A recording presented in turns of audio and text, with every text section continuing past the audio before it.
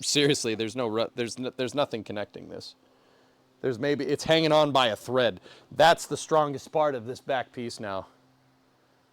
A 283 in here would be great. The 318 is fine. I did find a 440 near me though, but it was $1,500.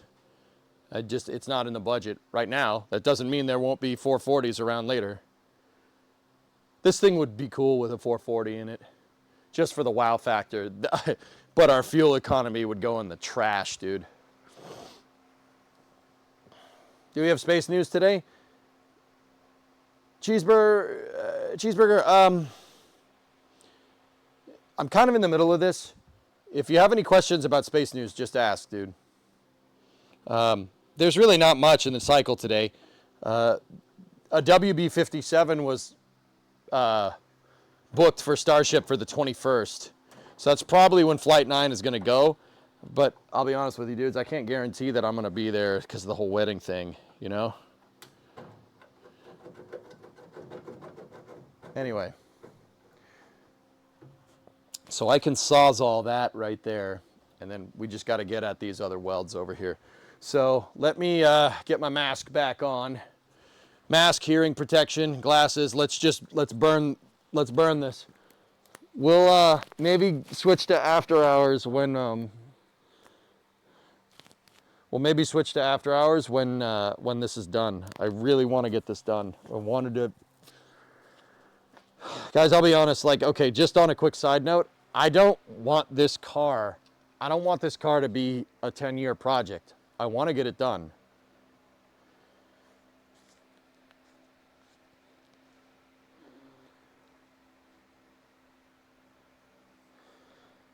And a complex hot swap system. Yeah, I'd say, Aqualex, I agree. I think going after charging range is the right move. What wedding things? I'm in a wedding, and I think I don't want to say when it is, guys, just for personal reasons. I'm in it. I'm married. I've been married for a while.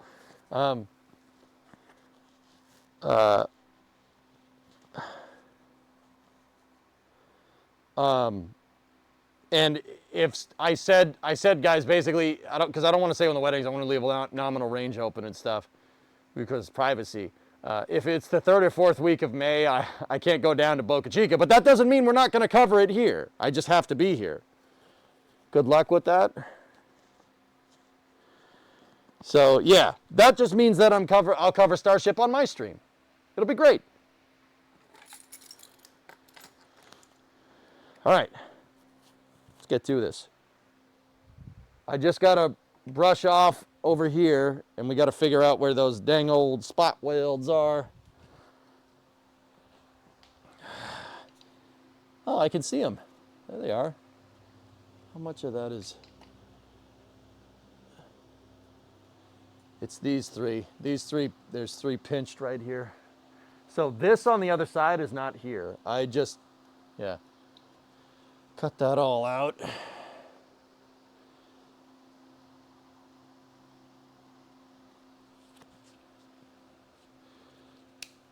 All right.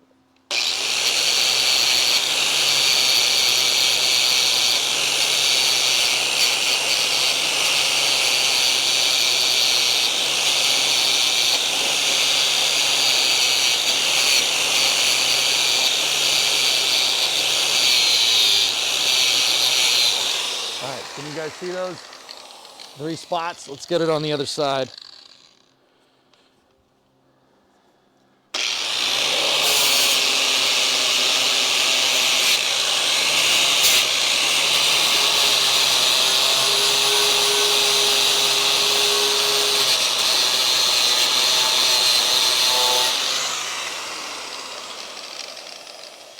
Okay, we got 4 spot welds there. We got 3 up there. Let's get the small drill. Punch first.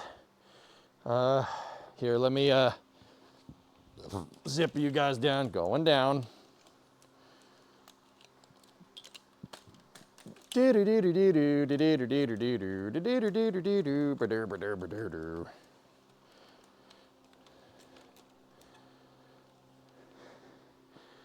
Yow! Working like a dirt, dirt, dirt, dirt. Oh, I don't know the words. Oh, yeah. Herpa derpa derpa derpa. Oh, herpa derpa deedly derp. Herp, yeah. Herpa derp derp derper deep. Deedly deepity herp. Herpa derpa derp derpa derp derp derp. Herpa derpa derp. Is that a microwave? Yeah, dude, I got a kitchen out here. Or a kitchenette. There's no water. Jason's still around. Coltec. He's around from time to time. He's doing his own thing, though. I'm about to do my thing. Moving, yeah. Grooving, yeah.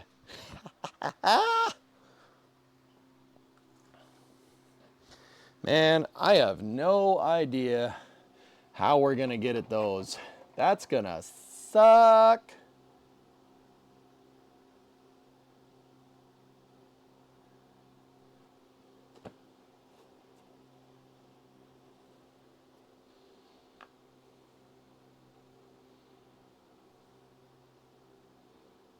We got to get these spots. It's that. That's going to be... Yeah, no, I should... Yeah, maybe we can get them. The drill is going to be hard to get up in there.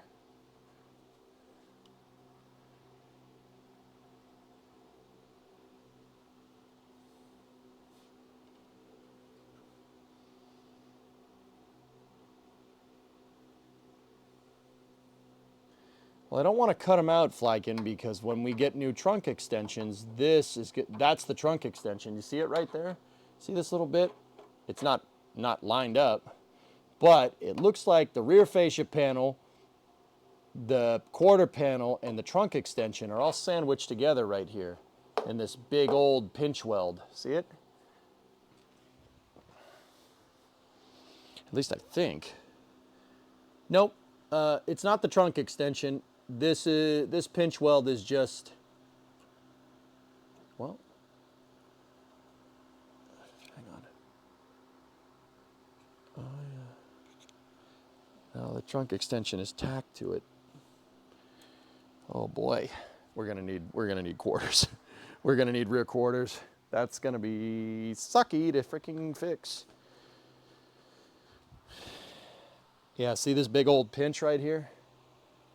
That's the part that I'm kind of like about. We could just drill holes through it. If we're gonna replace this, just drill right through. Don't even need the spot welder.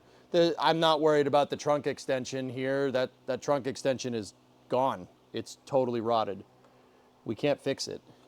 And the quarter is already gone from here down. The bottom of the quarter panel should be right here. That's gone. That was cut out a long time ago. That's where we found that funny patch panel. You could see all the pop rivets. So what I'm trying to do is save the flange here so I can see it, because this on the other side is gone. It's not there anymore. I literally just cut the last bit. I really need to see what this shape looks like so we can bend it and make a new one. So I really would like to save this as much as we can. But I think, you know, if we got to replace the quarter, we can't patch that. So if we got to replace the quarter, just drill through. Just drill the hole out, right? Am I thinking about this correctly, dudes?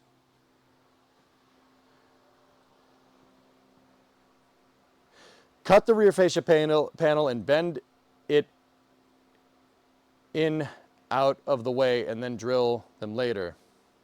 What's the trunk extension? You think you'll make this look straight? Oh, I will. I have all the tools to do it. I just got to do it. And you guys got to appreciate, you guys got to watch, like, to an extent.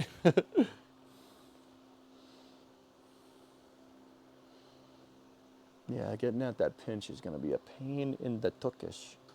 But we can drill those. The trunk extensions, Flykin, are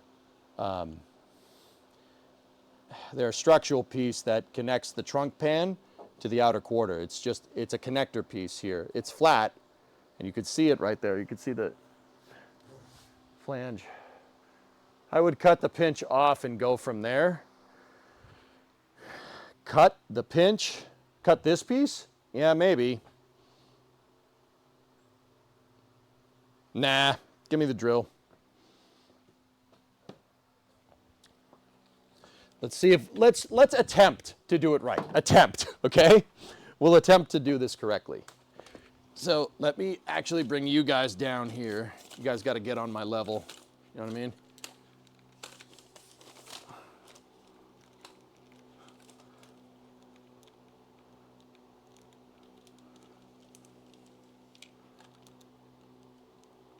All right, let's attempt to do this right.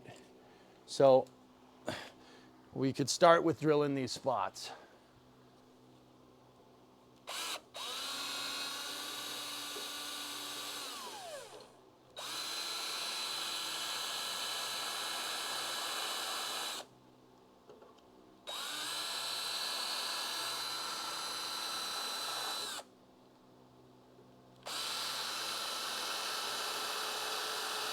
I'm just trying to drill a little bit of a pilot hole here.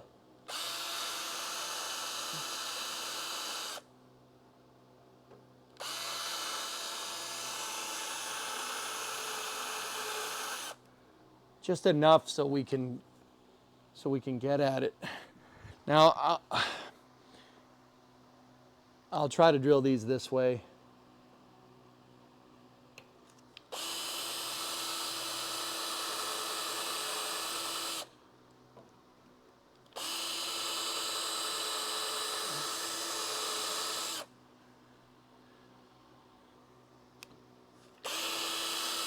I'm trying to save that flange as best as I can. So I'm gonna do this backwards. We'll drill them backwards. Okay, so let's get the lubricant. Remember, it's lubricant, not lubricant, okay?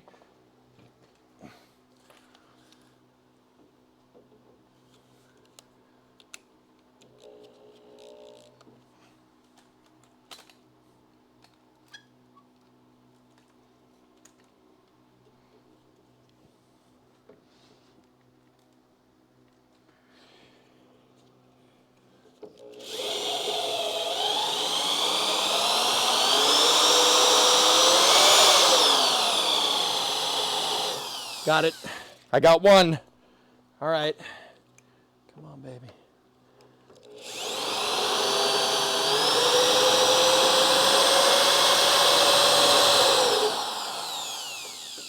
Almost.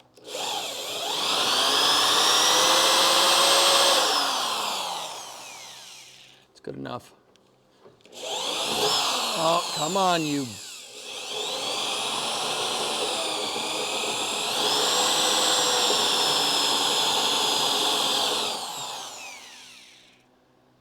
That one's close, but I don't think I got it.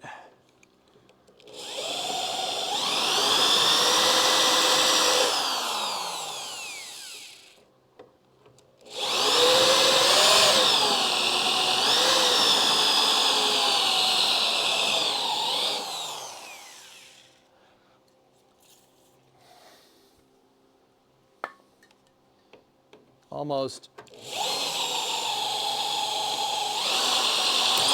Got it. I punched through. Ah.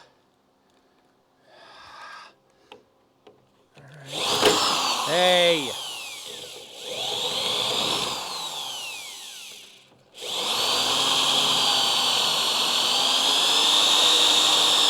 Punching through is all right, though, dude. Punching through is okay. That's fine. All right. Cool. Now, let's go around over here. Like this. Oh, here it comes. Oh, it's going to be a rot.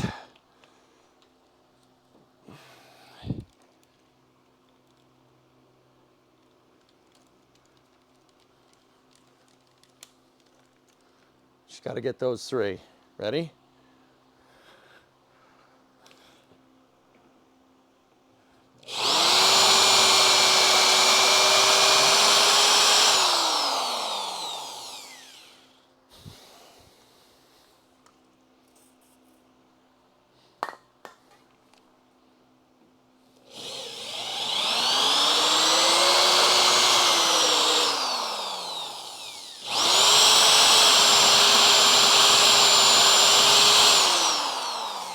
it's getting too hot.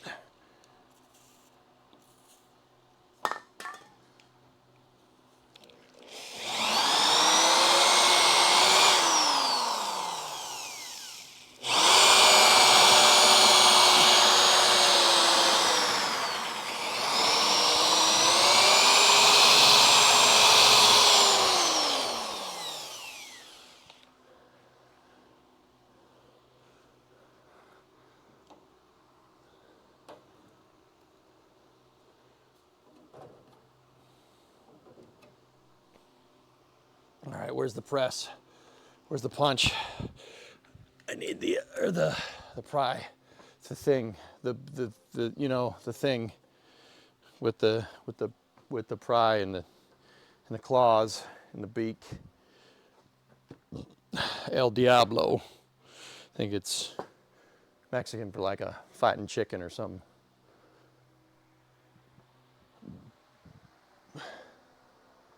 Yummy PB fumes. Oh yeah, they're delicious. It's powdered sugar. It's delicious. The Laos hate the sugar. Great. Oh, there's the punch. All right. Come on, baby. Come on, baby.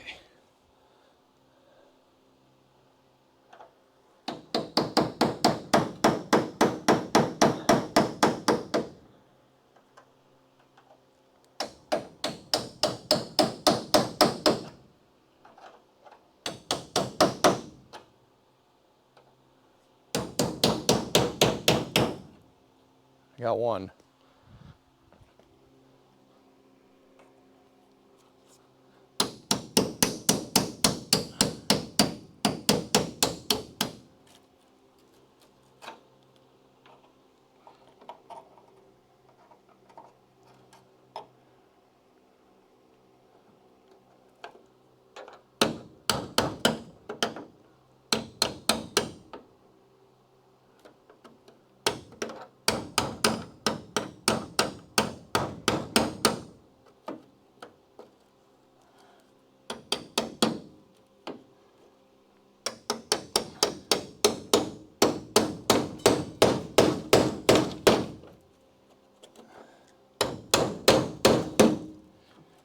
Ow!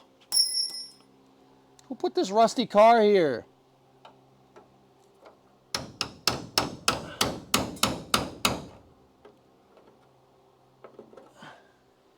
Gloves? Gloves and steering wheel! Yeah, probably a good idea.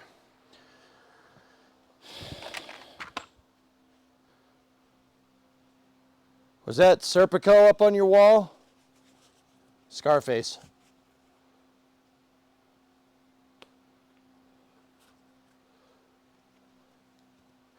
Joe, you know what your problem is? Pussycat, you got nothing to do with your life. You just sit home and wait all day, waiting around for me to come and eat dinner with you. You got nothing to do with your life. Say hello to my little friend. Yeah.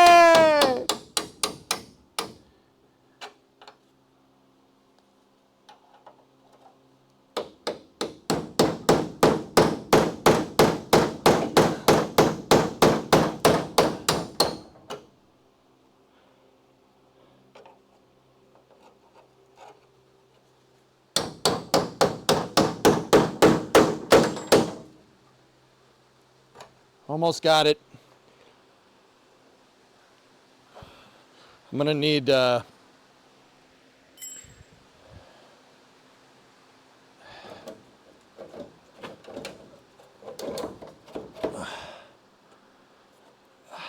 looks like it's just tacked right on the edge, right there.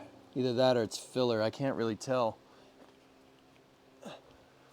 Hey, Tony Montana, you screw with me, you screw with the best. There we go. There we go. I got it.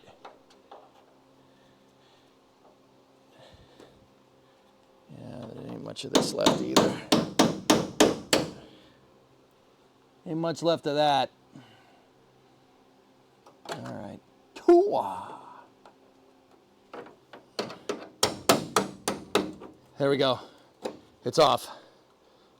All right. Ready?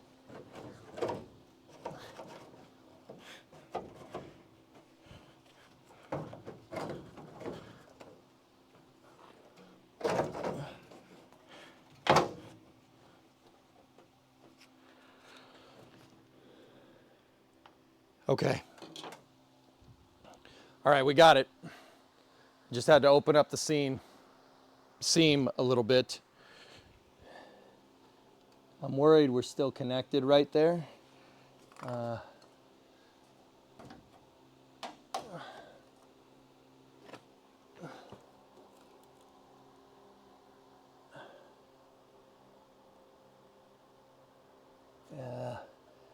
Well, there's not much down here to replicate, but we did get all the pinch welds out. That's all moving.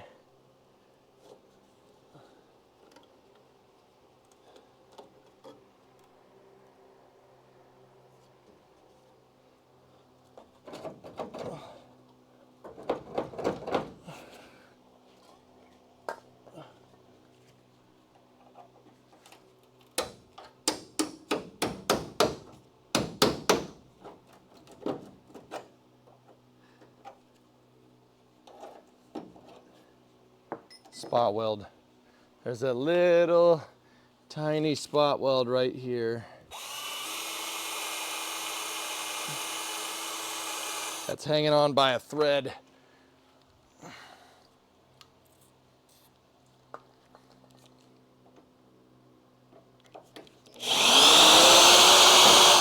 There we go. Got it. I mean, I basically got it.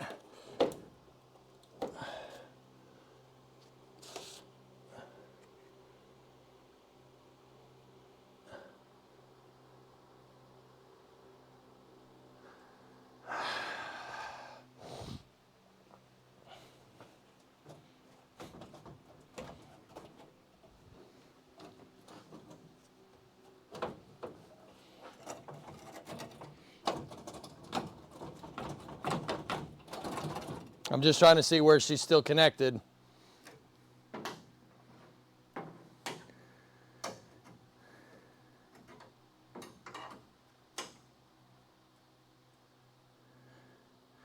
It's just a couple of threads of rust that's holding this thing together, dudes.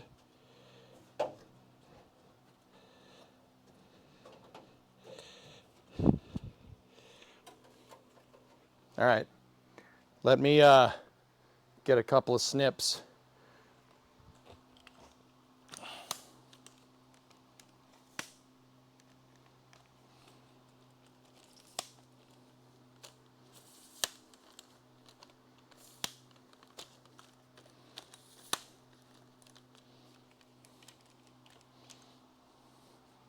I know you lost the picture. Give me 1 second.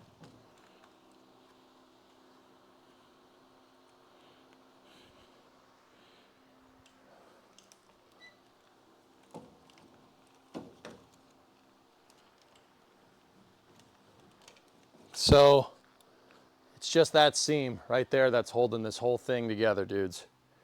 Or holding the whole back end of this car together.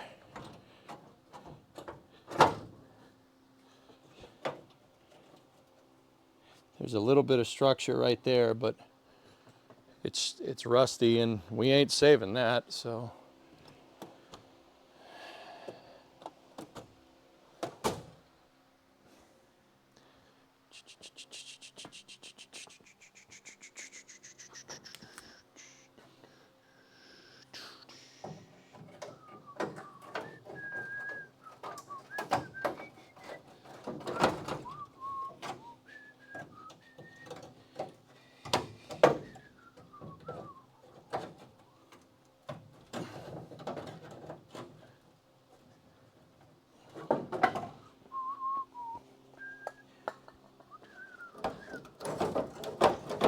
Discovery, go at throttle up.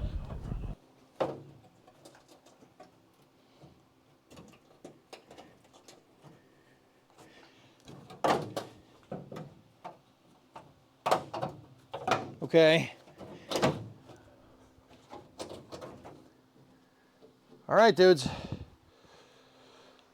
Net lag. Thanks for the resub, man. All right. We're about to see the fruits of all of our labor here.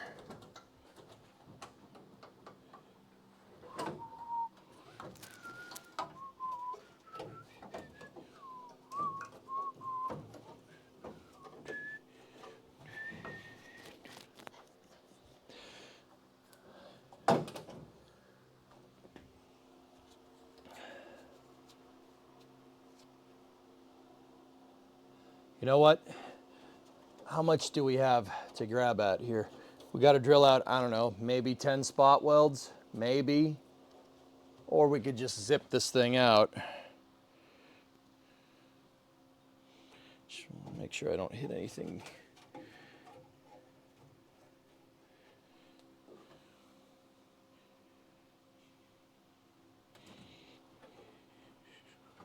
Because this right here, that's the only thing that's holding this together now. It's behind this seam sealer. You know what? I'll drill the spots on the back. Screw it. Well, I don't know.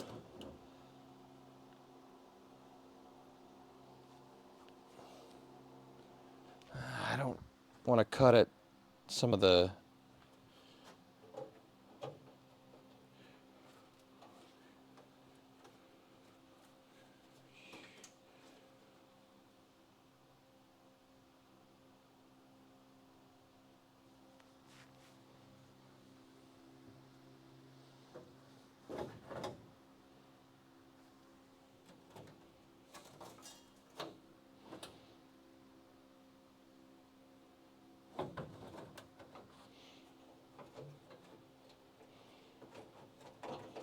Okay.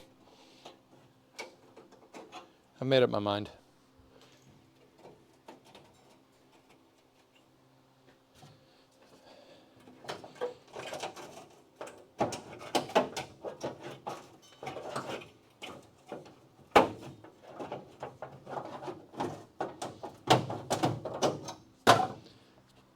Ready?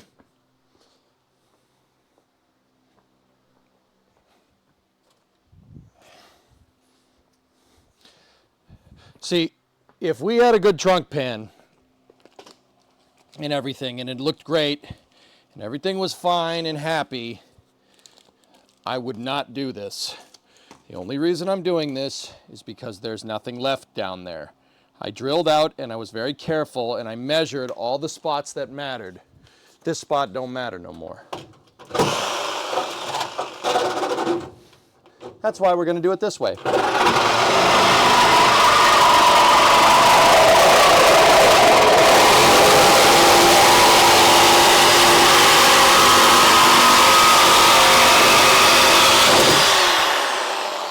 Got about halfway.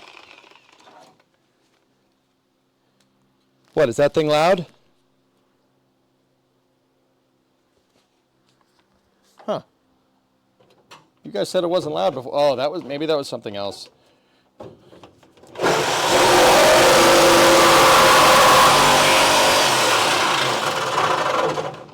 Hold on. We lost a tack. Crap. Tack didn't work. I'm a little pissed off that we lost it, but that's okay.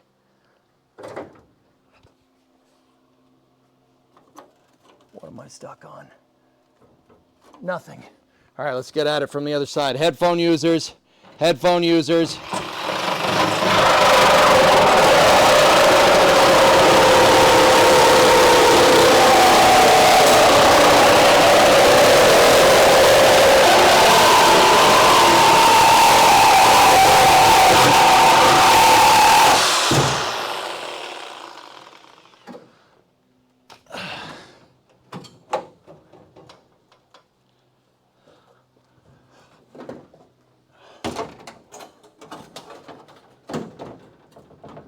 Come on. There we go. Done. Oh.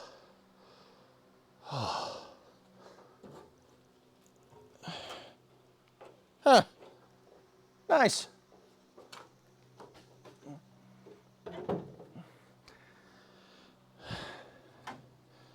Okay.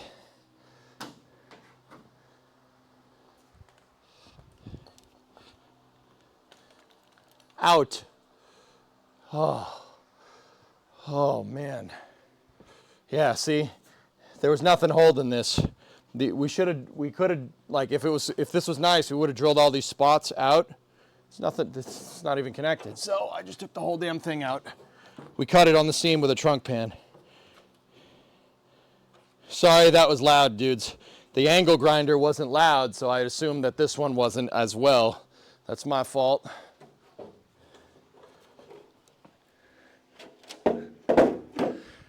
So we'll keep the rear panel and we'll fix it. But look, we're still triangulated and we are pretty damn strong. Nice. There we go.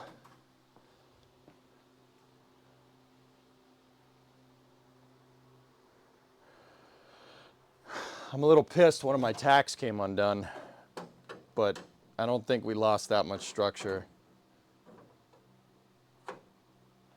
I'll tack that better next time.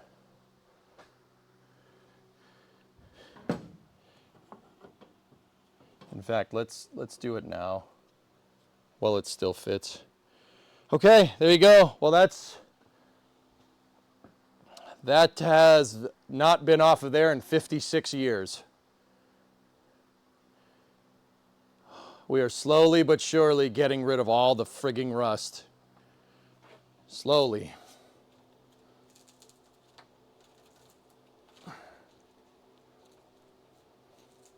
Jeez. See, look, I didn't do this. See that? I didn't cut that. That was just like that. It's bad.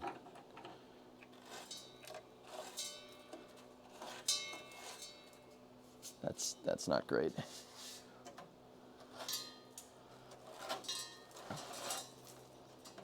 It's a lot of car coming out of there. Frame rails are still solid despite the freaking Titanicness. We're gonna have to rebuild, that's junk. Gonna have to rebuild the flanges. But that's okay. I'll figure out how to rebuild them and where this all needs to be located when we,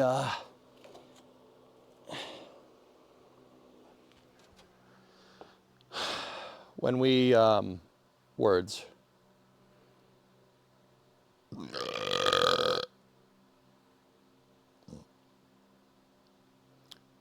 When we go to rebuild them. That was the right thing to say. There we go. All right, I gotta re-weld that. Give me 1 second.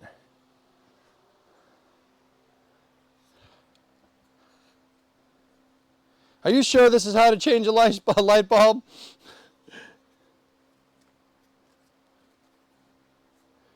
It's returning to its lowest energy state. It's returning to something, dude. Oh my goodness. What the frick, dude?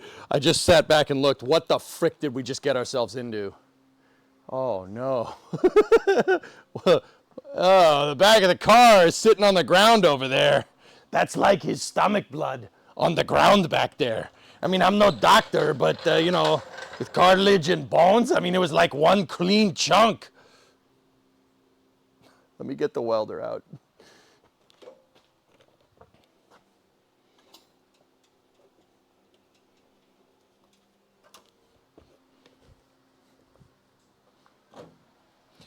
I'm just gonna retack the bracing.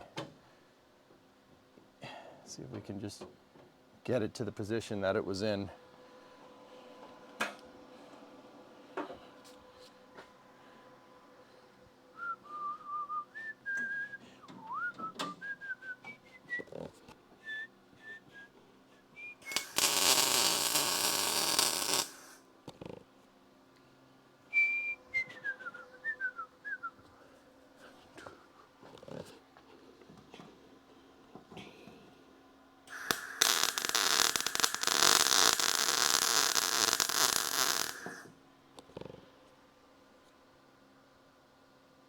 There we go.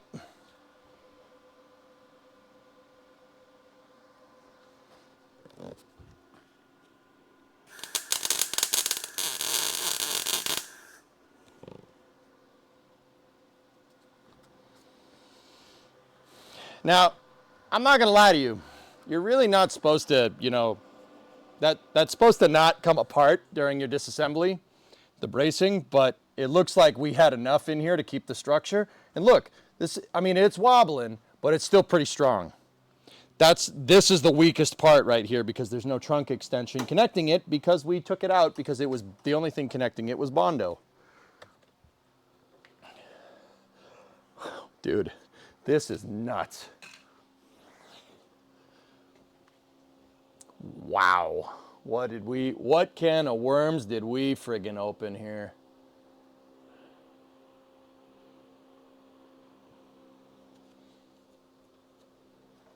Dude, frame rails are still solid. Unbelievable. How? How is that possible? Whatever. Whatever, dog. Ain't asking questions.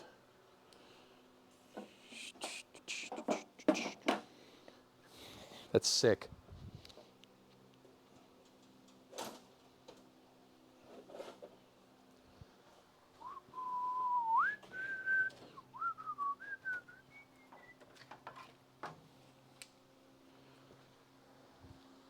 Frame rails find a way. I'd take the exhaust off. Yeah, I've been kind of avoiding doing that. Yeah, I've been kind of avoiding doing that. I'm not going to lie to you.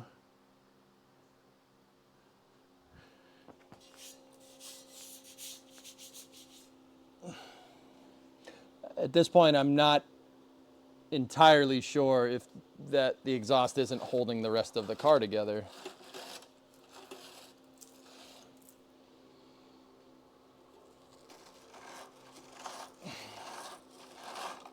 Why is there so much car in the frame rails, damn it?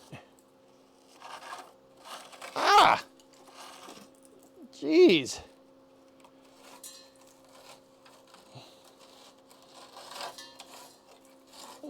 Oh. Frick. Crap. Find any more mice? No, I don't see any. I don't see any in here, dude. I definitely know there was mice living in it when we started. Definitely found some mouse droppings around, like outside, like right outside the door. Now testify.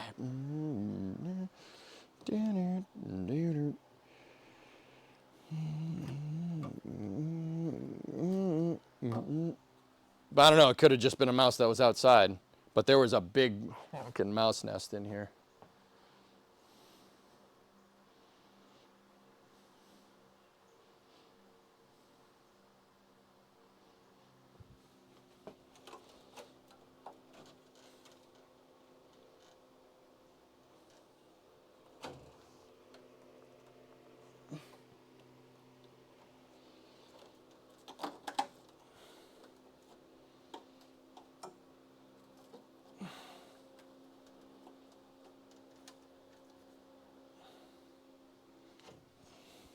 We still gotta get this drip rail out, but we'll do that after this is all reinforced.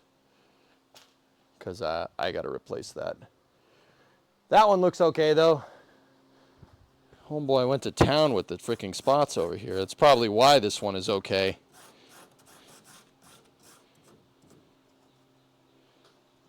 What the frick? What is that, silly putty?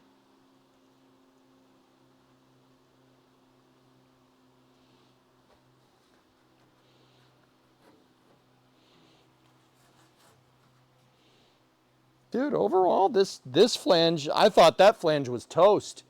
That one's pretty good. This one ain't bad either. Yeah. These flanges are not as, they're okay. It's just down there. It's everywhere but the flanges. I think this might be silly putty. I thought it was seam sealer, but then I noticed that you can morph it. Oh. You know what? That's going in the trash. Who knows what the hell that is? Got it.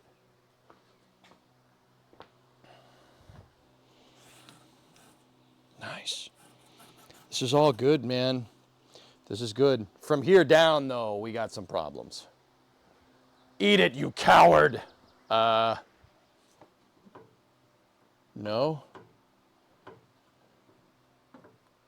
Did the tack come up? Both the diagonal tacks came undone. What the hell, man? Okay.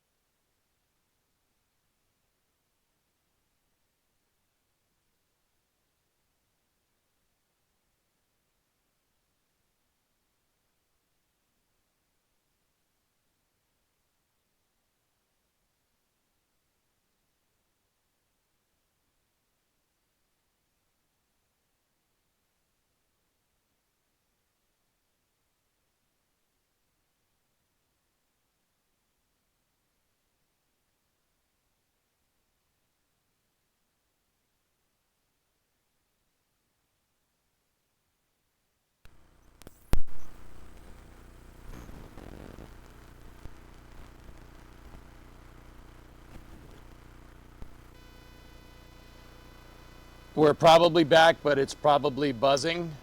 The base station ran out of battery.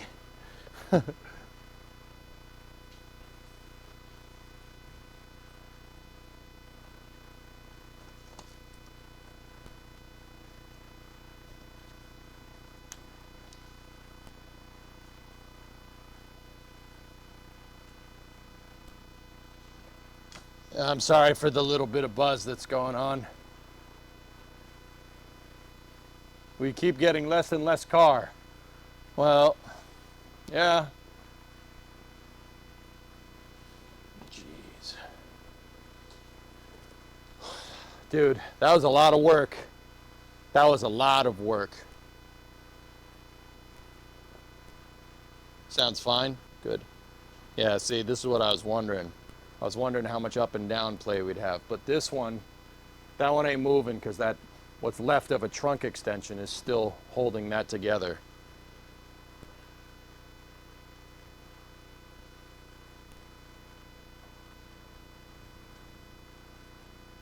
Nice.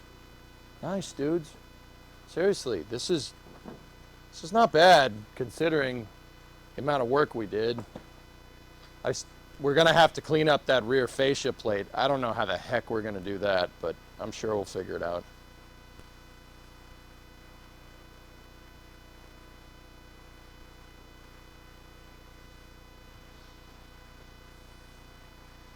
Is this the biggest project for this car? Second biggest, Mason. The biggest one would be doing the torsion bar cross member and then the floor pan. That one's gonna be hard, but this is a good place to start. What I'm doing is I'm rebuilding structure into the back of the car because there was none.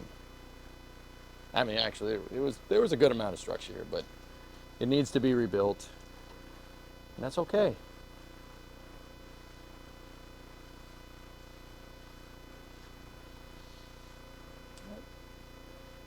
Redo this drip rail.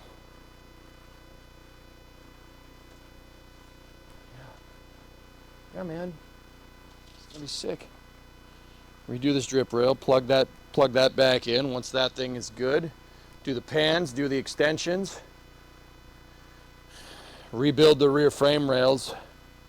It's gonna be a little bit difficult, but we'll get it. We'll get it. I ain't worried.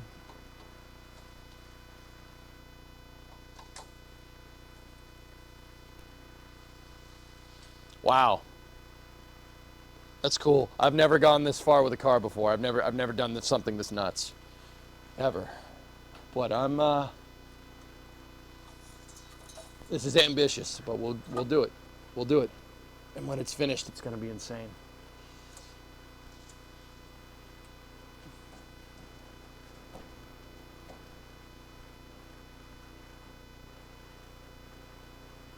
Crazy.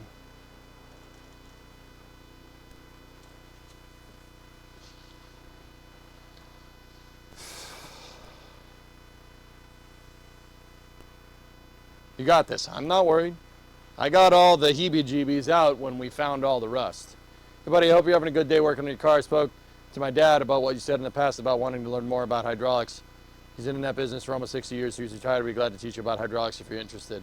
Oh, I'll reach out if I want to know more, dude. Thank you.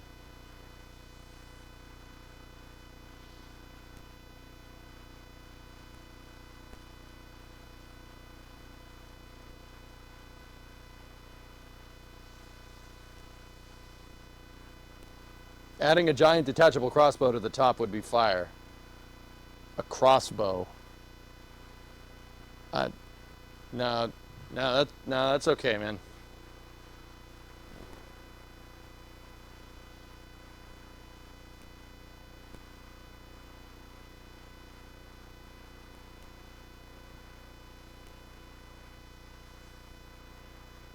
Wow.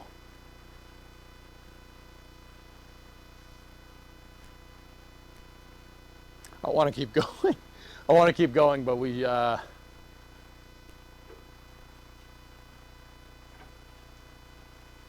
should. I think this is a good time to stop. We will. We'll continue on this tomorrow. Ooh. There's no back to this damn car. We cut the back off the damn car. Why did we do that? No, in all seriousness, this doesn't look too bad. This is the important part to me. I want this piece here. What happens down below? Yeah, we're gonna need new pieces down there. But once we get the extensions in, shouldn't be too bad. Oh my goodness. I'm sorry. Like I'm fascinated by this because I've never. It's like, whoa. There is no car. There's no car. There's no back to this. It's gone.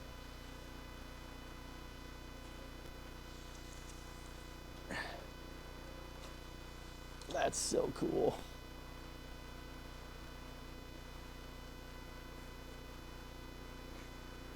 Why did you do that? I got to get at this rust. See all the rust in there? We got to get it. We got to get it out of there. Rust to a car is like cancer. The only solution is to amputate. Not really, but you get the idea. We got to amputate, but fortunately with a car, you can add stuff back in. Maybe, I don't know, maybe with advances in modern science, we'll be able to graft like legs back onto people or something. I don't know.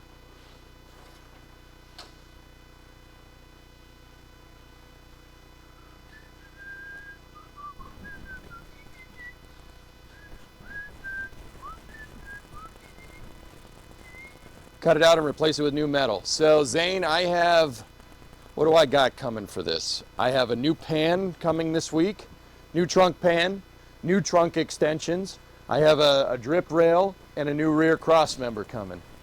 Yeah, we'll rebuild all the structure back into this. I'm pretty sure this is still true, despite the carnage back here. I'm pretty sure everything is still aligned. Then once that's all back in,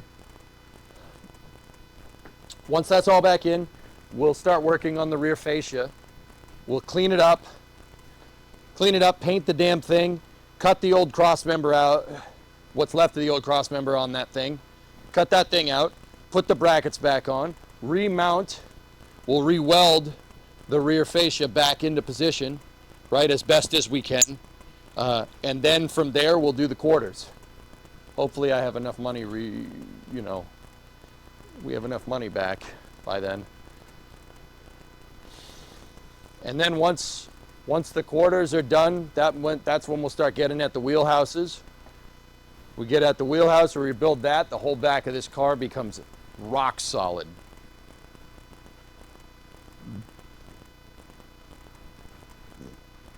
Yeah.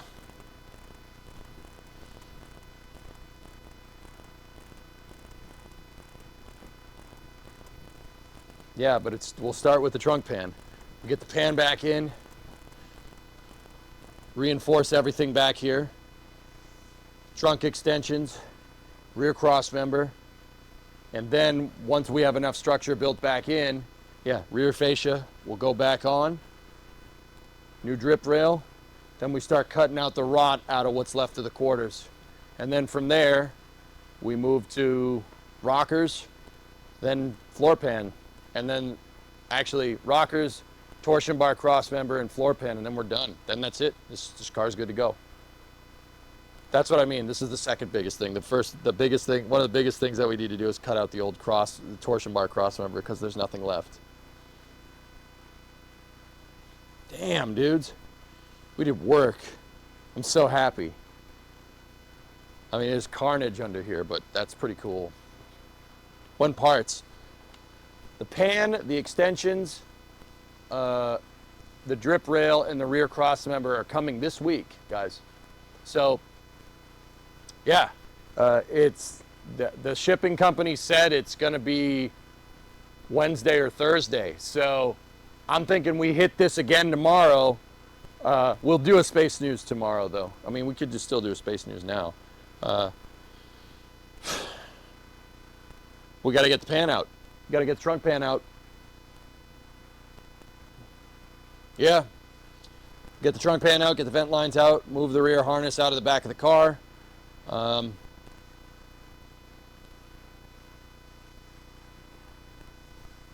We're going to have to patch the inner wheelhouses a little bit, but that's okay. I got strong steel to do it.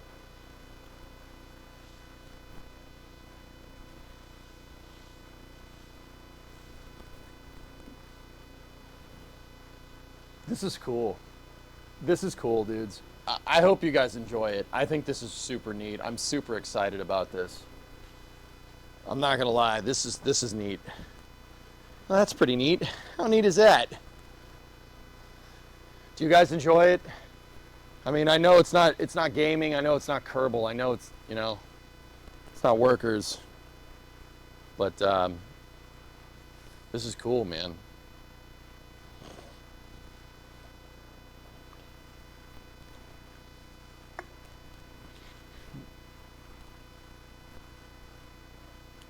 You're deep, buddy. Might as well go frame up. Yeah. I didn't know how to unmount a car. Nice haircut. Thank you. This is STEM. No, this is really cool. It's great to dip in and out over the afternoon as you work. Right on, dude. Just when we get this car fixed, we're going to go down the road. It'll be like a streamlined butterfly. Wonder if they have body kits for this car, the Coronet. Yeah, I think they do. I don't know. Dude, I'm happy because I thought I wrecked the flanges by punching through.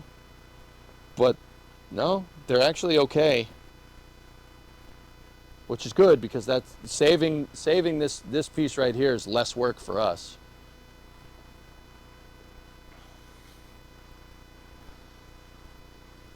Seen my dad make a new front outer panel for a 71 Jeep from a 1990 Chevy 1500 hood, and he nailed all the curves. Dude, it's awesome.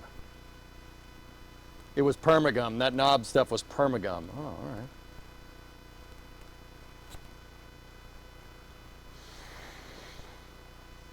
Sick. This thing is freaking cool, dude. I'm so excited. Yeah. I know that taking it out is the easy part, dudes. I know.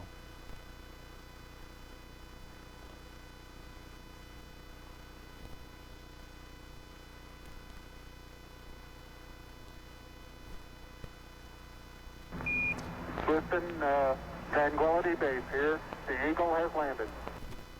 Awesome first milestone. As you said, before long we be good to go. Putting it back in is going to be fun. A lot of measuring, I know. How much space news is there today? If not, a vote would be pushed to RDR2. Yeah.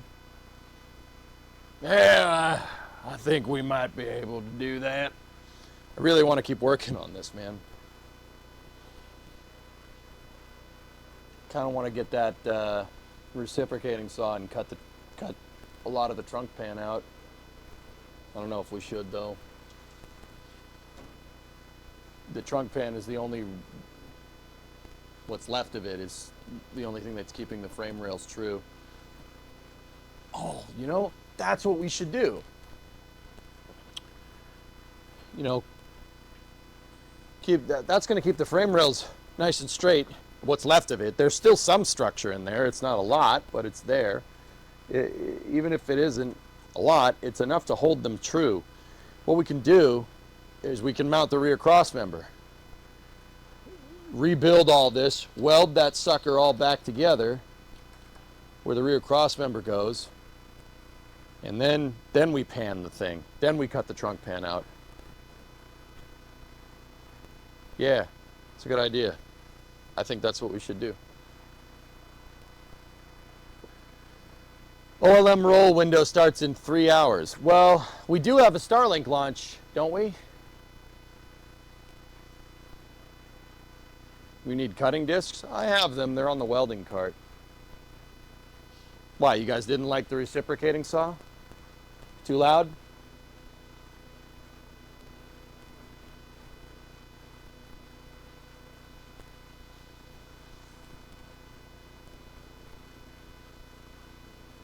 Dude, I just want to look at it, man. There's so much potential to do cool stuff here.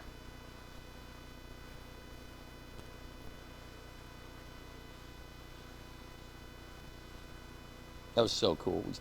We unloaded the suspension, did this thing up right. Dude, it's still pretty strong, considering that's the weakest point. But yeah, this bracer bar absolutely helped us. Cool.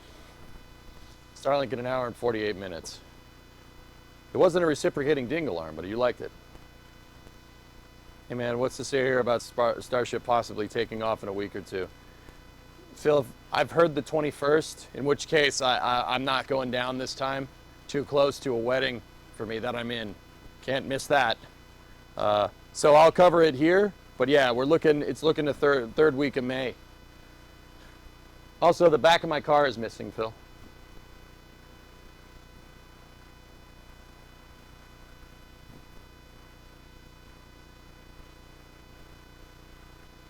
Loud, but in a demonic way, is that evocative of Screamcore. Yep.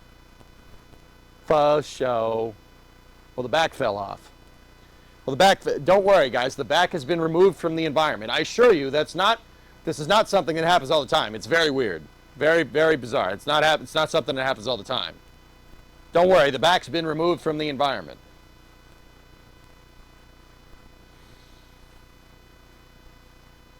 Are you going to try to put a new bed in the back? Not try, we are.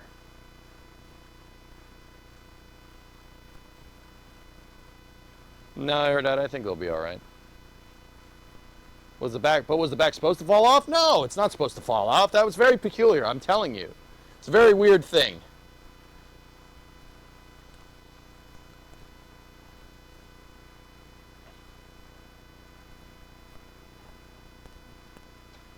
Drive it like this? That is not a good idea. Yeah. RJ, that's no. That's a no. Let's not do that, bud. Keeping the 2 exhaust? Yeah, man. That's the Roadrunner exhaust, dude. Of course we're keeping that. Roadrunner, Roadrunner! Going 1,000 miles an hour. You guys ever heard that song? It's like a Massachusetts theme. Roadrunner, Roadrunner! You gotta drive to the Stop and Shop with the radio on.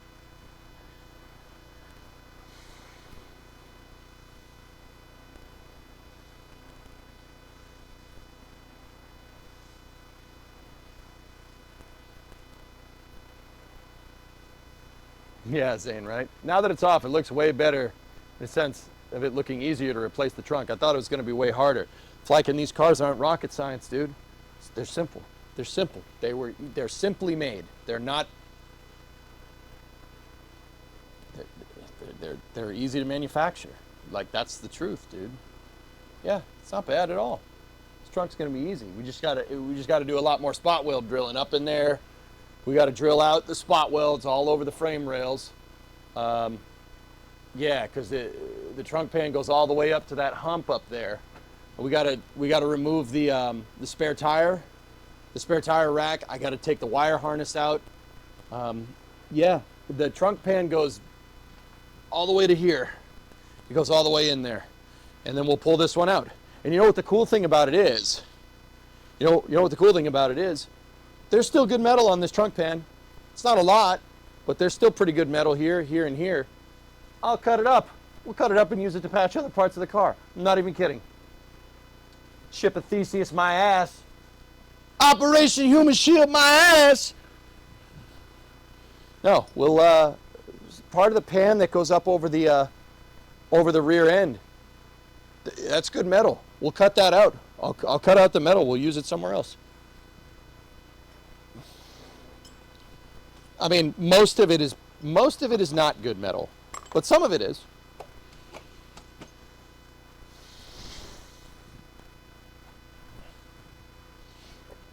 Man.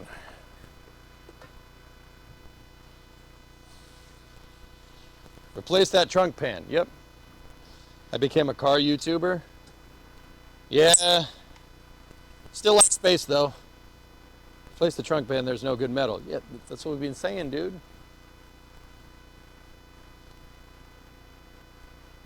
Add 6 feet on and it'll be a Coronet.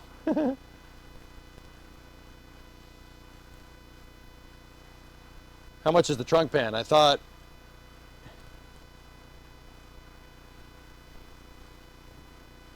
the trunk pan goes to here. It goes to here. Halfway above the rear wheel well. Yeah, there's still some good metal there. The metal back there, there's still some good metal on the sides. We'll clean it up. We'll use it for patches. Easy peasy. Yeah, so, yeah, we won't ship a Theseus this too much. Thought it stopped further back. I can't reach because the bracing's in the way, but yeah, it's basically right here. So the trunk pan goes up with the frame rails, and then it goes through right about here. And then that's when it splits with what's called the rear pan. The rear pan is right here. Yeah. The rear pan on this car is in mint condition. I have no idea how. Yeah, rear pan's fine.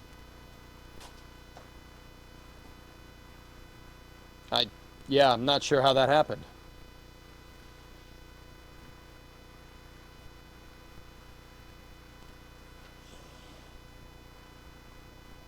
Found another mouse nest.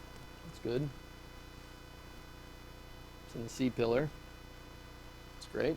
Okay, good. Lovely. Vacuum that up. Parcel tray is good. Seat back connector is good. Rear pan is good. Actually, where's the seam? Let me see. Yeah. Oh. Actually, flanking, it's like right here. It's not there. It's pretty much right here. Trunk pan's a big piece, dude. That's why I had to get it shipped. It's not coming to be a FedEx. It's coming to be a special logistics carrier.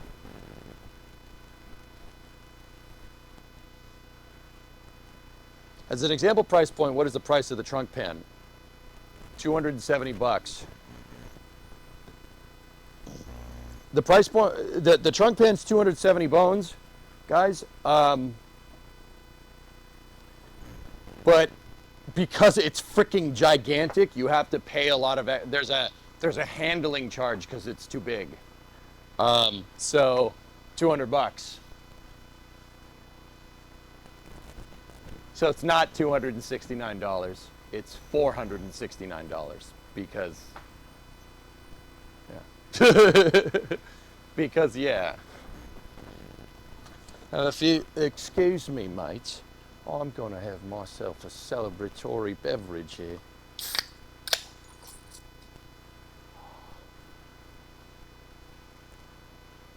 Pretty sick, dude. Yeah, so for the pan, the extensions, the drip rail, and the rear cross member, it was about $1,200.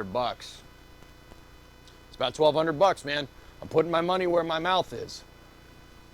You guys financed this project, so we'll do it. Getting it straight out of a can is a vibe. I don't have my pouring glasses up here, dude. But I don't need a glass to enjoy Guinness.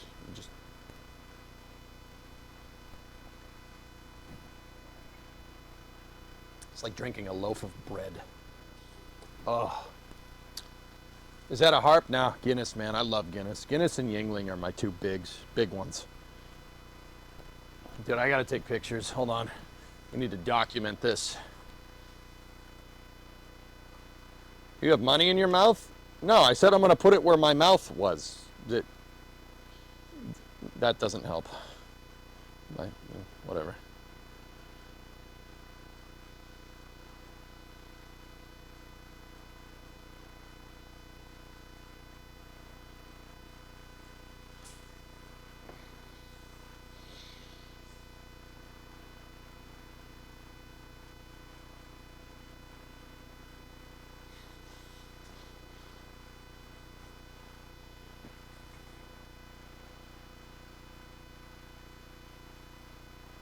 The back of the car is gone, dudes. I have, like I said, never gotten this hardcore with the build before, ever. The nitrogen ball legit freaked you out the first time you opened Guinness in a can? Yep. Admiral, waiting for my transmission gear lube to drain right now. Your car streams are motivating. Hell yeah, dude. Trey, what's going on, man? The back of my car is gone. If it doesn't work out, make it a Mad Max prop instead. No, I'll see it through, guys. I'm going to see this one through. I've taken apart cars before, not to this extent. I've taken apart cars before and let it sit. We're not letting this sit. This is going to get done. It's going to get done. I'm not letting this car sit here for a decade like I did with my last project car. We're not doing that. I have a shop. There's no excuse. We are finishing this. I want this done. We're going to do it.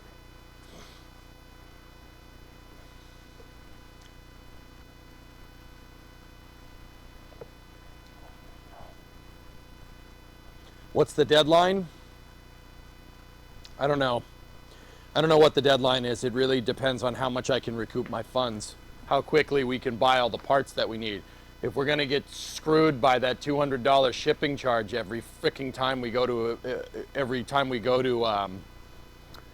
buy more freaking parts for this thing, yeah, that's going to really suck. Well, that just means that what I'm going to do is we're going to save up some cash. So money is going to be the thing that kind of denotes how fast this is going to get done. But if we have to, I'll go buy metal stock. I'll buy the metal stock. I'll make the stupid pieces myself.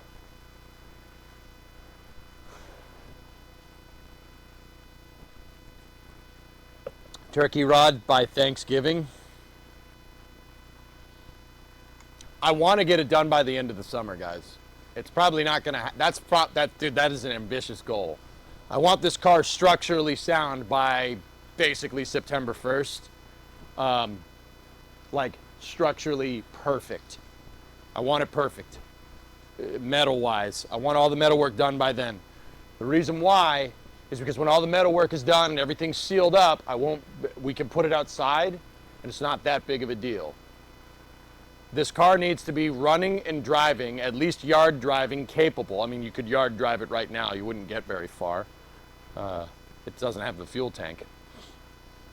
I want this thing good to go by the end of the summer at the very least. That means like sealed up, not leaking, not dropping rust, anywhere. Enough where I'd be okay. Like I'd be fine with putting it outside and not having to worry about it rotting out anymore.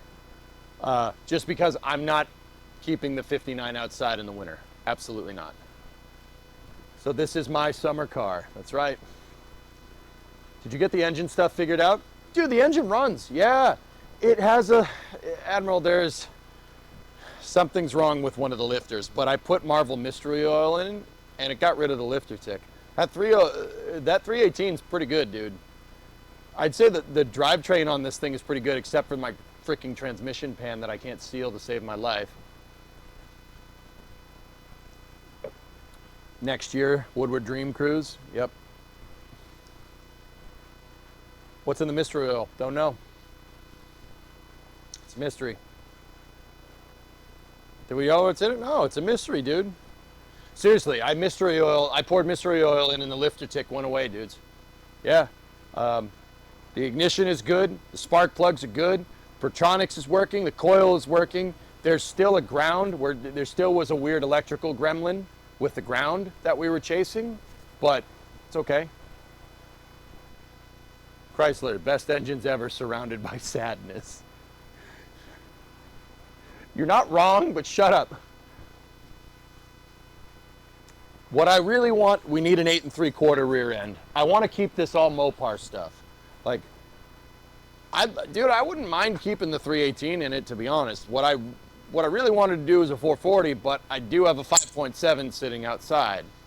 5.7 Hemi. This thing would be pretty cool with a 5.7 Hemi. In fact, that'd be actually pretty sick. Carburate a 5.7. Are you covering the rollout of OLMB in a few hours? Yeah, I should. Maybe run better with new gas now versus what was in the tank. Yeah, I still don't know what I'm going to do with those things, but yes. Hey, AJ, did you know there's actually a shortage of Guinness right now, and there has been since November? They simply cannot make enough of the stuff. Also, tariffs are going to push the price up for importers. Love Guinness myself, by the way, full of iron goodness. We're not tariffing Ireland, dude. What are you talking about? We ain't tariffing Ireland. And I understand them not being able to make the stuff though, bro. Guinness is delicious. I love it. It's the weirdest thing. When I first drank it, I was like, oh, what the hell is this? But after I remember the point where I was like, you know what? I really like this. This is really tasty. I was eating Guinness with a steak, with I think it was a sirloin or something at a restaurant. And I'm like, I drank the Guinness, and then I had a cut of the buttery steak, and I was like, this is delicious. Oh my goodness, this is the best. And I've loved it ever since. It's freaking delicious. I love this. It's so good. It's so tasty. Oh, it's so tasty. Once you have it in Ireland, you'll never have it in the States again. I know. It's just like Italy ruining Italian food for me, permanently.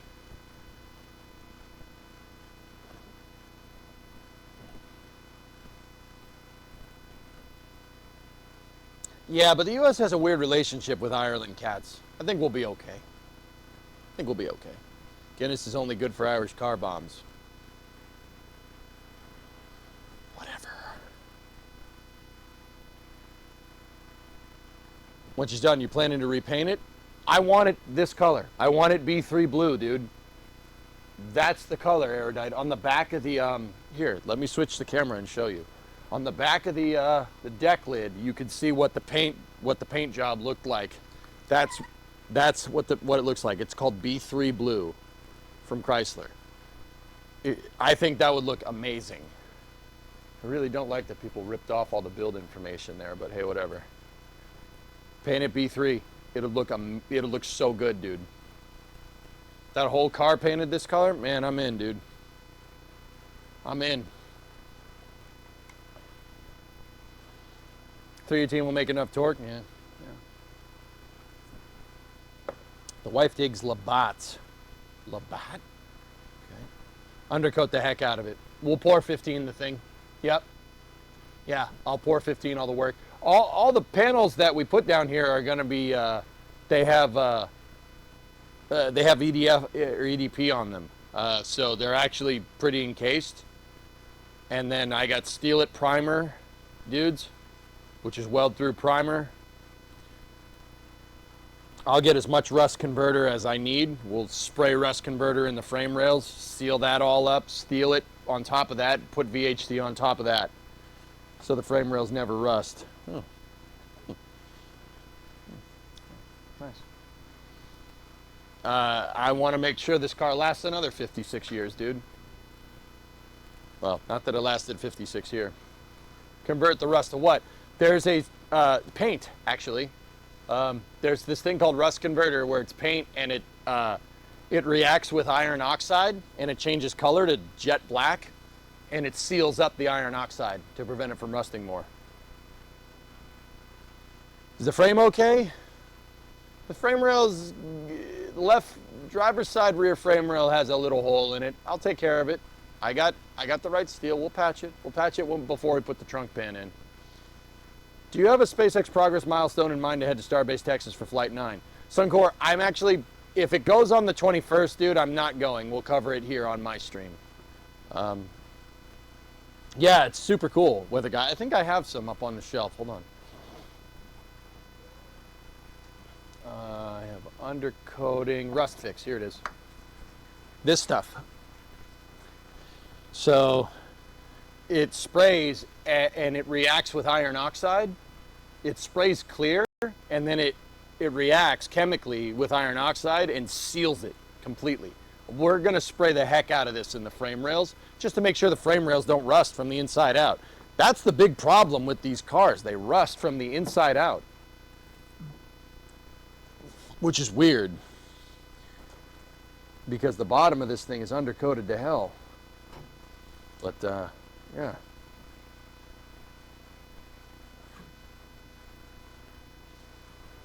Yeah, well, the guy's super cool. Since he popped off the panel, anything else found that's wrong? No, no. Isn't that a surface treatment? Yeah. I haven't looked at Rockstar's website, Sledge, but I've seen the trailer.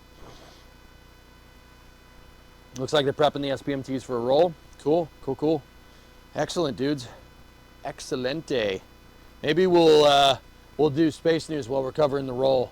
Like, we might push RDR for after hours. Or no, it's tomorrow Wednesday. We got summer car for after hours tomorrow. I imagine the inside of the frame rails are a major pain point for rust. Yeah, that's usually the case with most Mopar stuff. They don't drill the holes to let them drain correctly, so crap builds up inside of them and rusts them from the inside out. Don't worry, we'll patch them. Most of the frame rails are intact, guys. They're fine. There's a hole on the left front side, but yeah, getting rid of this, guys, actually didn't, yeah, there were no surprises here. I knew exactly what was behind this. I think we've gotten through most of the surprises on this half of the car. How are you liking RDR2? Oh, it's excellent, cats. One of the best games I've ever played. Like, no joke, dude. That game's fantastic.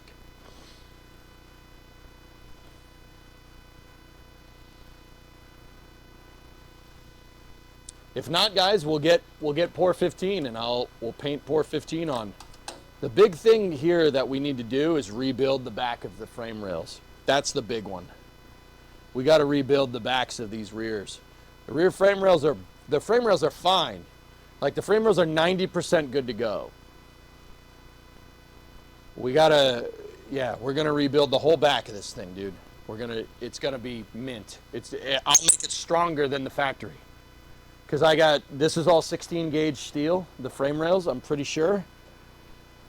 I'll weld new 16 gauge in, we'll plug weld the thing, we'll put back bracing in it, rebuild the whole rear cross member. And then I'll make sure with plumbs and everything that everything is nice and straight. It's gonna be sick, dude. This thing's gonna be a spaceship when it's done. It's gonna go from Titanic to Space Shuttle.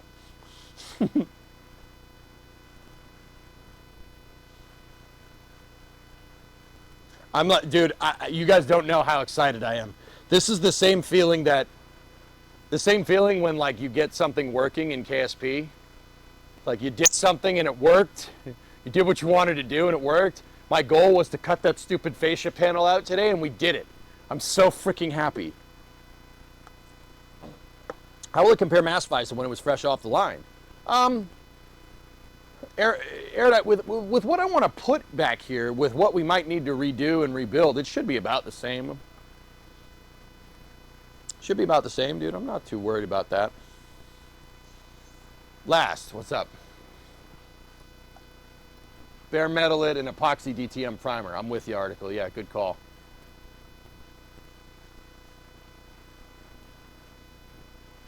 Can you show us an example of the rust stuff? Cats, what's up? Excuse my ignorance, chat. What type of car is it? This is a 69 Dodge Coronet 500. It is a 4-door Chrysler. My name for this project is the Crew Cab Charger. Now, why? Why is it Charger? I thought you just said it was a Coronet. Well, believe it or not, in 1967, this is a 69, in 1967, the Charger was a trim level for the Coronet. Not a lot of people know that. It was a fastback version of the Coronet. That's what it started as, on Chrysler's B platform. Now, by 1969, the Charger and the Coronet were two different cars. But the underpinnings, the trunk pan, frame rails, that's all the same. This basically is a Dodge Charger. It's a 69 Charger with 4 doors. That's what it is. Hence Crew Cab Charger. That's what it's called. Heck, we could put a Charger front end on this if you really wanted to. That would look very strange. A 4-door Charger. I like the Coronet grill though. If we didn't have a front, I would do it, but I'm not doing that.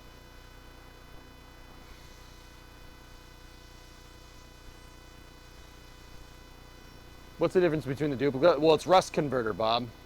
Yep. It should bolt up, Norris. Yeah. It should bolt up. We could bolt a Charger front end on this. It'll fit. You could do it. Can you imagine how ridiculous that would actually look? A 4-door Charger? People, dude, that would piss off people. People would be like, nah. I want to keep it the Coronet. Coronet is fine. Coronet's fine. But I like calling it the Crew Cab Charger because that's basically what it is. A Coronet sedan is a 4-door Dodge Charger. Like if you flip this car over and you flip the 69 Charger, you flip the General Lee over and you were looking at the bottom of both cars, you would not be able to tell the difference. They look exactly the same. They are exactly the same. The only way that you'd be able to know that one's a Charger and one isn't is if it was a Charger with a 426 Hemi from the factory, in which case you would have reinforcement in the chassis. There is a Hemi torque box that goes right here that you can tell if it's a real Hemi car or not. And you know what? I might just buy the Hemi torque boxes for this and put it in there because frick it. Everybody knows, if you know vintage Mopars, knows that this thing never came with a Hemi in it. There was never, as far as I can tell, no one ever ordered a 4-door Coronet with a Hemi. The biggest engine that was offered in 4-door Coronets is a 383. But we could bolt a 426 in. It'll fit because this is a Dodge Charger. We could put a 446 pack in there. We could put a 440 Magnum in there. You could put a slant 6 in there. It'll all bolt.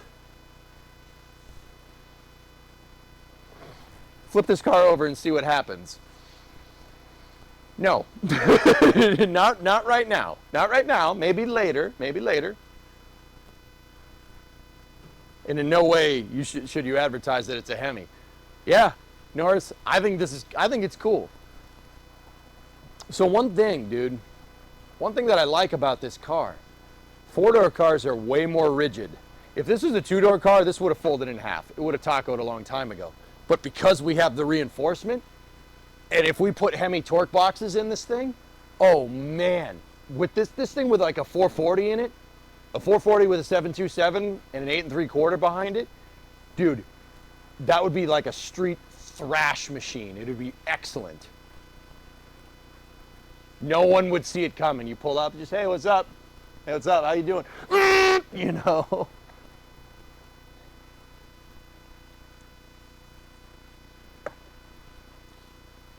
Slant 6, holy cow, that takes me back. They're indestructible. Yeah. You aren't man enough. Oh, shut your mouth. Dude, I'll do it. I'll put the Hemi torque boxes in. I don't care. What? Is people going to give me crap? You going to give me crap?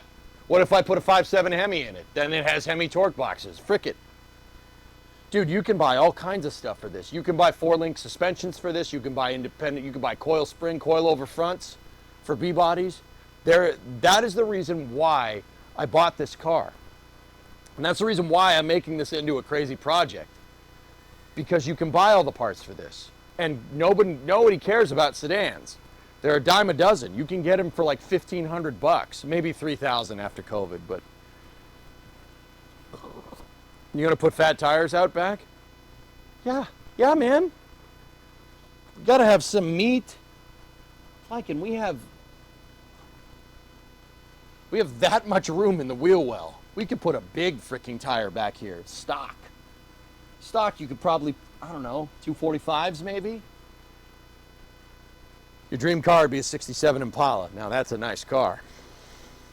Should really tub that trunk if you plan to swap the Hemi in it. Sorry for my confusion. Is the Gold street worthy or is it bonus complimentary? Yeah. Might as well cut those. Yeah, I mean, dude, we could tub it. There's a way to do it. There's a way to tub it, and we need to replace the wheelhouse down here.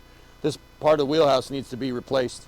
We could, when we cut the quarters out after we rebuild the rear end, we could cut this quarter, right? Replace that, and while we're there, we could put a bigger wheelhouse in.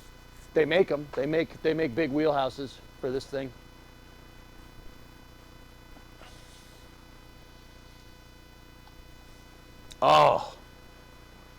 Oh yes. Illness, very nice. I think they're going to test lift the OLM. Cool. No, like, and you can make a section piece to tub the wheel well this way and not tub it towards the car. I don't like the tub wells that you can buy from AMD because they screw your frame rail. They get rid of the frame rail flange. I don't like that. I'm not doing that. One of those lift jacks coming in. Yeah, I don't know. Dude, I'm so excited. I'm so excited from this. This is so freaking cool. We actually drilled the spot welds out and it worked. It freaking worked, dude. I feel like Doc Brown right now. It worked! I finally invented something that works! Damn, that's cool. Dude, we'll button this thing up. It's gonna be freaking sick. It's gonna be sick, man. You got a new accountant yet? But yeah, we can tub the rear end, no problem. I want to rebuild all the structure though before we get into doing crazy stuff. But you know, as long as we're going that way, we might as well. What I'll probably do, guys, is cut the quarter right here along this accent line. Cut it to here, and you can buy replacements. You can buy a patch piece that's not the entire quarter panel. Actually, what I was thinking, I had a cool idea. This was another cool one of those, you know, Hemi torque box ideas. Let me show you.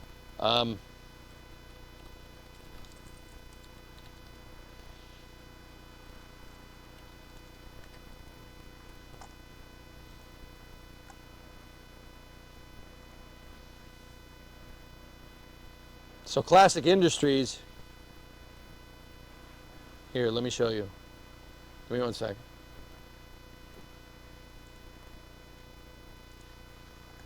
So Classic Industries sells that. See that right there? That's a quarter. Now it's a 2-door quarter panel, but see the scoops? See the scoops at the front? Now we have a door. Our door basically is right here. You know what we could do that would be really freaking cool? Cut that piece of metal out, right? Cut it out. And then cut right here, cut out a panel, and then butt weld the scoops into the door. So it looks like a 2-door from a little ways away. It'll have the cool scoops in the door. The scoops don't do anything. They're just there to look cool, for what it's worth. Yeah. We'll put the scoops in the door.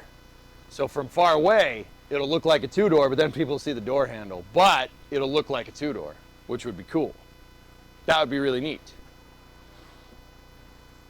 And then we can, you know, section out on the door jamb here. This part's going to be a pain in the ass to rebuild. That's probably one of the hardest parts to do. This part's going to be that's going to be a big pain. Getting at the rockers is going to suck on this car. And then we lost a little bit of the four-door door jamb right here, which really blows.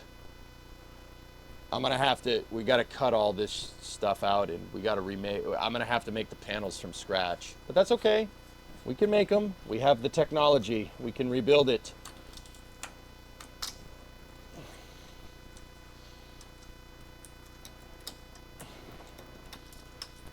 And then after this, I'm fairly confident that if whatever Mopar we get after this, whatever we want, we could rebuild it, and it's really not a big deal.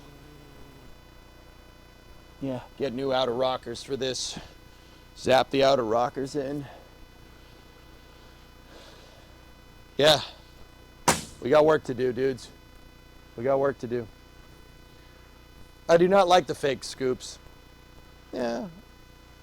Rip out the door handles, sand and paint them over. Just use an internal locking mechanism, overhauling style. Yeah, I don't really like that. I don't think it would look right, believe it or not, because the door handle on the coupe is right here. Now, I was talking with my uncle about this. If you guys wanted to get real crazy, so how crazy do we want to get here? Like, I'm serious, how nuts do you actually want to do this? Like, we could get crazy. But this would be a little bit, this would be, I think, a little bit out of my range of expertise here. What we could do, the post. We could take the post, drill the spot welds out on the post, and move the post to where it is with a coupe. We could get a pair of coupe doors, right? They'll bolt in, use that to locate the post right here, and make the only 1969 two-door post car. Chrysler did make sedans. They made sedans, two-door sedans. Until 1965, they made a two-door post car. They absolutely did. They did that. But it was a post, it had the post, but it only had two doors. There was no four-door. They made a two-door sedan. That's a thing. What denotes a sedan from a two-door car is the post, usually, in automotive nomenclature, right? So you could drill the post out, you could move it back, line it up with a two-door, and you'd have to get a custom piece of glass made, but you could make the only two-door post car Coronet ever.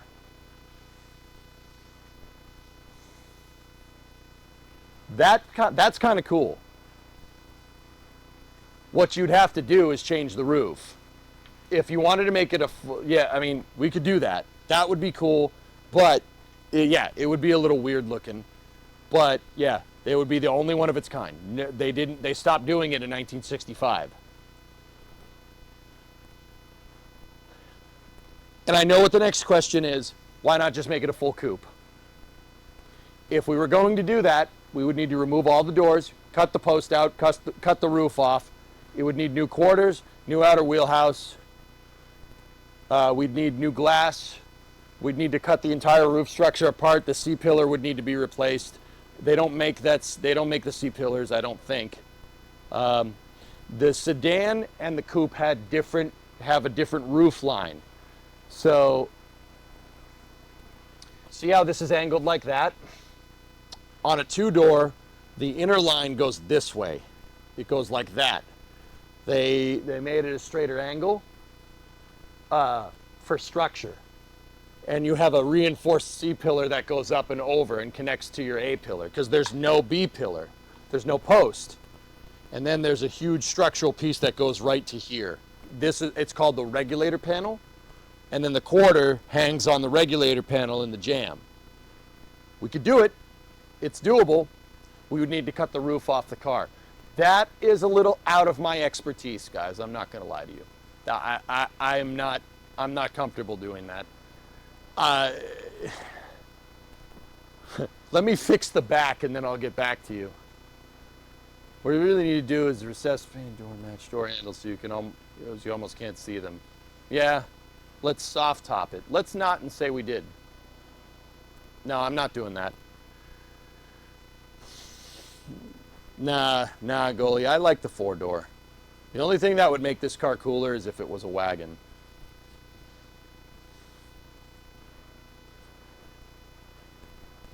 I want a 4-door just because it's cool, it's unique. You never see these things because everybody parts them out to make 2-doors. You never see them.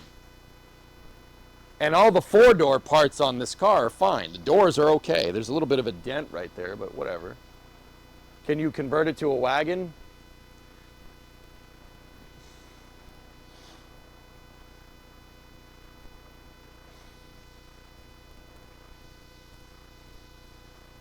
I wouldn't even know where to begin. I would just go buy a wagon, dude.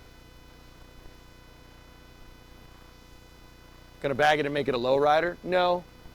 No. No.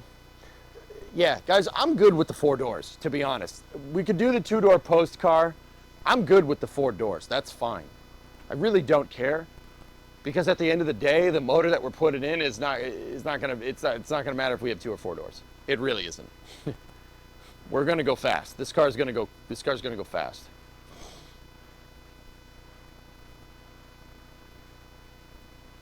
Ranchero it.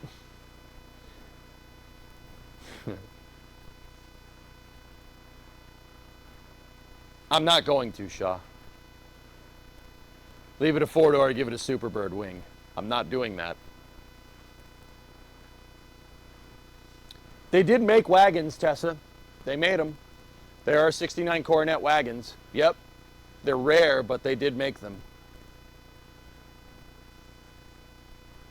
And they are as cool as you think here.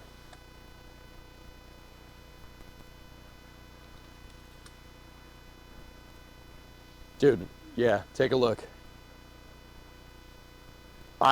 Dude, I would love to have one of these things, man.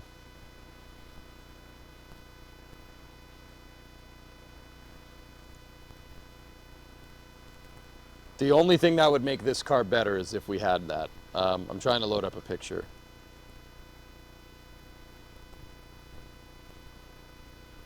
Check this out, dude. Look at that. Oh. Oh my goodness. Rare and expensive or just rare? Rare for the wrong reasons. But oh my goodness, dude. Look at that thing. That thing is awesome. I want one. I'm not going to lie to you. I want one. I would love to have one. Dude, look at the roof rack. Oh, it's so good. It looks like it has the same door. Nope. Rear door is different. Slightly different. Yeah, you have the A pillar. You have the B pillar. Big old C pillar back there. Oh, that's so mint. It's so good. That's so good. It's such a cool car. I'll find one if you guys wanted to do it. Yeah, the wagon version of that just looks great, man. I don't know what that's about.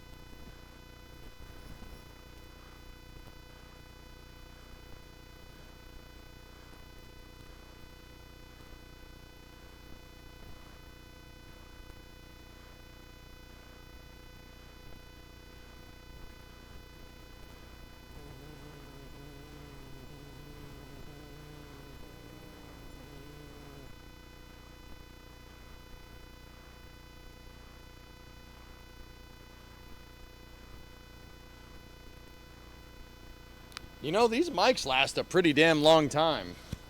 Put a Hellcat in it, we'd have to do a lot of reinforcement, but I would.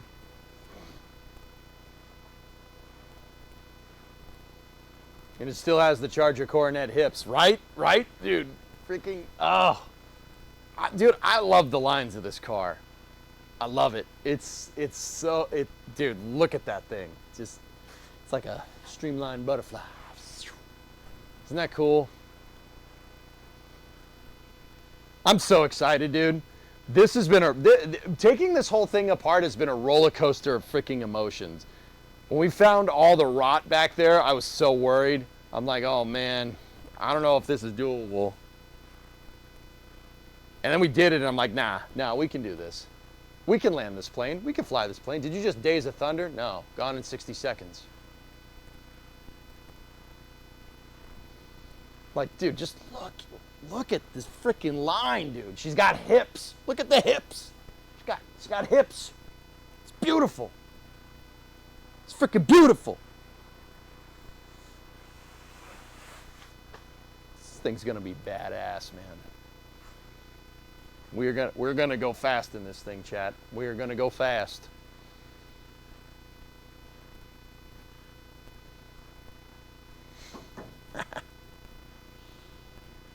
Our bracing is working.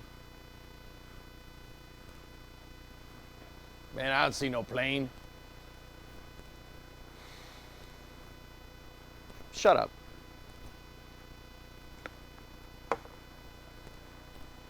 Go fast, turn left, shake and bake. That's right. Oh man, this thing's cool.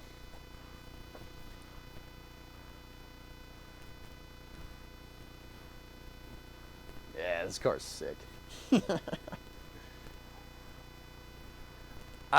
With the move, the OLM move, Flykin, and the launch that's supposed to happen soon, we'll probably switch RDR to Thursday. Yeah.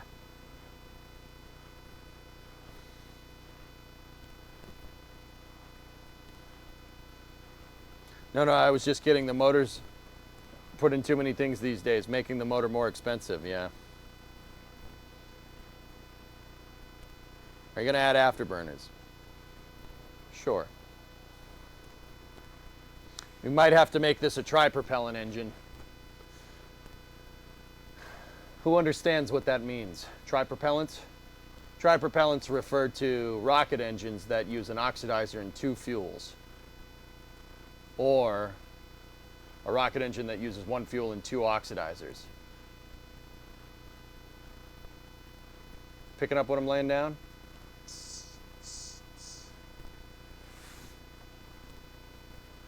Might need to make a tri-propellant, dude. Smell what I'm stepping in? There you go. There you go. You guys get it. That's what I'm talking about. It's just going to have to be a tri-propellant because tri-propellant rocket engines are cool. Dude, I'm getting freaking hype on this thing. I want to keep working. See if we can pop some of these caps out.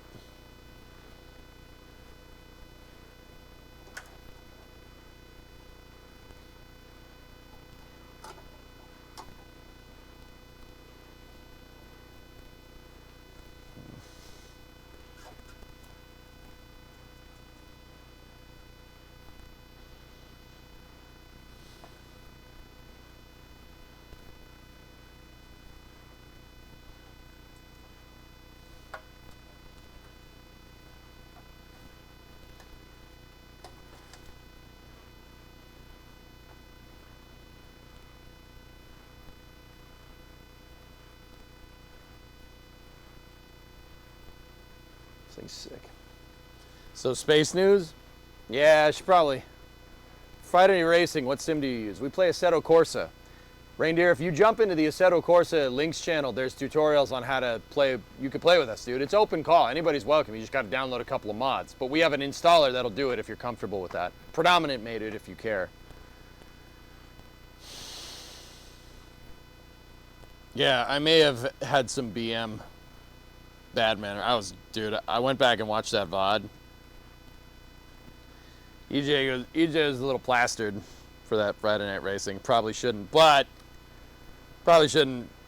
done that. But my buddy showed up here with a 1937 Ford and a case of beer. My neighbors did, so sorry I drank beer. I don't know what to tell you.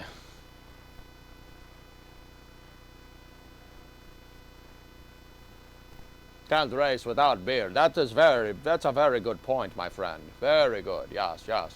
Very nice.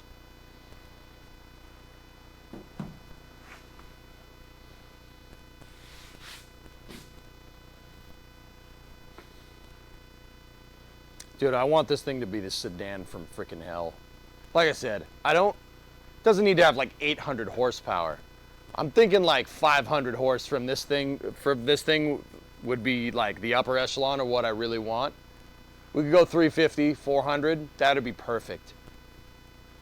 Because 400 horse in an old car is not 400 horsepower in a new car. That's totally different. That's two totally different things. There's not a lot of car around you when you're going that fast in this thing. Needs to have 1500. Yeah. I want to be driving down the highway and I want somebody to pull up and I want this thing to look like a grandma's car, right? Like, oh, yes, we're going to the post office. You know. Kimmy, did you see Pele? Did you see Pele? Oh, no, I missed it. No, I was having a shit. Oh, well, certainly that'll make you lighter for the race. Yep.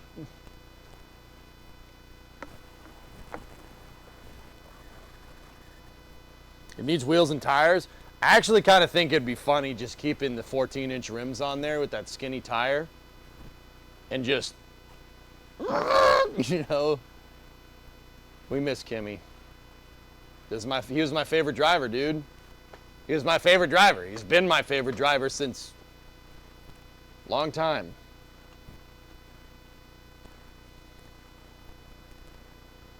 They call me Skinny Tire.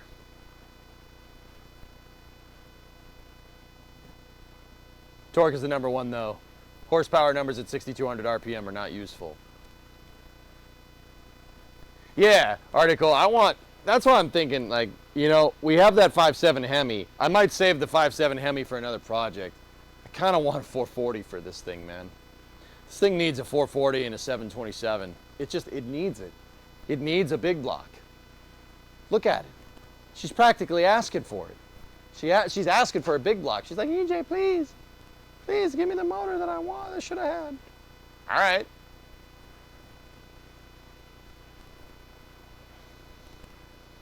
But Shaw, if we're on the street, we don't care about traction. Just, you know.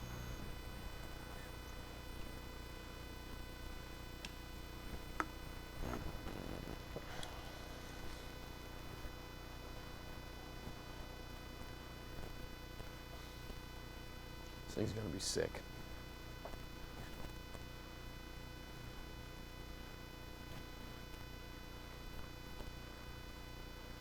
Is there a clip of this coming off? I missed it. I don't know if anybody clipped it, but here, I'll show you. Yeah.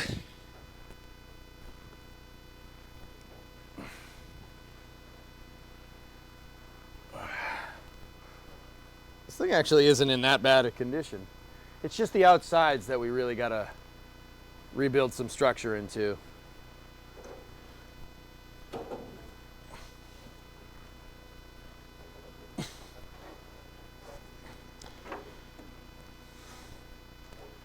I'm so proud of you. Thank you. Thanks, man. When are you gonna put a lift in this garage? I don't know. Go for a bigger block at the V10. Dude, can you imagine this thing with a Viper motor in it? I don't know if a Viper motor would fit, Tessa. I know a 440 would bolt into it. It's got the same cross member as the Charger. All we gotta do is buy the motor mounts and get the motor.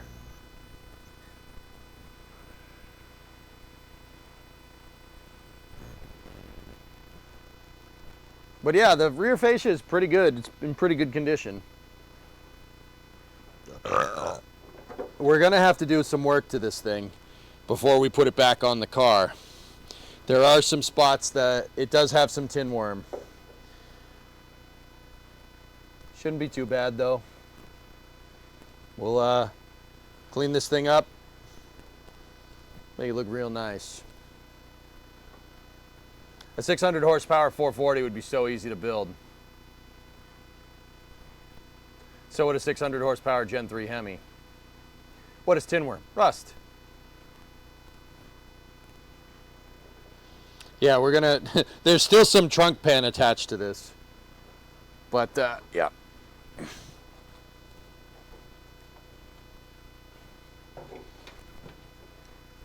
Yeah, dudes, you know, like, I'll be honest, like, just another thing. I was dreading this, man. I was like, this is gonna suck. I'm gonna take this thing off and I'm gonna be totally screwed. No, it's not that bad. Oh yeah, and there's what remains of the rear cross member on this thing too. Yeah, see, this piece right here is supposed to tie the frame rails together. You gotta put anything like a mega squirt in it. What the hell's a mega squirt?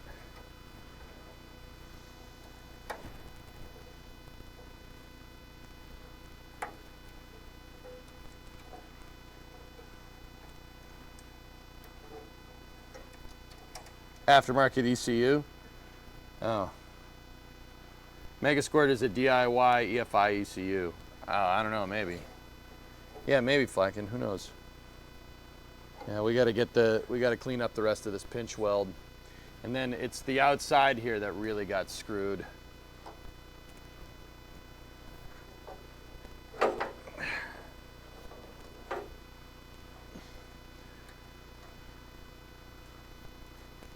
Yeah, we're gonna have to rebuild some of this. Some of this faceplate got a little screwed up because it rusted away. We're gonna have to cut it, patch that. Down here, I'm not really 100% sure what this is supposed to look like, dudes. Yeah, we're gonna need to rebuild some of that, but whatever, it's fine, it's no big deal.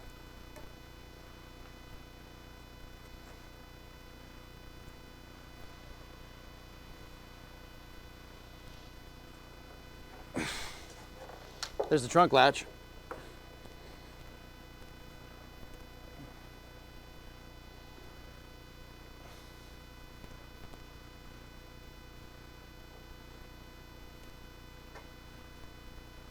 A Viper V10 fits in there. There are builds. Tessa, you know what we should do? Let's just rebuild the structure of the car and get it running. Then we'll do the Hemi swap later. Or whatever. I want to spend the money on the structure of the car. Spend money on the structure of the car, then we can put whatever we want into it. You just gotta save for it. But yeah, if we put a modern Hemi in it, put the Hemi torque boxes in, put the scoops on the side. With a 5.7 Hemi, that's like basically a Mopar LS. You can make whatever. You can make power with those things. It already runs. That's right. Yeah, Hellfish, that's kind of why I'm like, yeah, you know, maybe we shouldn't motor swap it for a little while at least. Ordon! Discovery, go at throttle up. 63 months, dude.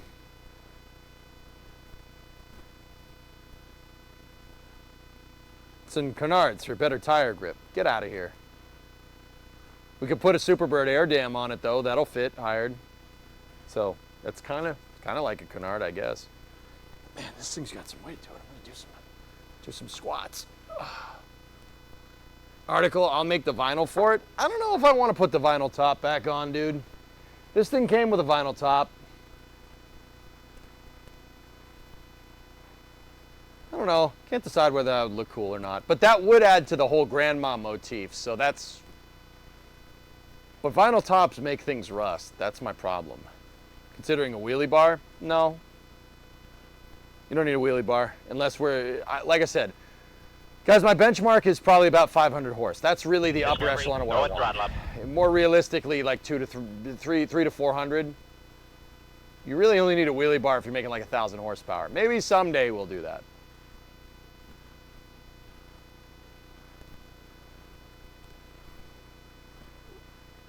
Not top, vinyl tats. What do you mean tats?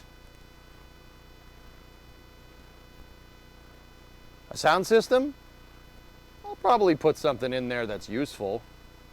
Something with CarPlay. But Can't see me. Here's the thing. If we're going to do that, if we're going to put like CarPlay in it, I want it to look stock. So maybe we put like the hookup for the iPhone like in the glove compartment or something. Rhino liner the roof to make it look like a fake vinyl top. No, I'm good. He means the vinyl decals. Oh. Yeah. Article, what do you think?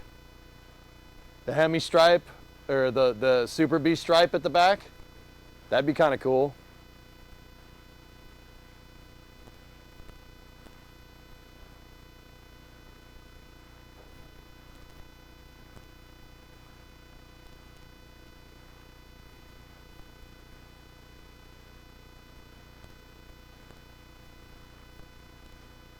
Actually, that would be pretty cool if we put the Super Bs came with a stripe with a Super B logo right there. We could put it on this. If we were going to do that though, we would have to give it a Super B drivetrain. It would have to have a 440 in it. There's no do a Super B stripe with the EJ logo. Make it the Bumblebee. Yeah. Well, it's got to be car number 154. 699 will make that truck sound like it's hiding at 15 subs. Yeah. Parcel shelf has plenty of room for speakers, man. Dude, this thing has 6x9s in it already. There's 6x9s in it. We saw them the other day. In the parcel shelf. I have no idea how those got there, but they're there.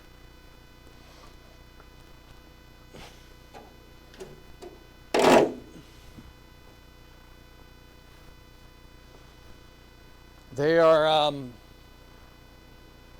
yeah. I can't really see, but there's definitely, actually, I don't even, yeah, they are 6x9s. Are you kidding me? Oh, dude, the stereo never worked in this car since I had it. It worked once and then it stopped. Electronically, connecting the Hemi to the Coronet is like 5 to 6 wires. Launch in 40 minutes. Okay. EJ versus Cleater. I don't know. Yeah. Cleater's got me beat. He has stuff that goes way faster than my piece of junks.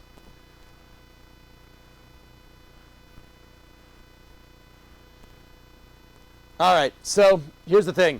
I'm going to go wash up. I'm going to come back. We'll come back for the OLM lift. We'll do space news, and we'll watch that rocket launch. We got a Starlink. We got OLM lift. We got plenty of good space stuff, dudes. Here, let me shut the trunk. Wait, no. Don't worry, trunk. You will shut once again soon. I'm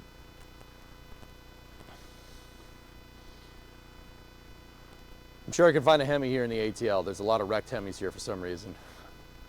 No, I have a 5.7. I have a 04 Ram, sorry, that we're going to pull from it. It's a feature, yeah. So yeah, I'm going to get washed up. What we are doing tomorrow, guys, is... actually, I don't know. What should we do tomorrow? We should get at the trunk pan. As best as we can. Yeah, we'll do that.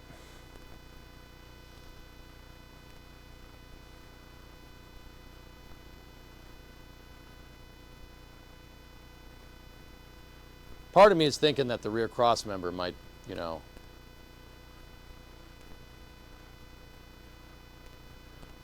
Yeah, we'll get the trunk pan out tomorrow. That's what we're doing.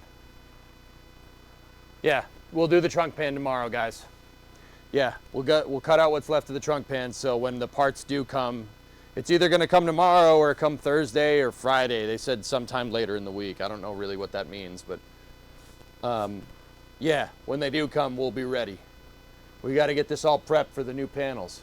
We're going to have to rebuild the frame rail flanges, but I'll probably do that when we have the cross members so I can figure out what the frick to fricking weld to.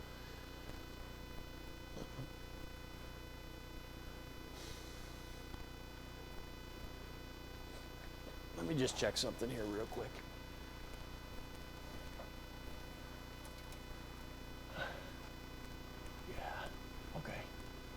Okay. Trunk cross member doesn't look too bad. Excellent. Yeah, man. This thing is gonna be sick.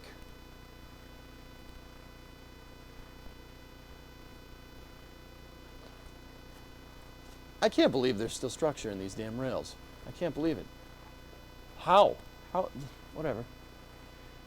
Actually, what we can do once we get the trunk fan drilled out is we can patch the quarter tomorrow, or patch the frame rail. Yeah. Sick. Sick.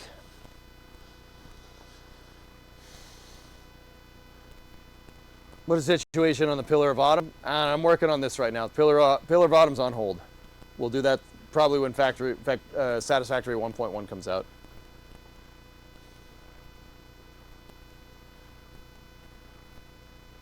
I just realized those rear springs are long. RB, the rear leaf goes from, the shackle is right here, and the front of the spring is right here. So right here to right there, dude. They're long springs for ride comfort.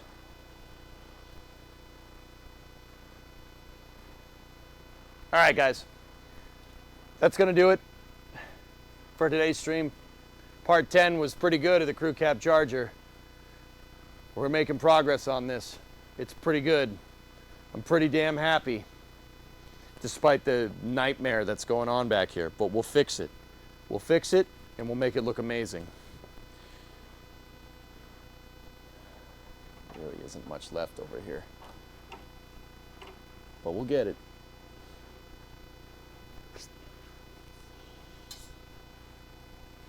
I gotta keep my sweet exhaust. Did you make a brace in the trunk? Yeah, there's a brace on right here. I didn't make one for down there. What we did was we unloaded the rear suspension. I put the rear suspension up on jack stands so it wouldn't bend anything.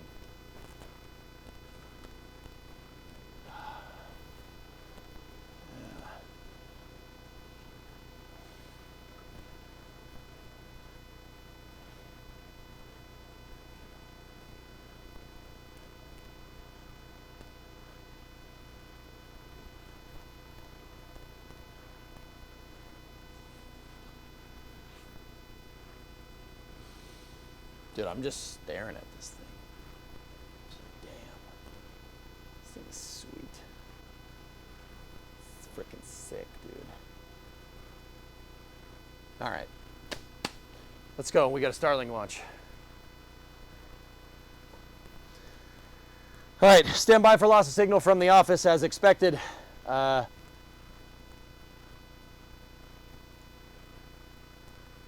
see you guys. Give me about 15, 20 minutes. I'll be back in time for the Starling launch. We'll do a late space news, watch that OLM lift, talk about space and stuff. And yeah, we'll go from there. I'll see you guys in a little bit. Stand by for loss of signal from the office as expected.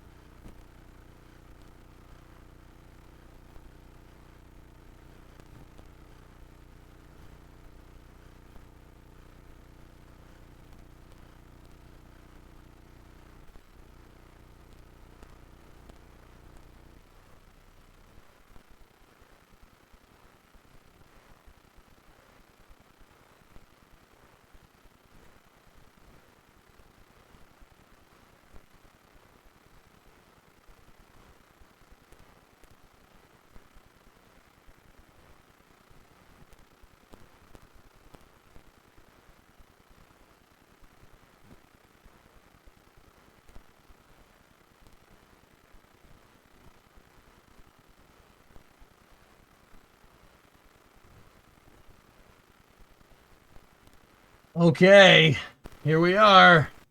I'm back in the office. I'm just gonna go get washed up. The Starlink 6-93 launch is at 9:17, so I got a little bit of time. I'll see you guys probably in about 15, 20 minutes. On the YouTube side of things, you know I'm going to jog the VOD. Twitch, just chill here and enjoy the music. I'll be back in about 20. I got pizza waiting for me, man. You're going to get one of these when your car is done. I don't know, maybe. Dude, that's crazy, man. This is nuts. We're doing this. We're doing it. All right. See you guys in a little bit. On YouTube, stand by for loss of signal as expected.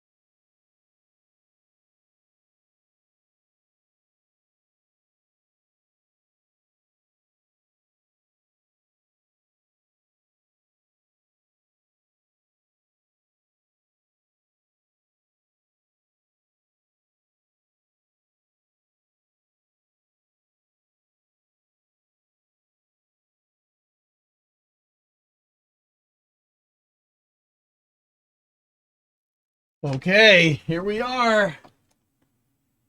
What's up, everybody? Okay. All right. Okay.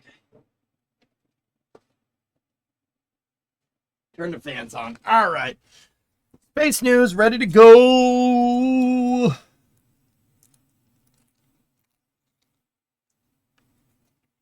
Do we have an acquisition of signal on the YouTube side of things? How copy?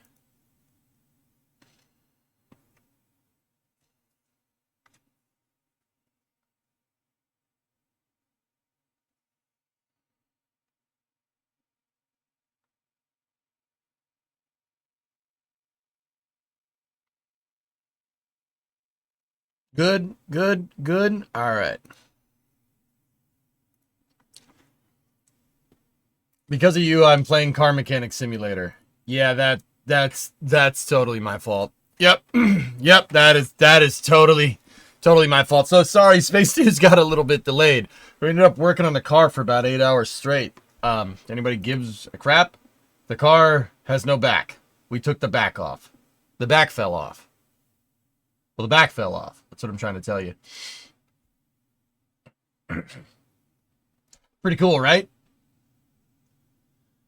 Oh, man. I'm really happy with my work there. Like, dude, I've never done something like that. That's pretty cool, dude. That's pretty cool. We do have a Falcon 9 happening here momentarily, and then hopefully the OLM lift. How'd a Falcon 9 move today? Well, 3 cores were in port. Discovery, go at throttle up. Yeah, I've never done that, dudes.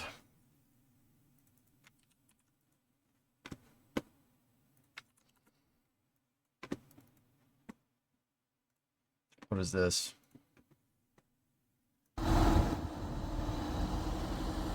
Nice 7-ton.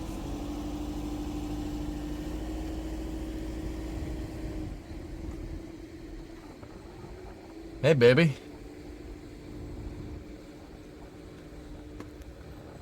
Jeez, I leave for 7 hours. Yep. Hired 76-month resub. Wow, was your car involved in an incident? Nothing, just an incident. At least the front didn't fall off. We removed the rear from the environment. Yeah. Look at that thing. Car broke its back. Final. Ferd. SpaceX Ferd. SpaceX Ferd. Powerage next. Nice. Did they pressurize the tanks? Yes.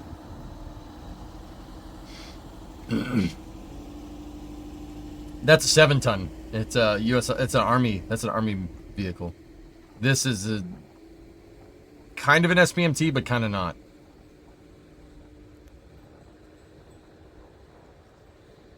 Yeah, they do pressurize the tanks. They're not at flight pressure, but they are pressurized.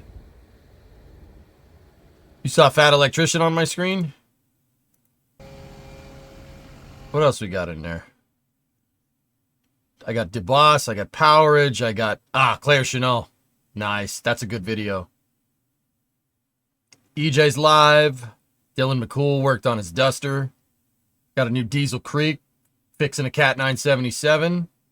That's a GT40 right there. And what do we got here? I don't know what Midder TV is. That's Tom Schultz right there, building a soundboard for Boston. And Daryl Waltrip's Cheating Stories and Complicated Friendship with Dale Earnhardt, DJ D Classics, Dale Earnhardt's Dirty Mo Media. That's what I got for my selected. And then F2 Banshee, U.S. Navy fighter jet promo, McDonnell Douglas, St. Louis plant. Cool. The Truman is having a bad deployment. It's fine, dude. My boy Chowder's in charge there.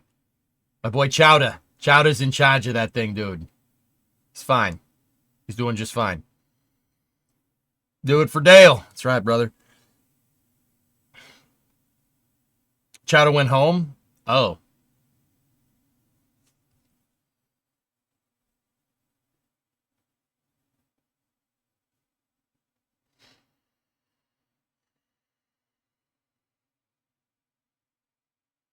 Give me 1 second.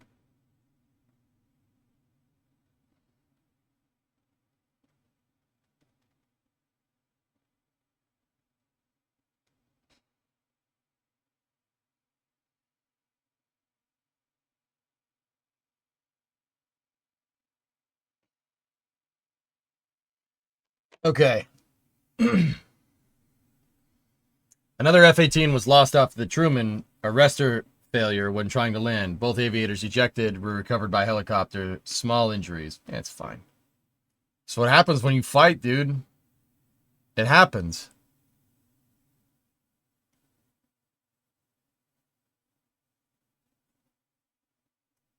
It happens, bro. All right, so we do have a Starlink mission coming up here. Starlink 6-93 is scheduled to go in about 7 minutes. Hey, Subcooler, what's going on? Now, the Truman is cursed, man. Why would you say that?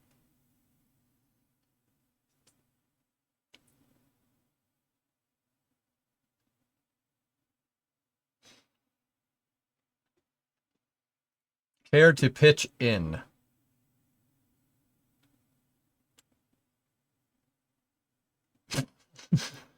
Nice. Yeah, it's the bonus ride, guys. You get the bonus ride.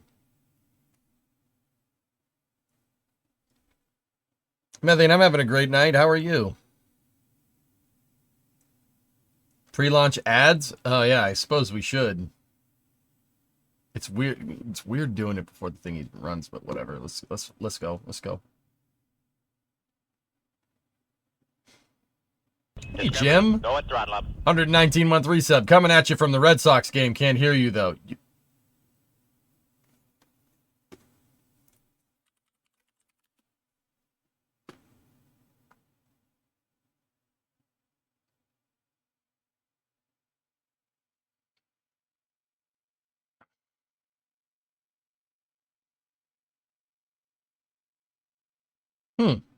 Are you in Boston, or...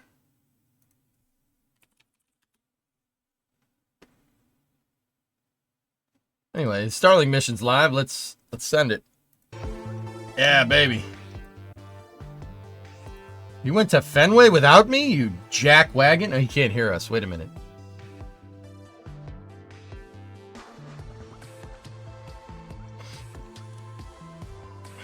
Yeah, the weather guy. Tell him that that's what we said. We said hi. But also, he went to Fenway without us.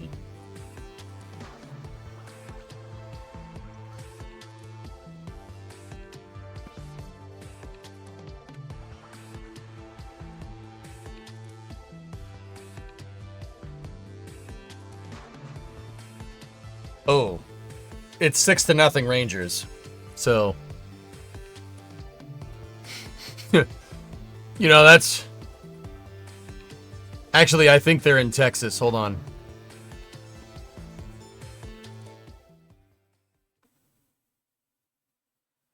Oh, no, they're not. They're at home. Thanks for pressing for a strong back recharge. Okay, here we go.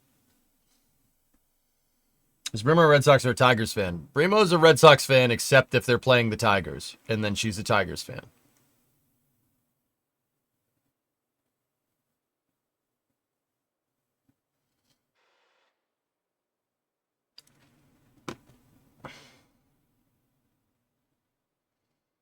How about them socks?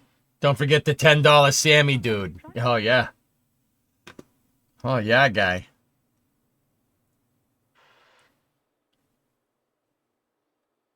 Where's this launching from? This is Slick 40, Shattermage. Cape Canaveral Space Force Station. The booster flying tonight is 1085 on its 7th flight, 36-day turnaround. Payload tonight is 28 Starlink V2 minis. Launch site's Pad 40, as we said. This is SpaceX's 53rd mission of 2025. And their 471st Falcon 9 launch. Yeah, 7 flights is nothing, dude. Yeah.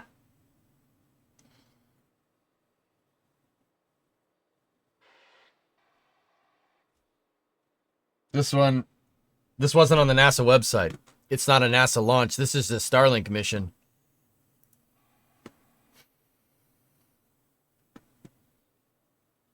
Think they will surpass the Soyuz record eventually. Falcon's going to be flying for a long time, guys. Long time. Well into the 2030s. Yeah, Fluffy, we really are, dude. Launches go off once or twice a week.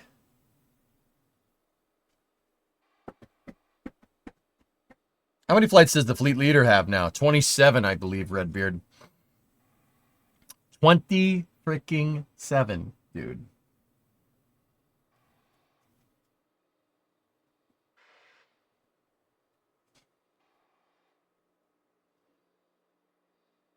Hey, Everest, what's up, dude? Jim, don't jinx us. Why would you say that? Stage 1 LOX load is complete.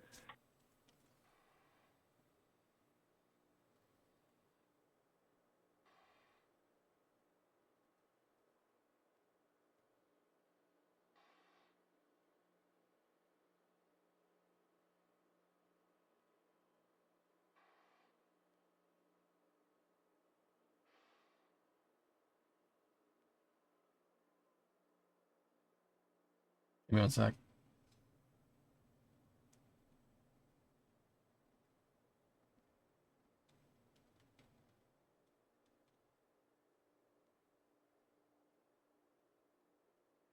Stage 2 LOX load is complete.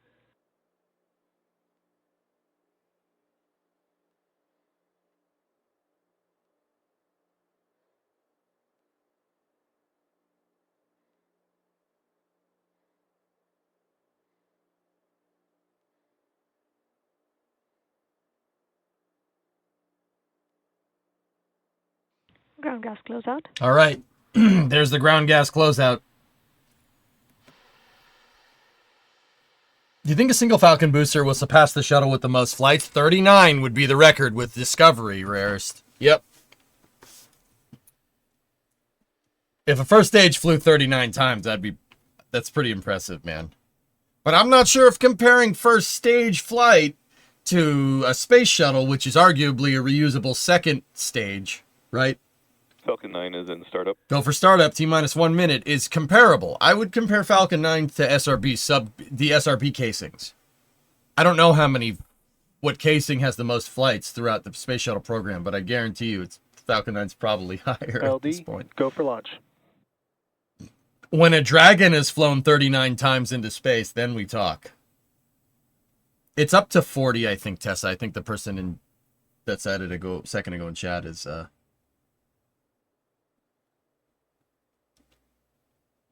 right. I think Comus is right. 20 seconds. Ground gas closeout is good. Evacuating propellants out of the pad. T-minus 15 seconds. T-minus 15 seconds. You heard it here second. T-minus 10, 9, 8, 7, 6, 5, 4. Sound suppression water 3, system is on. 2. Ignition. 1. Ignition. Liftoff. Go Falcon. Go Starlink. Fly, baby, fly. This late Tuesday night, Starlink 6-93 takes to the skies. Lighting up the night sky. Falcon is entering pitch kick mode right now, where it pitches over and rolls to the proper flight azimuth for correct orbital inclination insertion. This is a drone ship landing, all systems. Got some low clouds on the Cape tonight. Falcon 9's powering its way through. Should get a call for power and telemetry here in the next 10 seconds.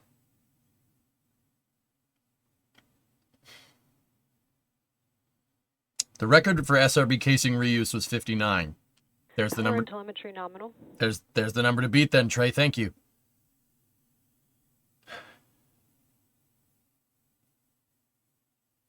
Should get a call for supersonic here in the next 5 seconds. Falcon 9 is supersonic. And then the call for maximum dynamic pressure, which is peak aerodynamic load from compression forces on the top of the vehicle. Falcon 9 has to throttle its engines back, or else it'll accordion itself on the way up. We don't want that. Max Q. There's the call for maximum dynamic pressure. Everything's looking good.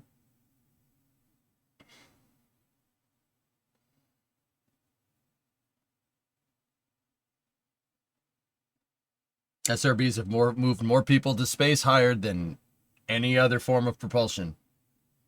Whammy.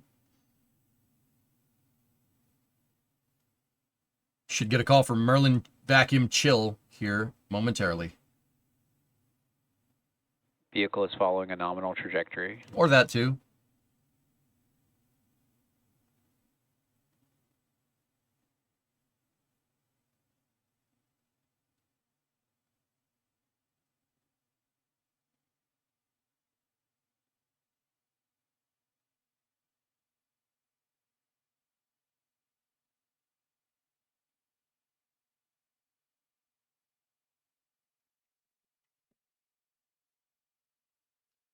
Whoa. Weird trajectory. Yeah. No, looks good. Miko. They didn't call Stage Merlin separation vacuum chill, but confirmed. we got a good stage separation. You can see the Terminator Earth in the background there, and you can see all of Central Florida there as Falcon 9 fires its second stage And engine ignition. here. Numbers are showing pretty good ignition. Pretty good. There we go. Did you see that shot, man? That shot was amazing. The first stage is going to coast here for a second. Should be coming up on fairing separation here on the second stage very soon.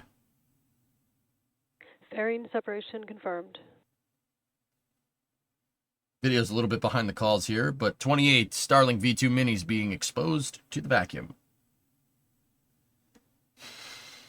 The nozzle is in fact intact. Yeah, I know, right?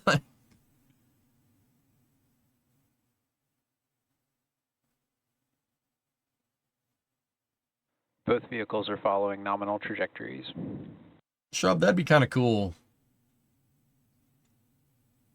Wish they'd gone for second stage reuse. That'd be pretty sick, man. Not sure how you'd get that second stage back, but I'm sure SpaceX could do it if they really wanted to.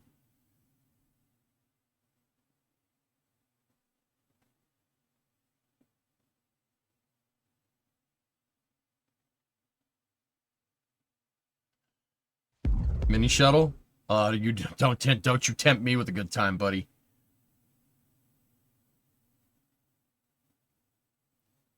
Why don't they have a throttle position graphic? I'd love to know the thrust position. Yeah, that'd be pretty cool. I don't know why they don't do that. They like the sleek stuff. Like, if we could have all the telemetry in front of me, I could tell you exactly what the vehicle's doing.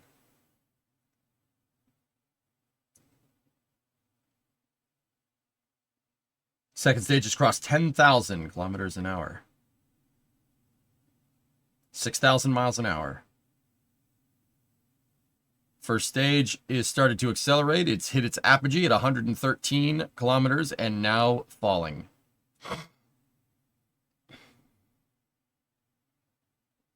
It was a pretty good shot, Redbeard, for sure.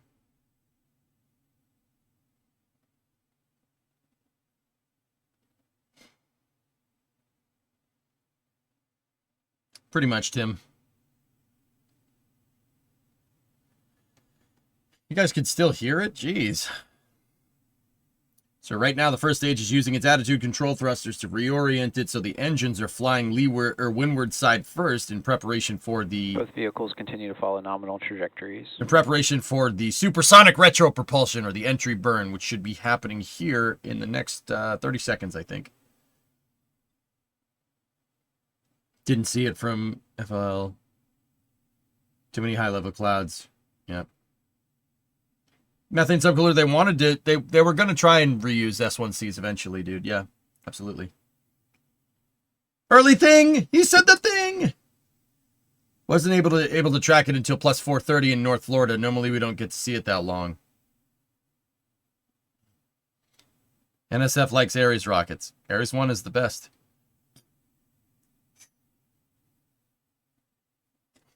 Wait a minute, are they... Hold on. There's the supersonic retro propulsion. Stage 1 FTS is saved.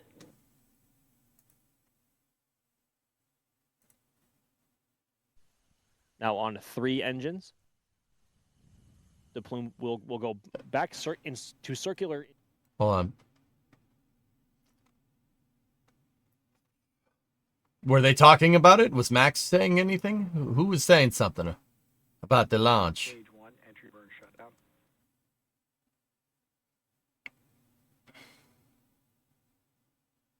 Oh, okay, Trey, I got you. I was gonna go crap post in their chat, but it's fine.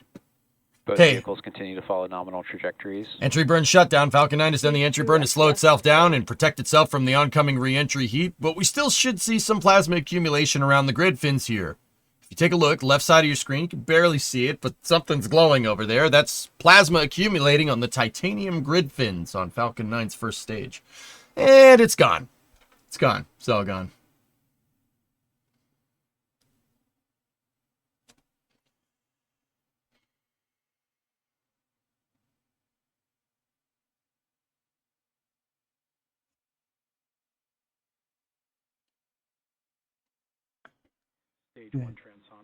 Stage 1 has come out of the supersonic regime and is into subsonic. Should get a call here for the landing burn momentarily. Do you think they use Starlink to track Falcon 9 rockets? They still use ground stations, Niroku. Because no need to reinvent the wheel. That's what works. There's the light of the drone ship onto the left grid fin. Stage 1 landing burn. We got a landing burn.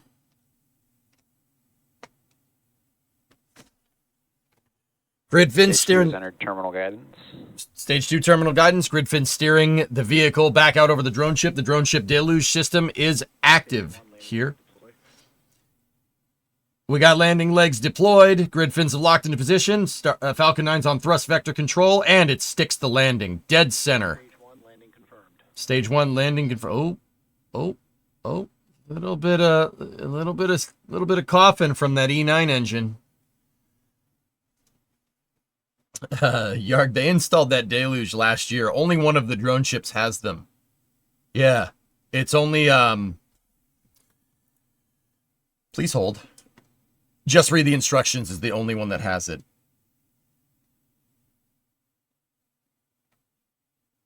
Nah, it's cloudy flanking. All right, we got Seco there. 27098 at 137 is pretty standard for a Starlink orbit. And another one in the books, 6-93. So that was booster 1085 on its 7th flight on a 36-day turnaround. Not bad. How does shutdown work on the landing burn? Does it just run out of gas? Oh, no. Do not. Running a rocket engine till you're on the E on the fuel gauge is extremely bad for it, methane. You could run into mixture problems. Same thing as like letting a car run out of gas. Letting the tank run dry, you deprime the entire system on a car, and that,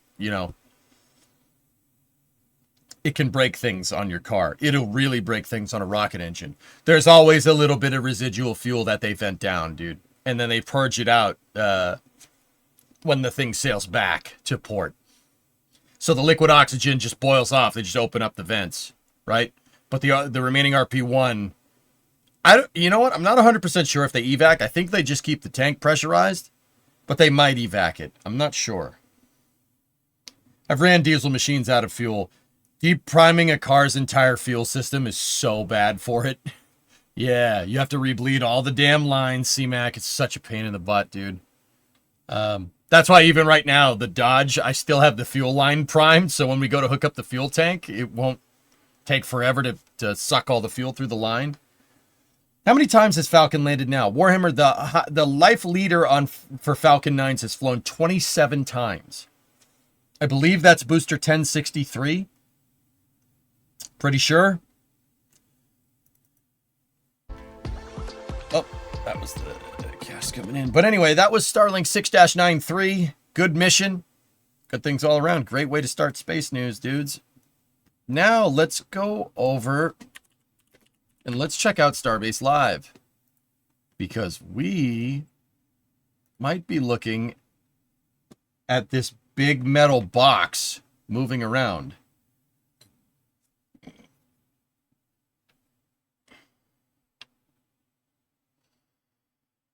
Ask me about that. I had burn through because I wrote an override to run the main tank drive. First, the cooling loop died first. Luckily, the engine cooler killed it before air bubbles could reach the turbo pump, or it would have exploded. Yeah. Did they ever fly crew on a reused booster? They have. Yep, many times, Warhammer. In fact, at this point, dude, it's probably safer to use the reused booster because you know it's going to work. Seriously. SpaceX has kind of bucked the trend. But before it was like, oh, the best way to do it is a new booster. A new booster is the safest. Nope. You're better off flying on a reused booster at this point. What's in the box? Nothing, dude. You can't look in the box. You can't look in the box. Sorry, there was a bug.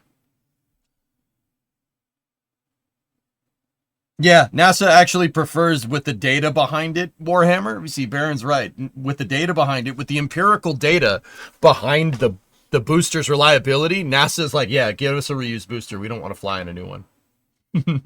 Over the course of the last 10 years, they've completely flipped. But the reason why NASA's been like that is because SpaceX has the empirical data. They have the flight data to back it up, dude.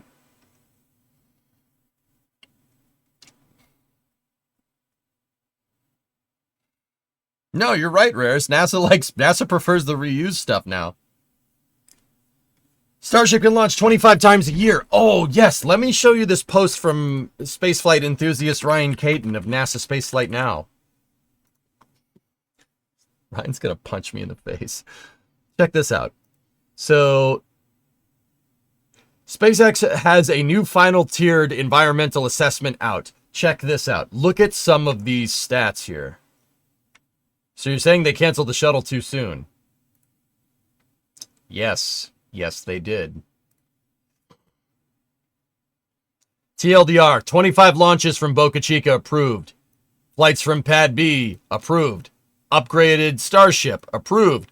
Landings in the Gulf of Mexico, Indian Ocean, and Pacific Ocean around Hawaii and Southeast Pacific are approved. Jeez. We should read this document? Should we read this document? I think Ryan has the good footnotes here. Here in Denver last week, we had our first A380 land and take off from Germany. That thing's huge. Big plane.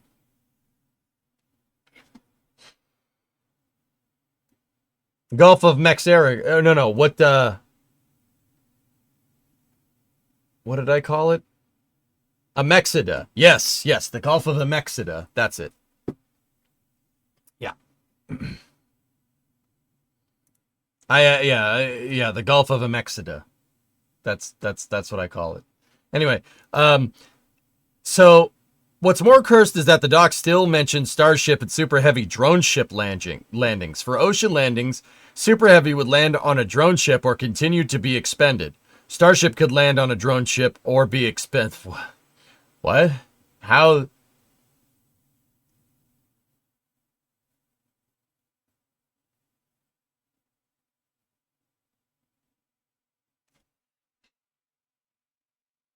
Gulf of Starship debris, nice. How you gonna do that? I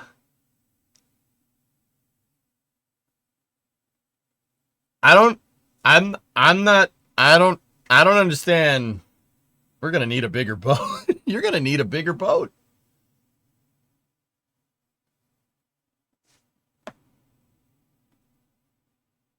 Give me 1 second.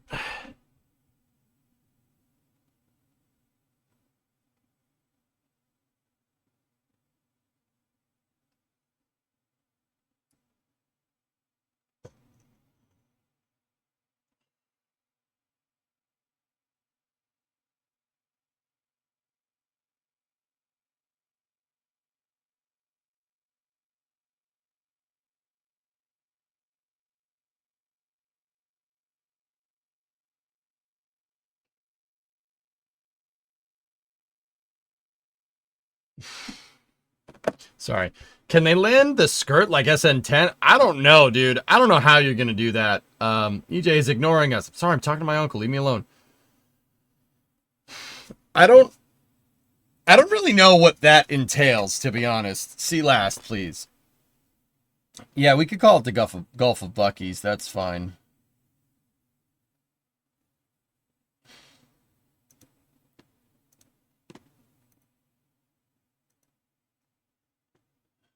FAA is doing something really weird.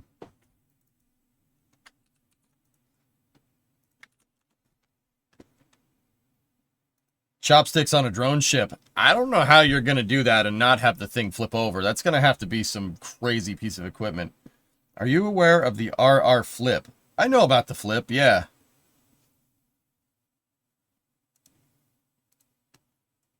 The flip is pretty cool, man.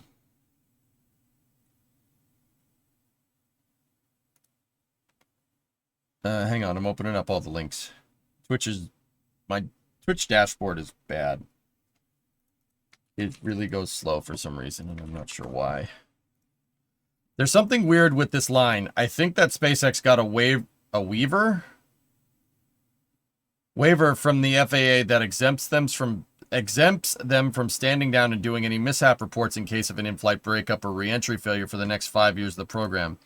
SpaceX plans to land the reusable Super Heavy and Starship back on land at the vehicle launch area or on floating platforms in the ocean. As SpaceX continues to develop the capability to perform a return to launch site landing of Super Heavy and Starship, some vehicles may not be reused and are instead expended in the ocean following 3 conditions depending on the stage of development of the program. Hard water landing at terminal velocity and breakup on impact, resulting in an explosive event at the surface of the water. Soft water landing and tip over or sink or explode on impact at the surface of the water. Or in-flight breakup during re-entry, resulting in debris falling into the ocean up to 25 times per year for each vehicle stage.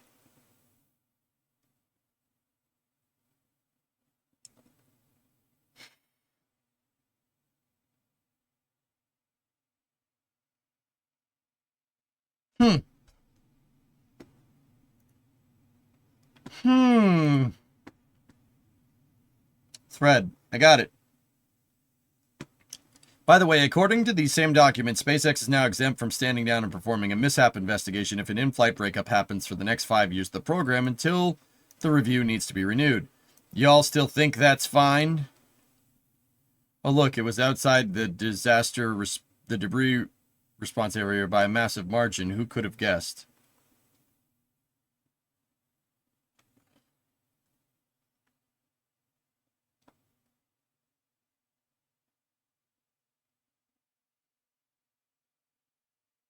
Creeper.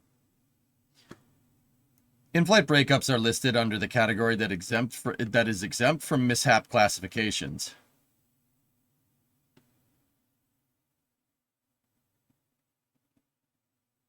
That Aqualux, chopsticks on the bow of the ship, flip the ship to catch it up, secure it, and then come back down to return. It could be your catch tower and your breakover fixture. I would pay good money to see that, dude. I would pay good money to see that. The drone ship turns into a transporter erector. I would pay very good money to see that. They're getting a lot of leeway for not making it to orbit yet. Like the old Flip research ship. Yarg, that's what Aqualux is saying, yeah. So,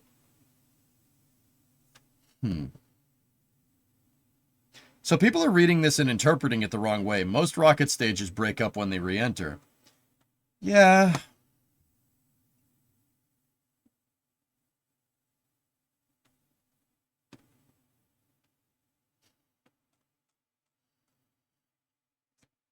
Nowhere does it say that. Out of all 3 documents, the word exempt only appears once, on page 228 of the 90-page document in reference to noise levels and mishap. And mishap only appears once on page 2 of the document in a footnote. And for Baron, it doesn't say exempt, but if there's a failure and the debris lands in the designated area, they won't need an investigation. Yeah, so people making a big deal out of it. Yeah. Hey, this is what everybody called for. People wanted regulatory 450. They wanted it streamlined, right? That's what everybody wanted. I personally thought regulatory 450 was just fine. The FAA's kind of rapid licensing of launch vehicles. Couldn't this mean expendable second stages? That'd be pretty cool. They've never attempted to get to orbit once yet. Of course they haven't gotten to orbit. That's right. Also from Max, technically speaking, the above 3 conditions still don't apply to what happened with Flight 7 and 8. So if it were to happen again, they're definitely not off the hook because the breakup during planned re-entry doesn't equal breakup FTS activation during ascent. Now to get the DRAs into our NOTAMs. That'd probably be a good idea.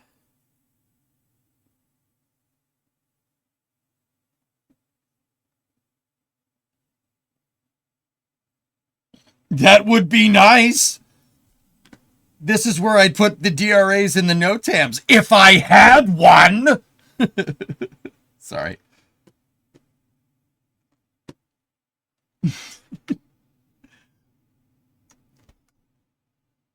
Wait, Space Engineer follows me? Oh, hell yeah. What a G. I didn't know that. When did that guy start following me? Cool. That guy's legit. I like him. Space Engineer is good. He's a good guy. He doesn't afraid of anything. Hey, EJ. Could an aircraft carrier be the launch, catching, and landing pad too? Sure, Chris. Why not? An aircraft carrier would actually be pretty good for that. I think a roll-on, roll-off ship would probably be better, because then you could like actually just pick the booster up on a transport stand, drive the transport stand up on it, pick the booster up, and bring it back. But once again, I'm really kind of wondering how the heck you're going to do all this.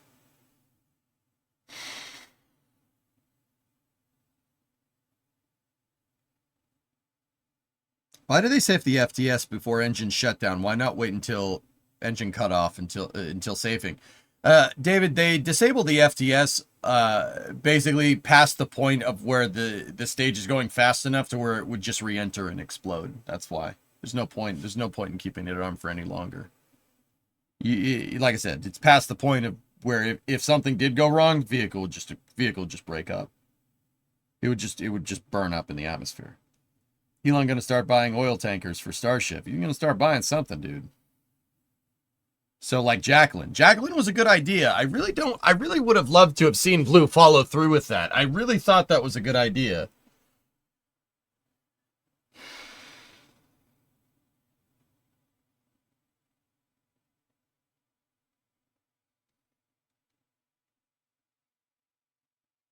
Hang on, I'm talking to my uncle again.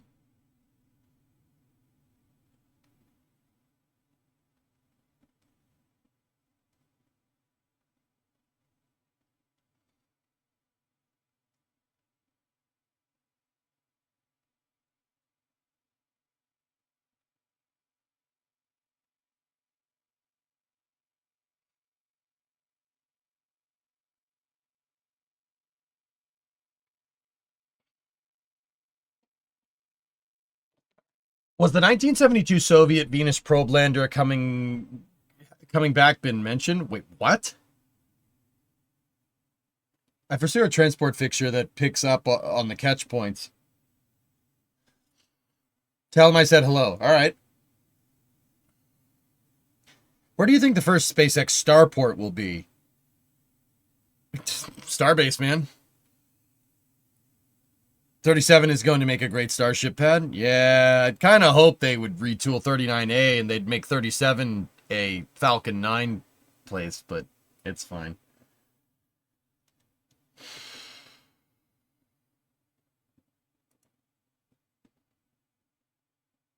Cosmos 482 descent craft.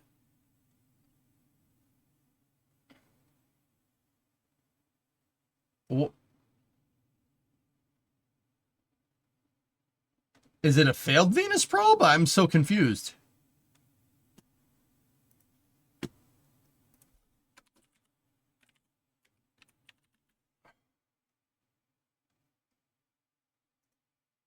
Oh. Cosmos 482 launched on the 31st of March, 1972 at 4:02 UTC. It was an attempted Soviet Venus probe which failed to escape low Earth orbit. It is expected to crash back to Earth sometime around May of 2025, between the 9th and 10th. Its landing module, which weighs 495 kilograms, is highly probable to reach the surface of Earth in one piece, as it was designed to withstand 300 Gs of acceleration and 100 atmospheres of pressure.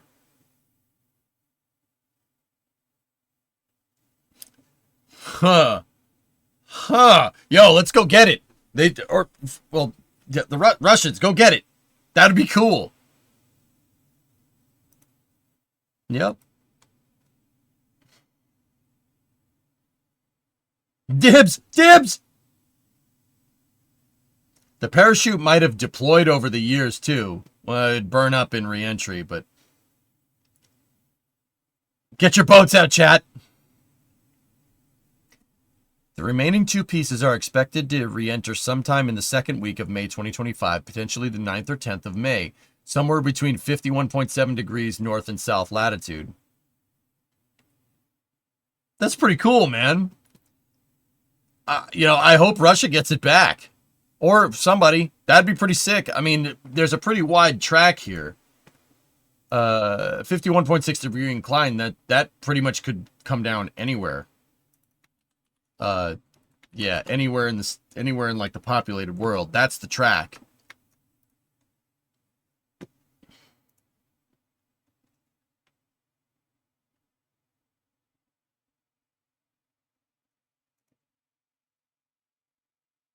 Something just pulled up next to us.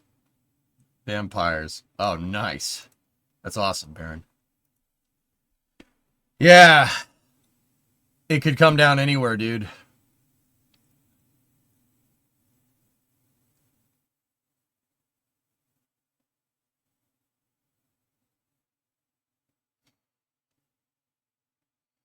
Do you think the Nova rocket will get an exception to the FAA regulation similar to Starships? Eventually may. Sure. Wait. The track comes over my house.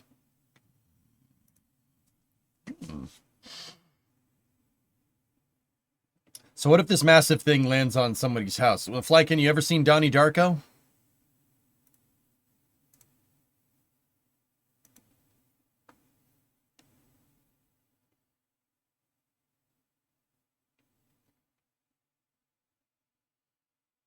No, too spoopy?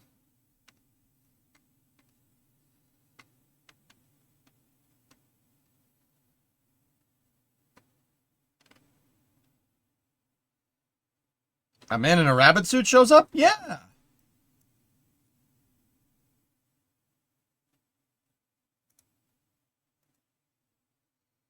Hey guys, you want to see how not to use a telescoping crane?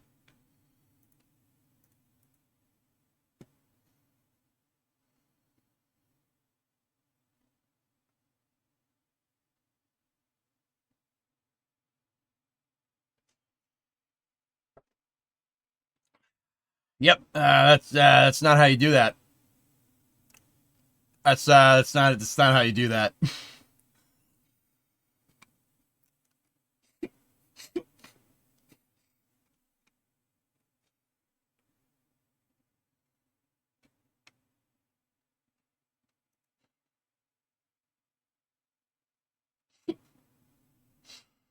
There's a guy on the tower right there.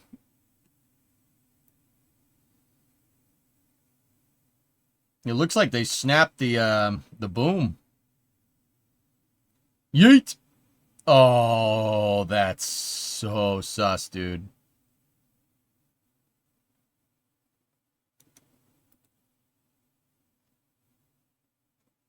Yep. Okay. Yep, that's bad. It was the jib. Yeah, that's a lot of deflection, goalie. That's a lot of deflection. It's probably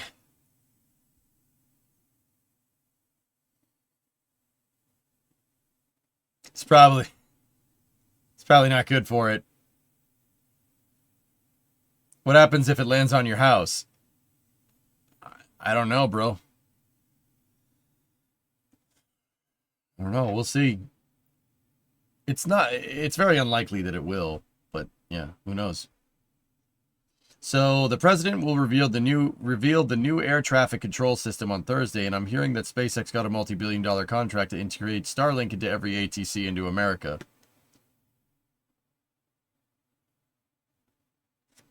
Interesting.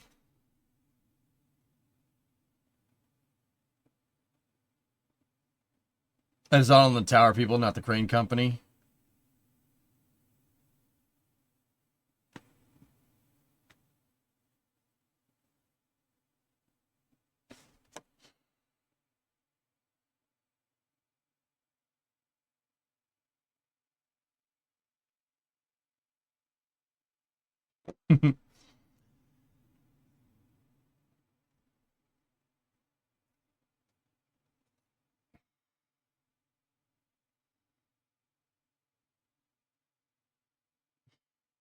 Shatter, you find that pretty funny, huh? I heard you like cranes.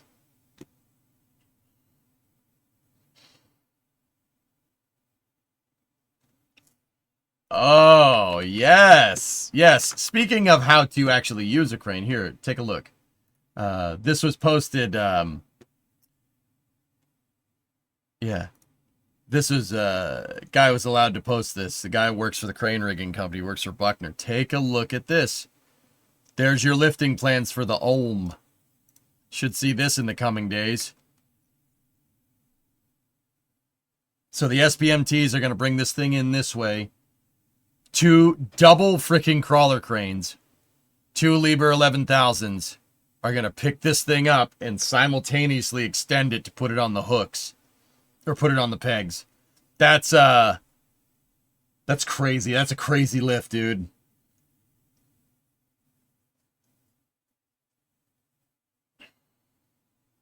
Could I link this? Well, of course.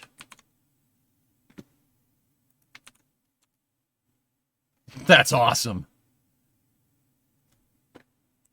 Dude, I don't know how heavy that OLM is, but look at how far back the counterweights are on the 2 cranes. That's a lot of counterweight, and it's very far away from the pin of the crane.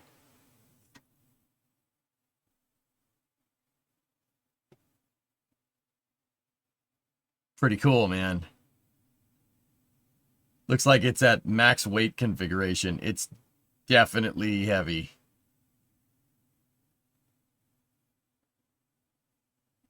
Could Starlink become a market rival to GPS? It's right now, it is a backup to it. Warhammer, yep.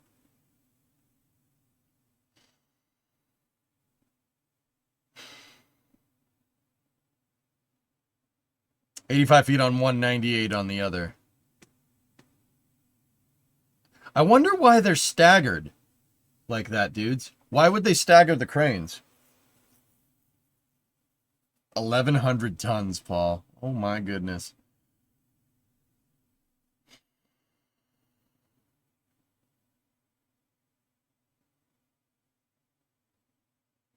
Webby was saying over 1,000. I'd believe it, dude. That thing is heavy. Center of gravity is off center. That makes sense. It's staggered because of the water deluge tanks. Yeah, that makes sense, dudes. Staggered because of tank fard. Oh. Yeah, you... yeah. Oh, yeah. Yeah, that is in the way, isn't it? Oh, my goodness. Here, do we have a live shot? There's a live shot.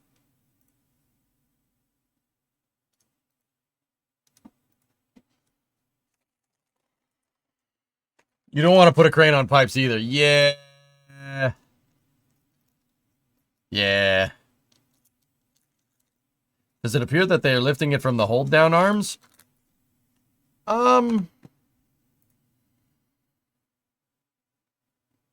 Yep. Yes, they are. Well, the load is spread a little bit, but yes. How many SPNTs are under that thing? 1, 2, 3, 4, 5, 6, 7, 8, 9, 10, 11. At least I think I'm looking at that right. It might be more. There's a lot. Like I said, it would probably be three rows of SPMTs. Oh, look at that damn Ford, boy. That's a nice truck. I tell you what, get that piece of junk Chevy out of the dang way. 72 axles, Dean. Unreal, man. I could really do with one of those. The ramp on the back, that'd be really useful. I could put my poopy doopy cars on there. Read that from Ryan Hansen in his renders. It estimates around 1,200 tons. I think we may have seen that one yesterday, dude, but I'll look into it here. Yeah, we did. Look at this, man. Yeah, Ryan Hansen did an excellent render of this. It's beautiful.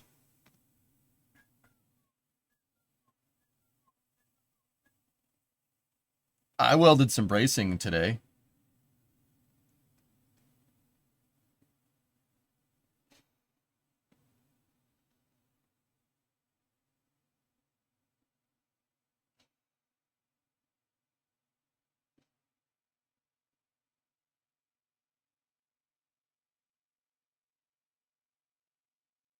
Wowzers.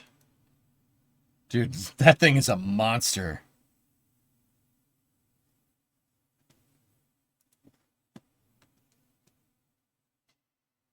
Now build it in Satisfactory. So yeah, these are the plans for the crane lift, which is actually pretty cool. Ryan did a great job, man. He did a real good job. What do you make of the different diameter pipes feeding the deluge decks? Seems odd. I think they're probably going to different things, dude.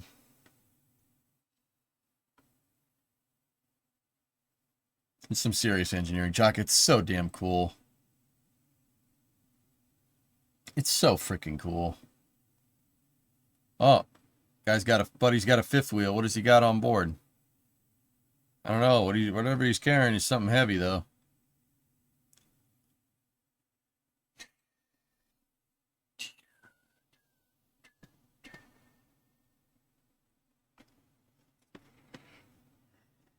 I love refrigerators. Dude, look at it next to that damn truck. This thing is freaking massive.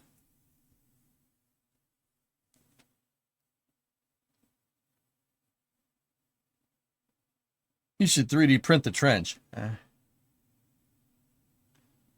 I know you have some fondness for mapping. The Kilauea volcano in Hawaii has a small lava lake that's going up and down in intervals of only a couple tens of minutes. It's fun to watch. Oh, neat, Ethereal. Hell yeah, man. That's cool. Looked like a wall mount HVAC system? Yeah, I'd believe that.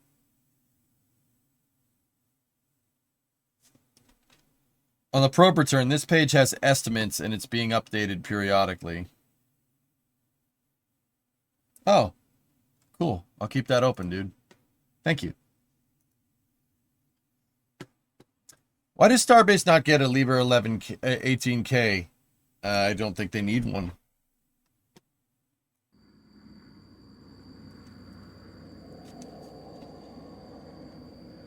Still wondering if they'll move it tonight. Maybe they're keeping that scaffolding there. There's guys getting ready. The driver with the high-vis is getting ready.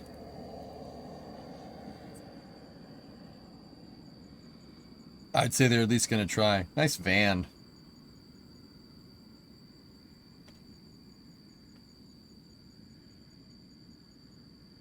The refrigeration cycle is over 100% efficient. Technology Connection taught me this. Dude, Technology Connection. I love that guy. That guy's the best. Das showed that guy to me, Ethereal. Yeah, that guy's awesome. Did you see the toaster? Have you watched the toaster video?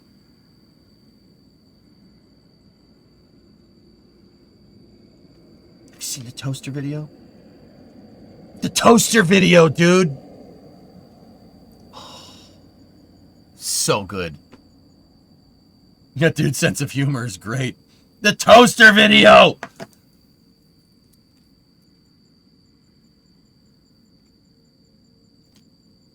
I've seen almost all of his videos. Yes, he's my favorite channel. Watch the Red Fridge video. Bro, I've seen the Red Fridge video. That video's so good. That guy's the freaking man, dude.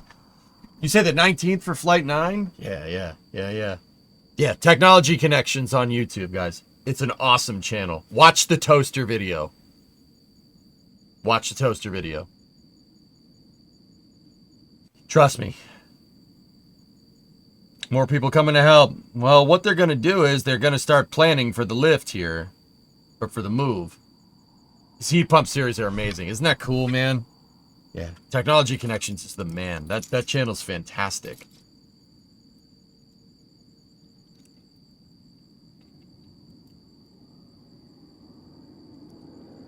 I think we got about an hour, guys. Well, we're at it. Practical? Of course, dude. I've watched all those channels, man. Said toaster video. Thank you, Aqualex.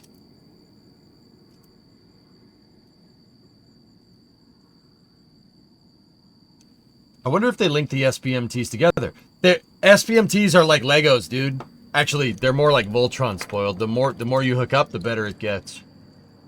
Yeah, no, they so an SPMT is I think it's 6 axles, and you can link them together, and you have the power packs. See these things? These are power packs on the ends. Power pack can only power certain amounts of of SPMTs, right? Like one power pack can do like 4 of them or something. So you have 3 rows of 4, right? You need 3 power packs, and then you can plug all the power packs together and control from one control board. Yeah, SPMTs are cool, man.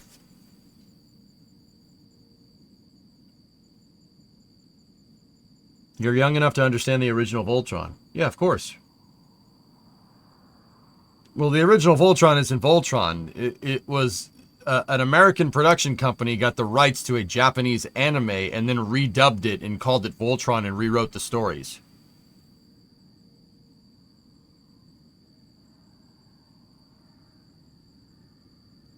If anybody cares about that. I don't know why I know that information, but Ferd! Netflix changed it to a completely newer one. Netflix. I'm good.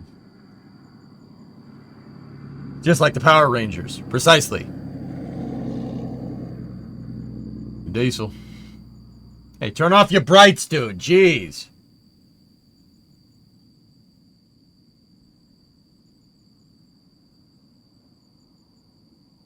Hey, J-Shelf.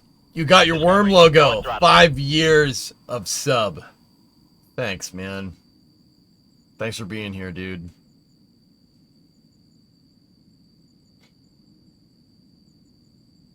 And don't forget Samurai Pizza Cats. Oh, boy.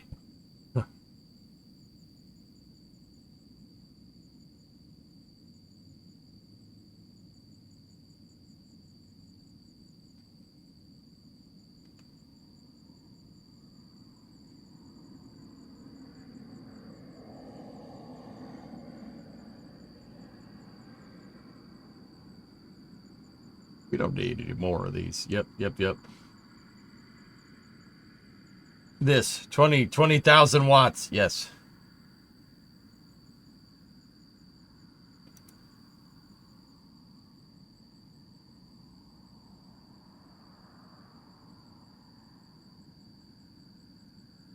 Oh, yeah. Yeah, this video. Yeah, this, dude, YouTube's amazing. There's so much good stuff. Thundercats, G.I. Joe, G.I. Joe. Now we know, and knowing is half the battle. Da-da-da-da-da.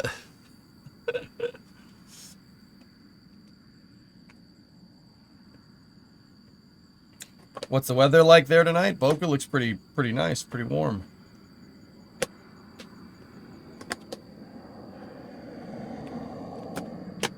I am Pokemon and Jackie Chan Adventures old.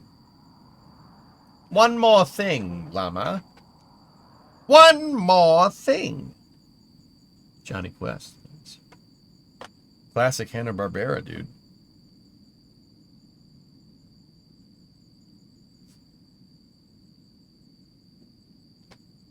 Yeah, Tape, we heard about that.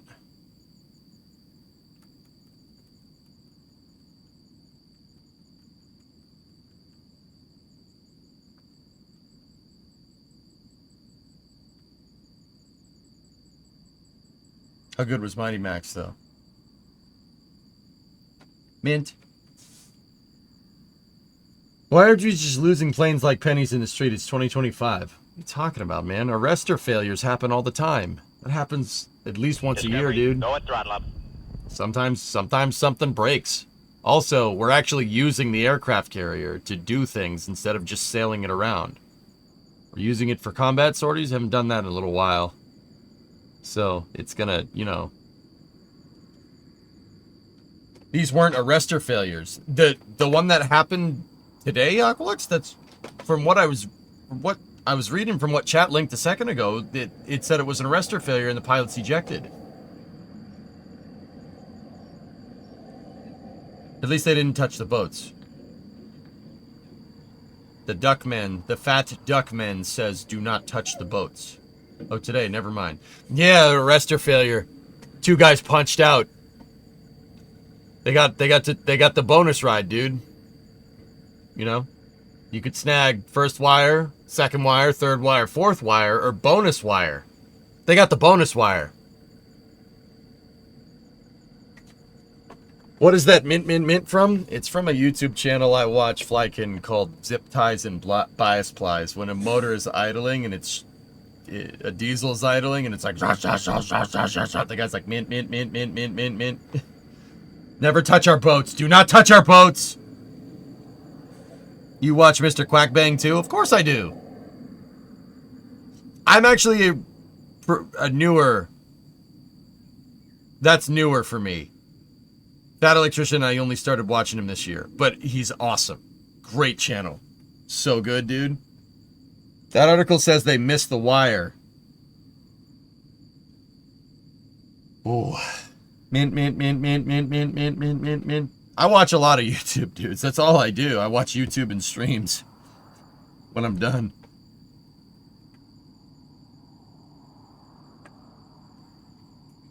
That Electrician is just like you, but a military nerd. The way he explains things is very similar to how I explain things. That's totally like, I didn't do that on purpose. What are we looking at here?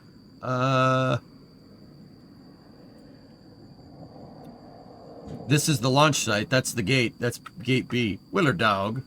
EJ, you're stunned. Yeah, tell me something I don't know, Indy. Tell me something I don't know. This so derelict production here. You know, thank you for staying in here and subbing in and keeping this crazy piss boat afloat here. Are you freaking stunned? Oh yeah, I'm wicked stunned, dude. Are you stunned? Oh yeah, you're stunned.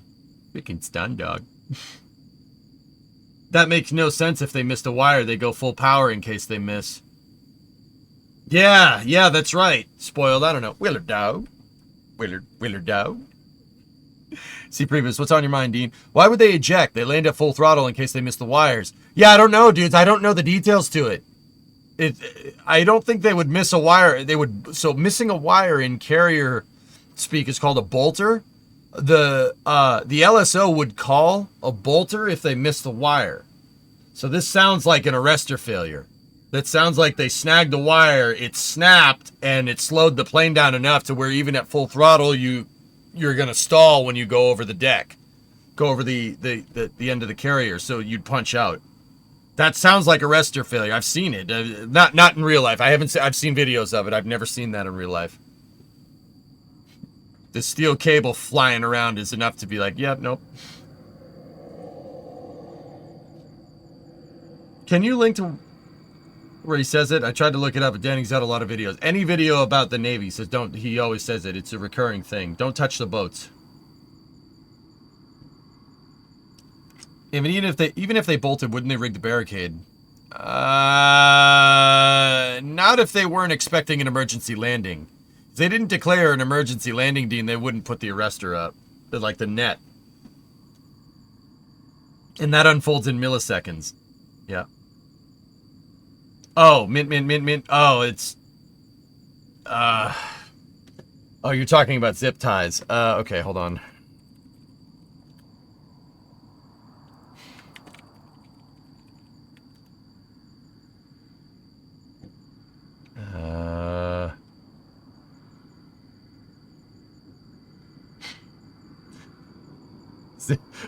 Zip ties is the little out there, fellas, for the people that don't know.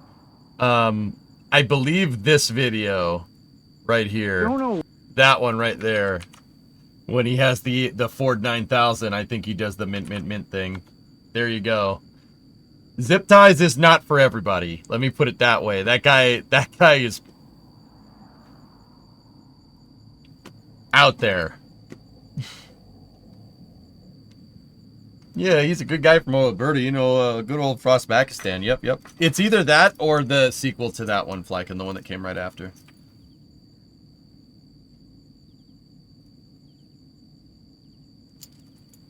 And even, yeah, so I don't know, guys. It sounds like an arrestor failure for the plane that crashed today. I mean, that sucks, but hey, whatever. How are you more southerner than me? For a northerner, you seem pretty southerner. There are rural parts of the north, Graham.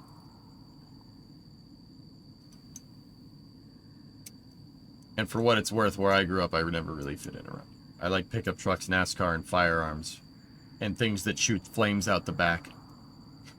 I never really fit in Boston. They're like, well, you know, lawyers, and I'm like, no, I'm gonna go do burnout. Bye. You know, rednecks are everywhere. Yep. Texas box watchers. Yep. We're just outnumbered. That's right. I like turning left in circles for long hours at a time. Yep. Toaster video is good. Toaster video's mint.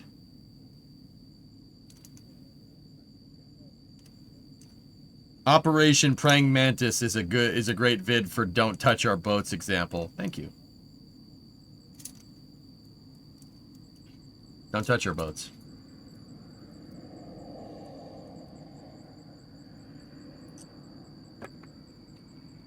Andy, you're gonna blow it up.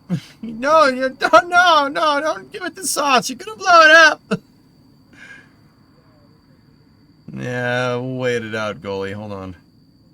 What's going on with the two smaller cranes in the top right?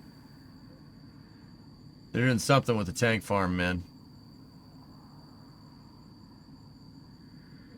3 hours north or west of Boston might as well be Texas. That's correct. Dude, the old pinball machine is on another level, Icon, for technology connections. The old pinball machine. Who the hell thought of that? Bimetallic strip.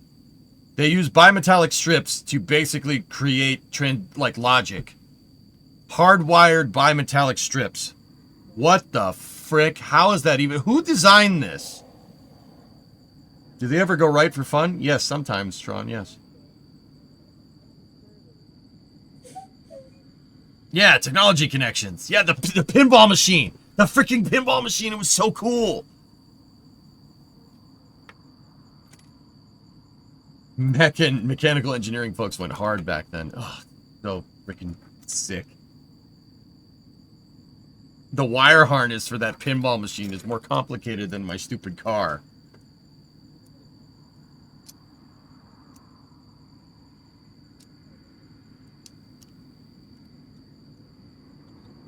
Drinking water. Is this a sign? Yeah, I'm gonna go get something to drink. Yeah, okay. I'll go get some drinking water. Strips relays and what's effectively a programming cam, but electrical instead. So smart, dude. How do you even think of that? Like, come on. How does that even happen?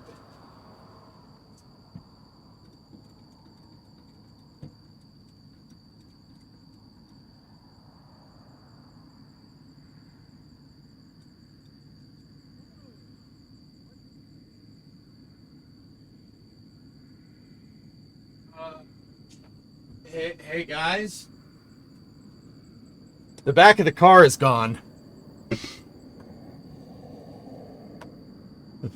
The back of the car's gone. Forgot I did that. Whoa, that was weird. I walked out, I'm like, oh yeah, that's right. It's lighter now. Oh yeah.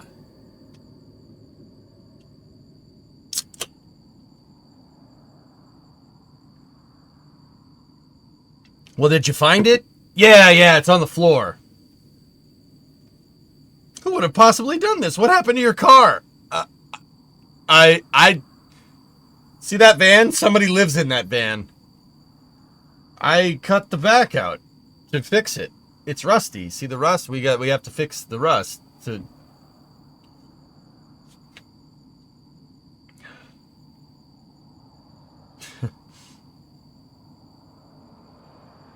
Is that where the rockets are gonna go? That would be pretty cool. Dude, we could fit 2 Rutherford engines in there. 2 Rutherfords. They'd fit. You know? Like, we would need a fuel tank.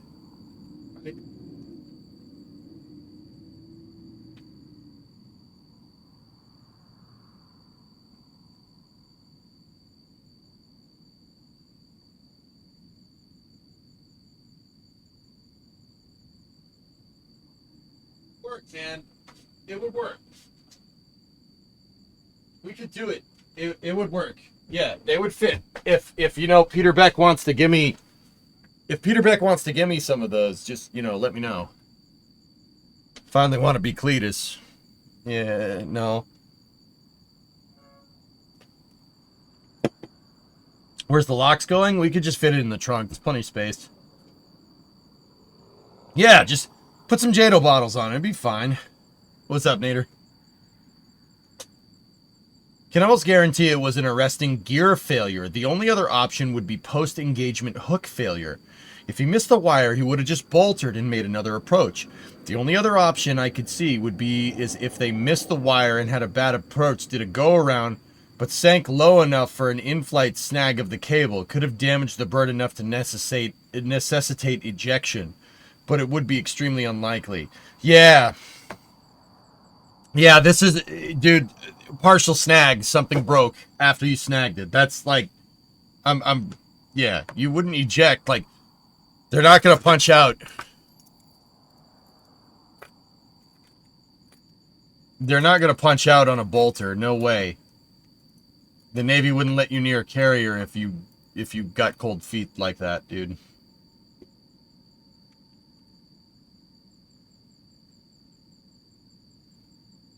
What is this, Baron?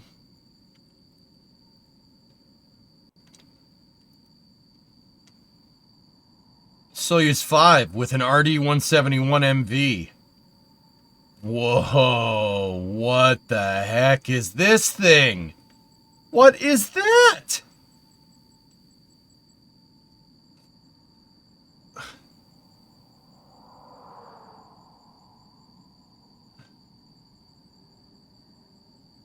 Did I just see EJ in shorts? Yeah, so?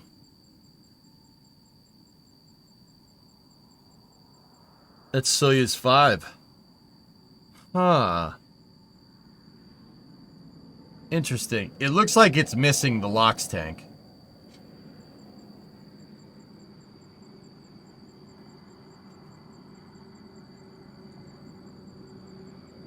The Soyuz 5 first stage dynamic test article was shown. Yeah. Yeah, you're missing some pieces. The engines are from 1988. That's an MV. No, it's not. It's a modernized variant. That's what that means. MVDI. So rocket engine 171 modernized Modernitsa variation. I don't know how to say variation in Russian. What's the difference of this and a Zenit in power? The MV makes a little bit more than the Zenit. Excuse my ignorance. What car was that? The blue one, Niroku?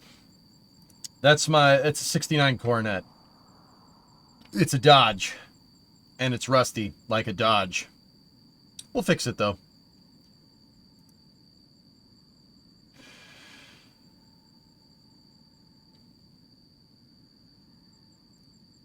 I think that old man car needs suspenders to hook up the...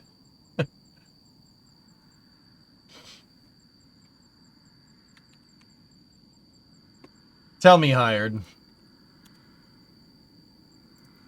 What is a Doronet? What is a Dopanet? Is this picture AI?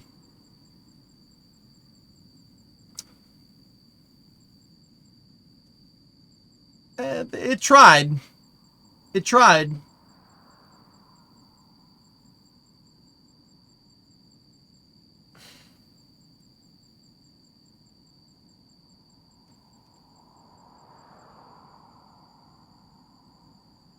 Yeah, ethereal technology. TC, he's cool, man.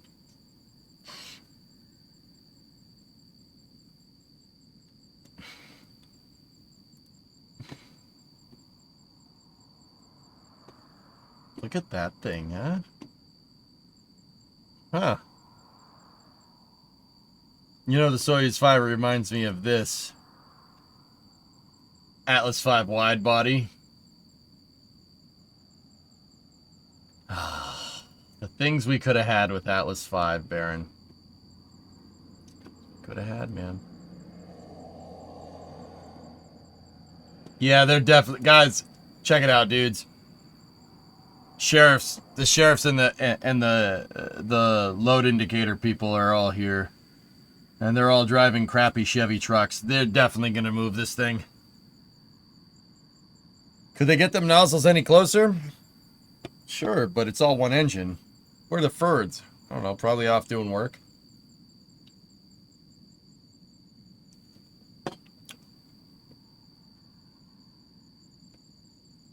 I will say that 2500, the 2500 right there is a nice looking truck. I will say that. It's pretty nice. Pretty nice. I just tried to reach up and over to grab the part of my old chair, Marcus. The Marcus chair. I just tried to reach for it. It's not there. Are they driving to the levee? No, they're driving to the Rio Grande. And the Rio Grande is not dry right now.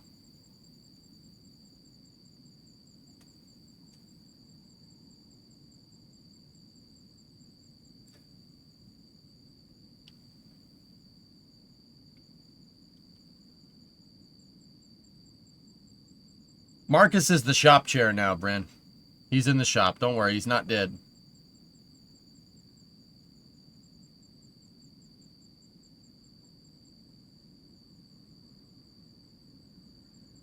The levee breaks, I had no place to go. Well, look at this thing. Dude, some lifted GMT 800 action right there. Look at that. Oh, yeah. Now, that's a nice truck. I like that thing. The lights could be brighter.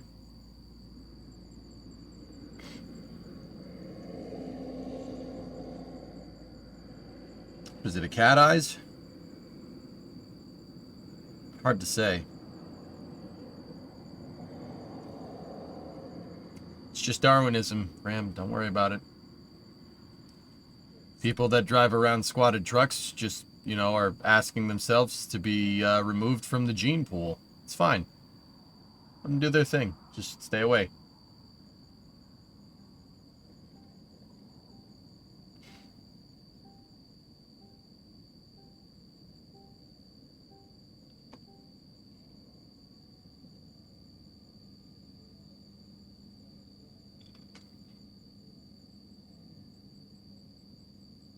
Cat eyes, that's funny.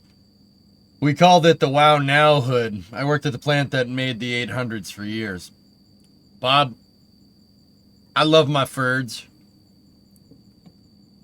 Chevy made the best truck of the early 2000s, by a long shot. Ford made the best truck in the 90s.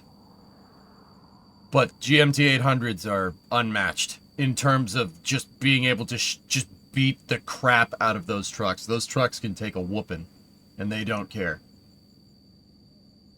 For a second, I thought that was an Avalanche in the middle. I think that's a Ford with the weird root back rack on it. Speed limit is still 10 miles an hour. Yeah. Nah, GMT 800s. I would take a GMT 800 over a 10th generation F series. Screw 10th gen F series. Screw that. No.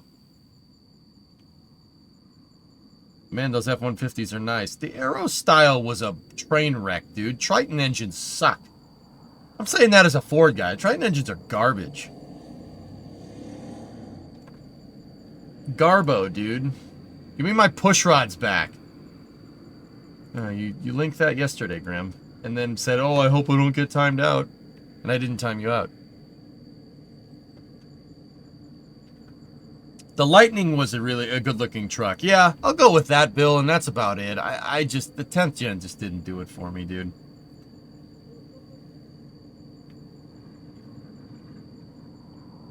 How much money will the Starbase Police make in traffic tickets? Oh, I don't know.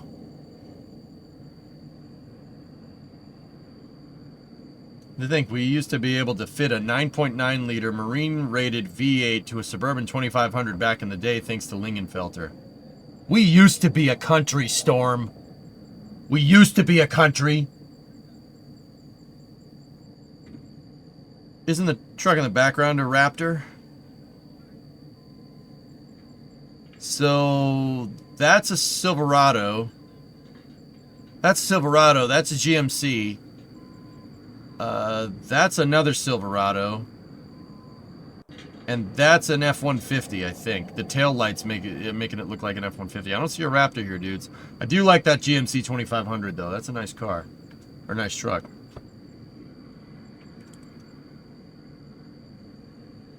What engine's in the 08 Mustang? It's a 4.63 valve, dude. When Ford separated the 150s from the 250s and the 350s. Yeah, I think that was stupid. I never liked that decision.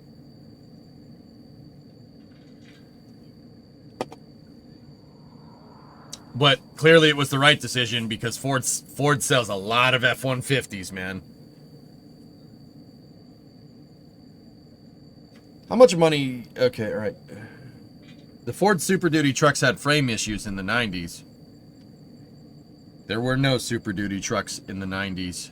Except for... Well, that's not entirely true. Dean, there were Super Duty trucks from 97 to 2000.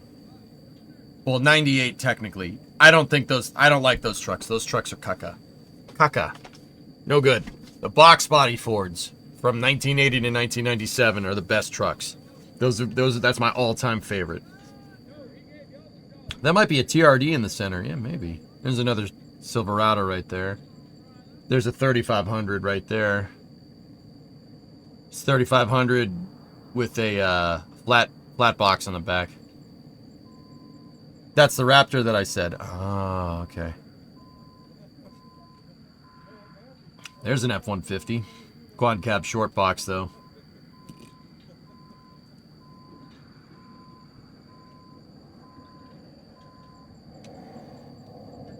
Hey, Nervous, this looks like a section of the USS George Washington they are dismantling nearby. I think it's the Kennedy that's out there that they're dismantling in Brownsville, dude, but yeah. Chevy just went past, that's the 900. It's a nice truck, man. You're repairing floor pans and cab supports in an 89 F-350 at work. Road salt kills. Yeah, Bill, freaking tell me about it, dude. The back of this thing looks like the damn Titanic. This is a New Hampshire car, man. Spent its whole life in New Hampshire. Until 2013, basically.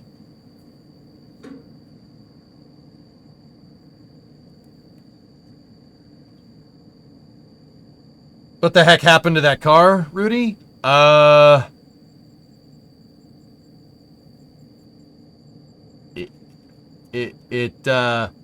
you remember when the Booster 7 downcomer decided to downcomer int and they needed to take it apart and fix it? That something like that, but swap out the meat with rust.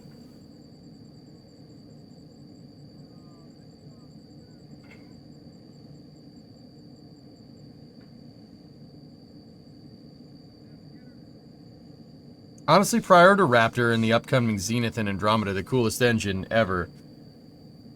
Developments are mostly Soviet. Our only engine that really beat the Soviets was the RL-10. Bro, the shuttle engine. What are you talking about? The RS-25, man. Hey, Snackless, what's going on? So, guys, we're a little ways out from a OLN lift, but we think they're gonna move that thing tonight.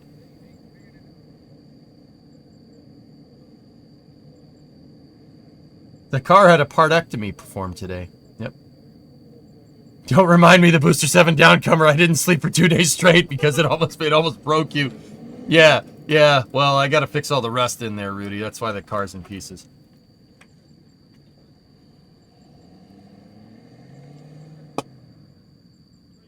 The stream is turning into a truck watch. We should set up a cam up on the intersection in real life. Just comment on all the vehicles going by. Sorry.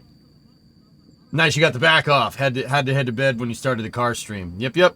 There's the illumination lights. That's gonna illuminate the road front and back when they go to move it. They're definitely gonna move this thing, dude.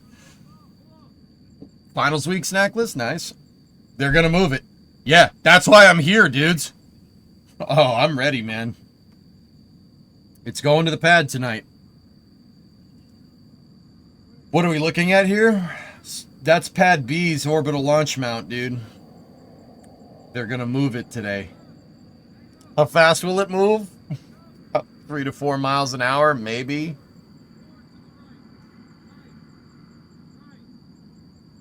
Wasn't there a question on whether it could fit through the gate? I really hope somebody measured that, Nervous. Yeah, that's right, Gaw. How heavy is it? I would guess over 1,000 tons. Lift tomorrow? The cranes don't seem to be in position just yet for a lift, Dean, so I don't know if it's going to happen tomorrow. It could. I thought this was employee housing the whole time. Wait, what?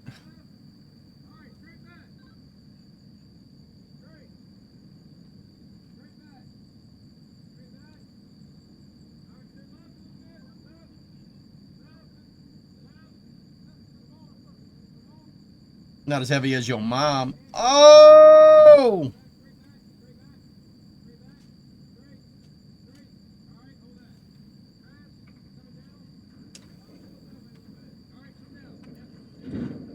What about the trailer cam? Will it survive? Yeah. The apartment building is coming soon. Huh? Oh, alright. You're going to roll 35 back to Massey's later this week. Work is mostly done on it. We had a small observation, but it's nothing major. We're going to roll Booster 12 not long after. You had a small observation on Ship 35? That's what you call that? When did you get a pink Chevy truck? Wait, what?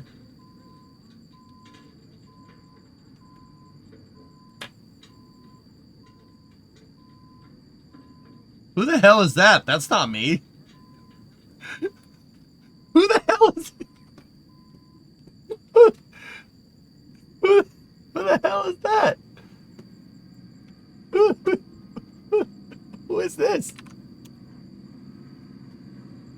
That's not me.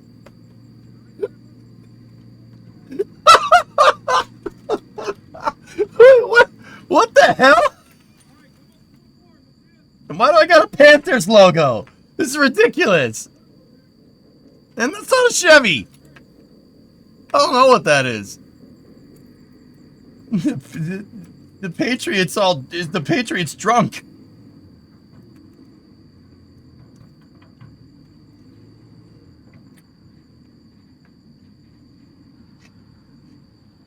That's CJ. Yeah. Jeez.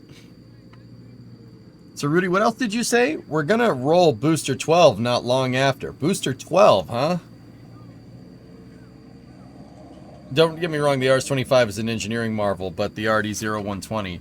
The 0120 is a piece of doo-doo compared to a shuttle motor. What are you talking about? The Marvin and the Buckner are close to where they need to be. They're not exactly lined up next to each other for what we saw from the plans, dude. That's just what I'm basing it off of. Speaking of trucks, how's Bluefus doing? Any more cab leaks? Ernock, it's parked on the hill, so no, it's not leaking. It's parked by the shed, so it's kind of tilted down forward, so all the water just drains off the front. No cab leaks. I actually checked today, dude. The reason why I checked today is because, here, let me show you.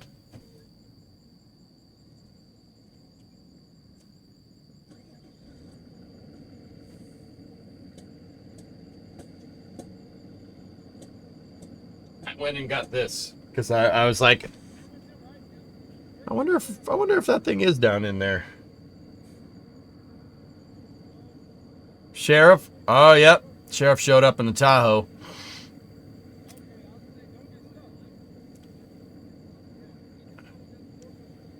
How long does it take to move a crane? Dean, it depends on how much counterweight it has. The crawlers, you're not going to move it very much. But we could still see it lift tomorrow. They could move the crane overnight. EJ, apparently the 68 four-door had the side vents. Really? Ah.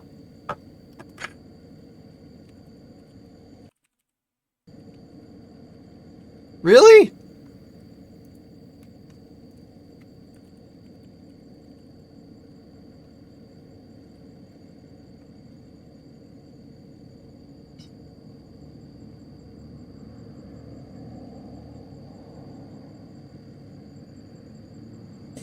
Huh. At least one of them does. See, Mutter, now I'm looking around.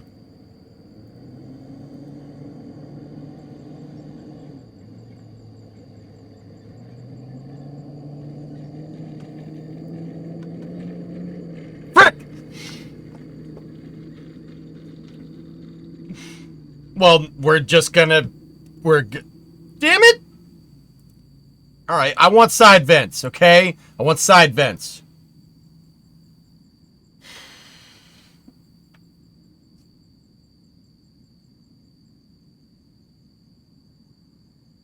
For the life of me, I cannot find mint. I don't know where it is, man. It's in one of his videos, okay? Down in front, you're covering up the trucks. Sorry. Missed the Ferd? Ferd? Oh, I see it right there.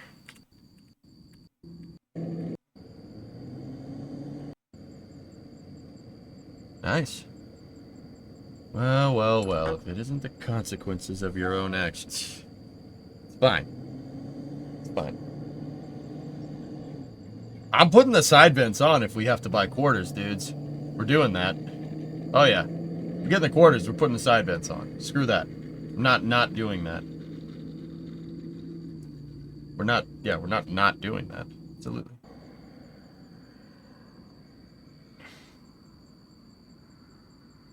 And the side vents do look thick. They look really good. And you know what else looks good? No trim. The car looks really nice with no trim on the side. Yeah, that looks sweet without any trim down there. I really like that. I really like the clean look. Did you say you want a 454? No, I didn't. In fact, I've never said that ever. 440, but we got the Hemi for it, so we'll make the Heavy do good things. Booster 12 will do some testing. Booster 14 won't roll until Ship 35 testing is accepted. Interesting, Rudy.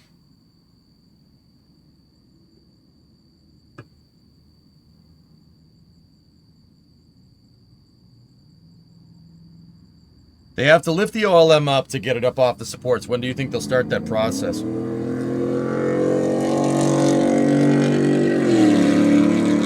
Mustang. Flat plane crank all day.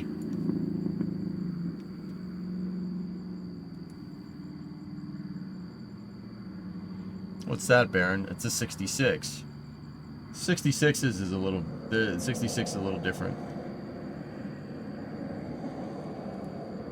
They're nice cars, man.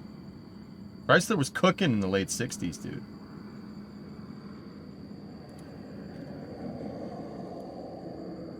The SBMTs can lift it up off of its posts, guys.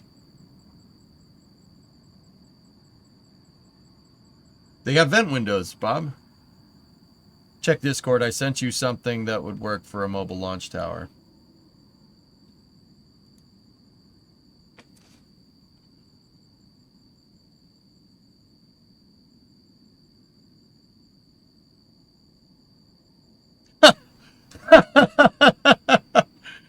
Oh, that would be something, Trey.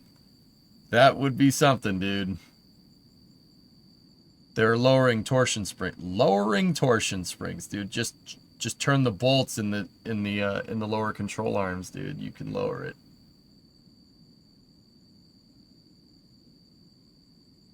The car looks stupid on 18-inch wheels. It looks dumb.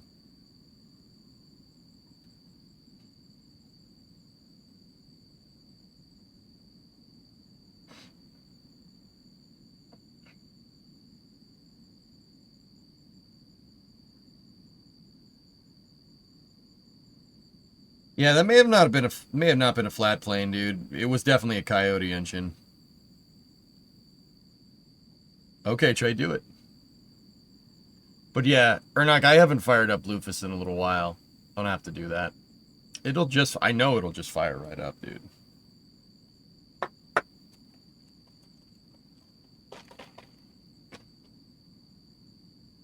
Have you thought about what wheels you'd get for the crew cab Charger? I want Mopar police rims for it, guys. Mopar police rims. Look it up. I really urge you to check the new Booster V2 testing platform at Massey's. It's a work of art. All right.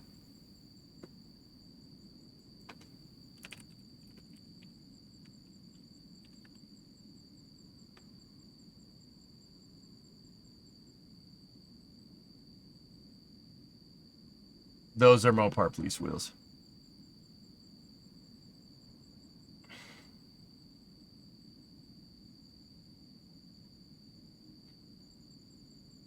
Yeah, there's a Mustang. You got a Dodge Dakota right there. Oh boy. Looks like it's missing some parts up at the front.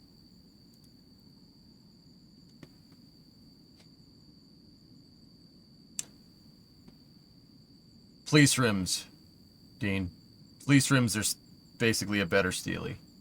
And the police rims come in 15x8, so you could put a big tire on them.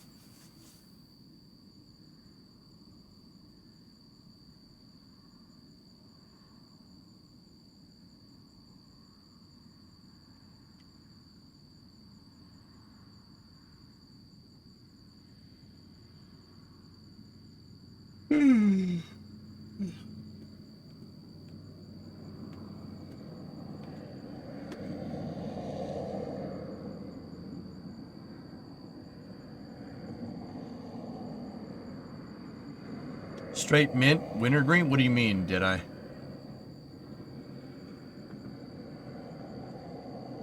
Oh, look at the dually.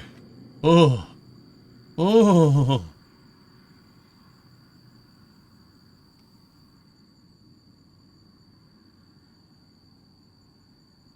Dude, that thing is freaking gigantic.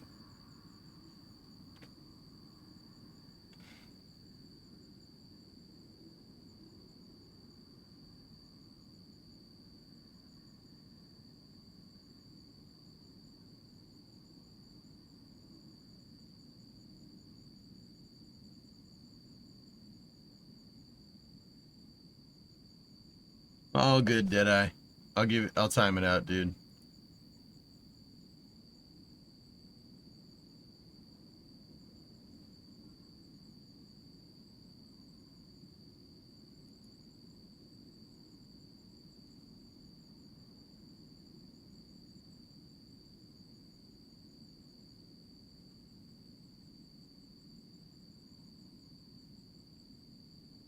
Dude, they're raising it. They're raising it.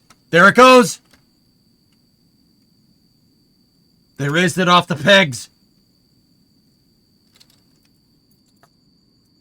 Whoa.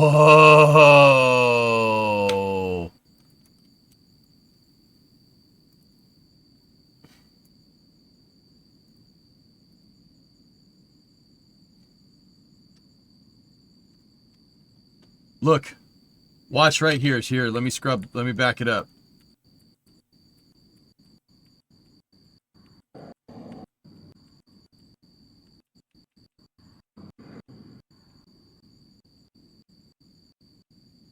Dude.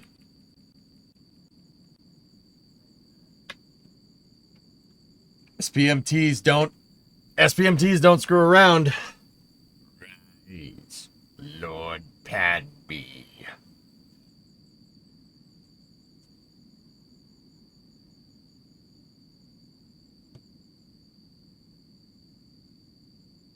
How heavy do you think those stands are? Probably way more than the car in my garage, Mutter.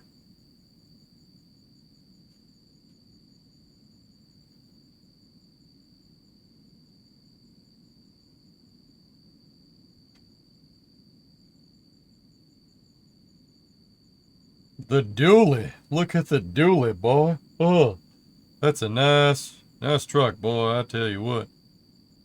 And there's the Tesla Model Egg going by. Oh, it's moving.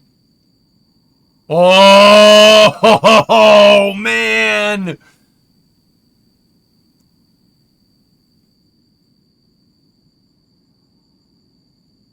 Mikey, what are we watching? That's Starship's second launch pad at Boca Chica. That's the launch mount. It weighs 1,000 tons. We're just seeing it move. Just seeing it. They're moving it out to the pad, dude.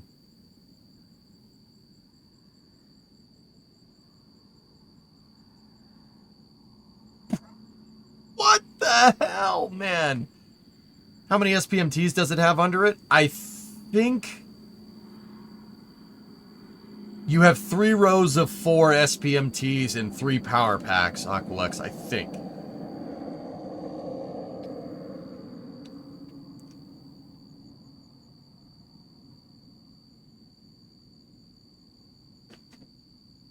3 rows of 6. If they're 4-tired SPMTs, and not if they're 4-axle SPMTs and not 6-axle SPMTs, yeah, Jacques, you're right. It would be 3 rows of 6, which would total 18.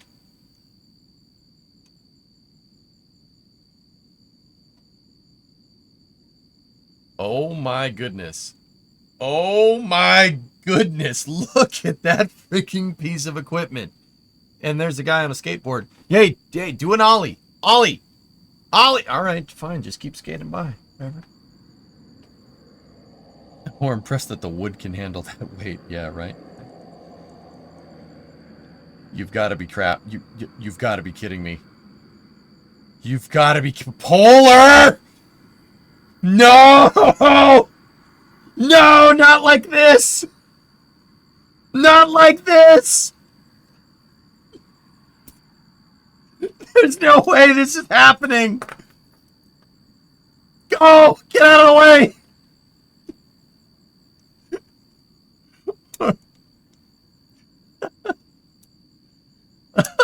That's pretty funny, man. Is that potable water? I think it's potable water. He's not load indicating, so it's probably water. Dude. That guy's like, up, dude, look at the thing compared to the damn semi. It's freaking huge.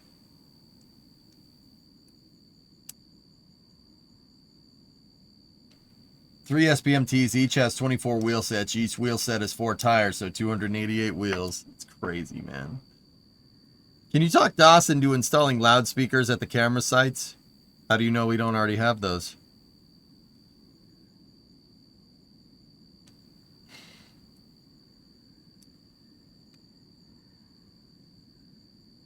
Bum, bum, bum, bum, bum, bum. Bum, bum, bum, bum, bum, bum, bum, bum, bum, bum. Bum, bum, bum, bum. Bum, bum, bum, bum. Bum, bum, bum, bum. Bum, bum, bum, bum. Bum, bum, bum, bum.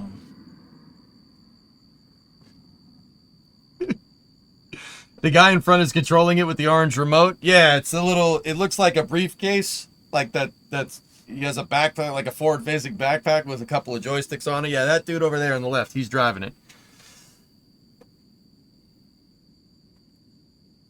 Dun, dun, dun, dun. Get the frick up. Bum, bum, bum, bum. Simon says, get the frick up. Bum, bum, bum, bum. I opened the stream to see EJ beatboxing. Do you not see what's happening right now? Look at that freaking thing. It's gigantic.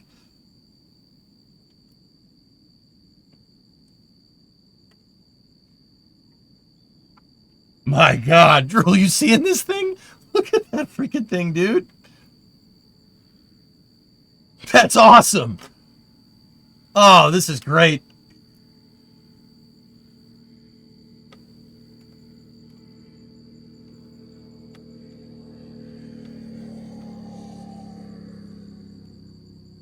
Dunker, the flight controllers in the bunker playing music from the bunker over the PA is always funny. Nice, man.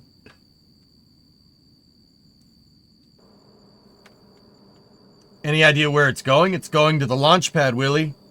It's probably about 2 miles that way.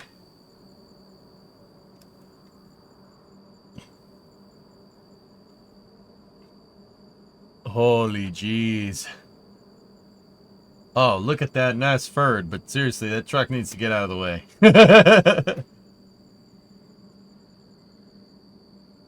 I feel the urge to yell, Utidi! Utidi! Filthy creatures.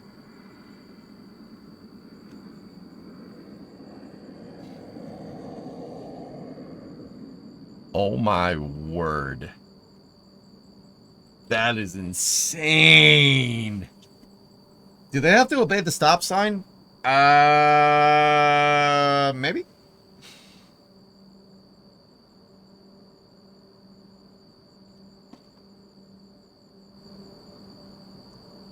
SPMTs, guys, make a little buzzing noise, like a zzz. That's the noise they make. They're hydraulic. They're diesel hydraulics.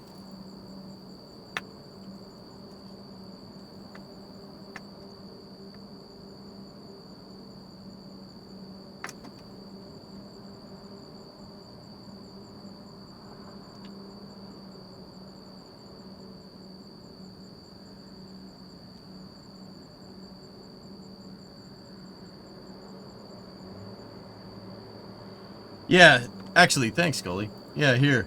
This is the,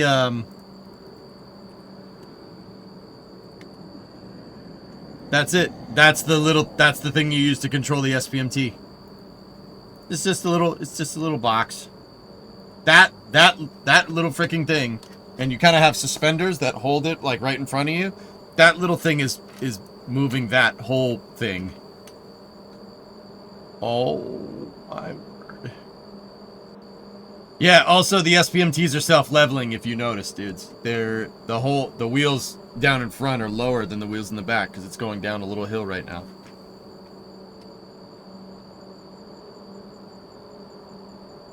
Pioneers used to ride these babies for miles.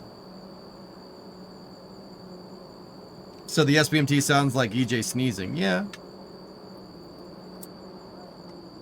Is NSF like not streaming this or something?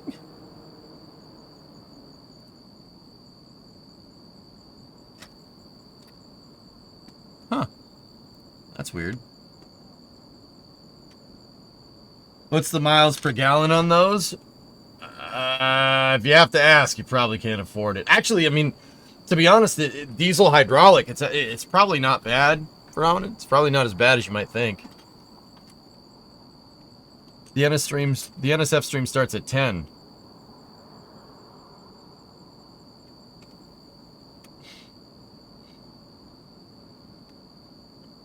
Kevin said they're coming, but SBL for now. Dude, look at him bow. Holy crap, that thing is heavy. Look at, it's bending the damn SPMTs. Whoa! Dude! Yeah, NSF's gonna go live when the road closure happens, but they missed this. This is sick.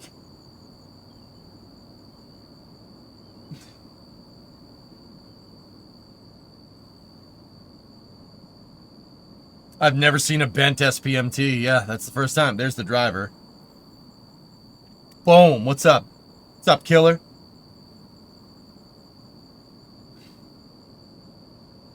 How many rows of wheels is that? We have 3 rows of... What is it? 3 rows of 6? 6 SPMTs per row. Each SPMT has 4 axles.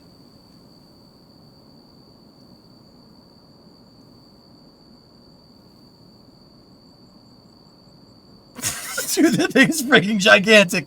Oh my goodness. Oh my goodness.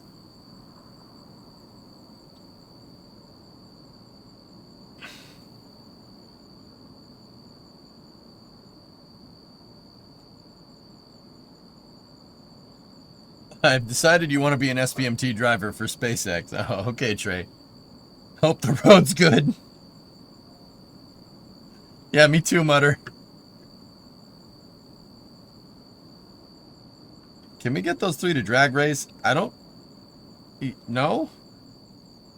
Have you seen this many before? This is by far and away one of the biggest things that SpaceX has ever moved. Heaviest, too. Oh, nice truck.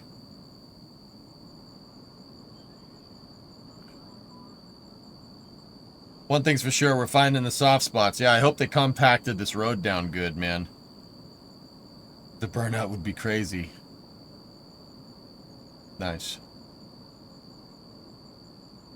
Hey, outdoorsman, I'm great. Look at that freaking thing, dude. Look at that freaking thing, man.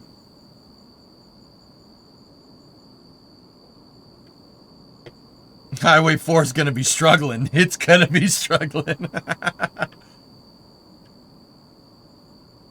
If they haven't before, they will have now. No, otters. Want to see what whistling would do to an SPMT? Oh, gosh. NSF's going up now. Yeah, okay. If it gets stuck, what's the over-under on saying, frick it, we'll just build the pad here? Yes? Jono, you ventured out of Twitch. What's up, man?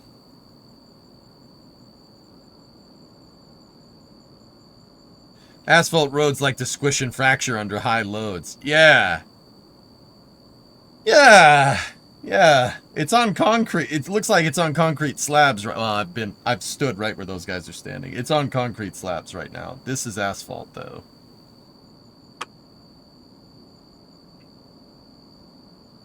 Outdoorsman, you just joined. You got done with your second job for the summer through early fall job. Nice.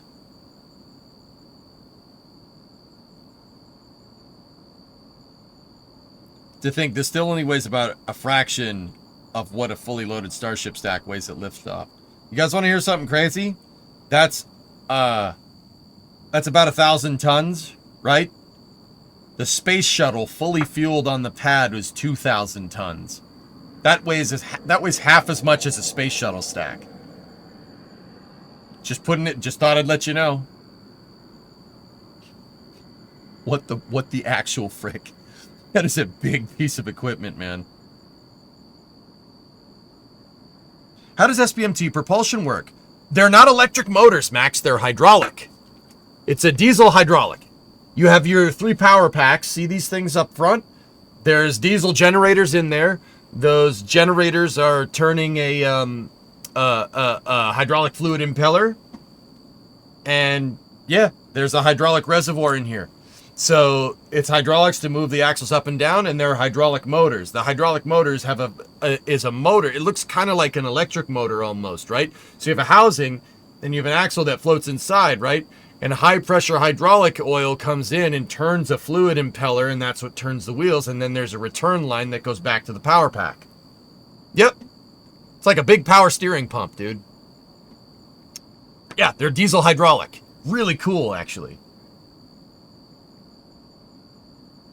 The ML and the space shuttle weighed 5,000 tons. Yeah, there you go.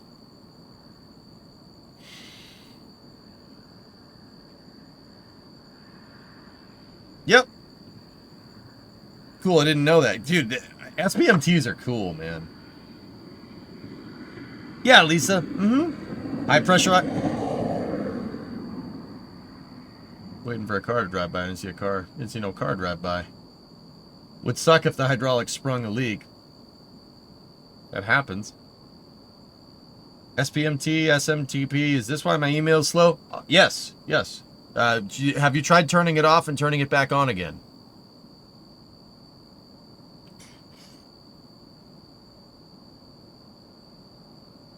Doesn't it also pull up some of the wheels similar to dump truck? Well, okay, so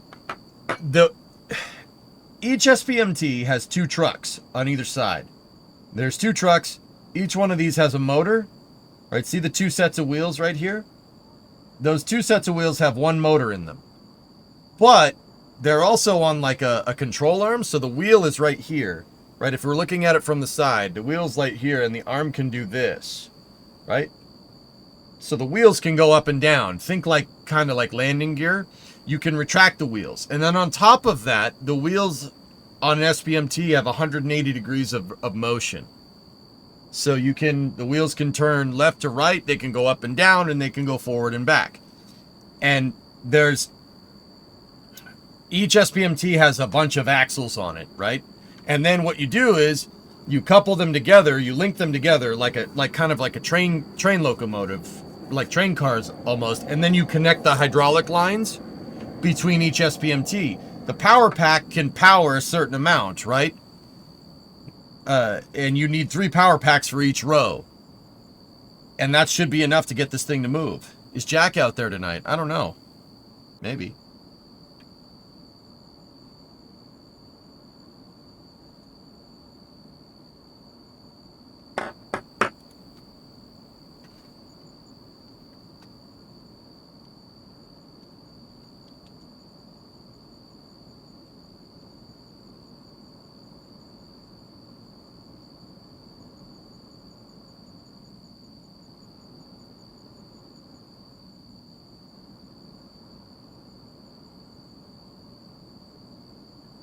I know this, but you're explaining a way I understand. Mike, that's what made the stream good, dude. A lot of you guys haven't seen it.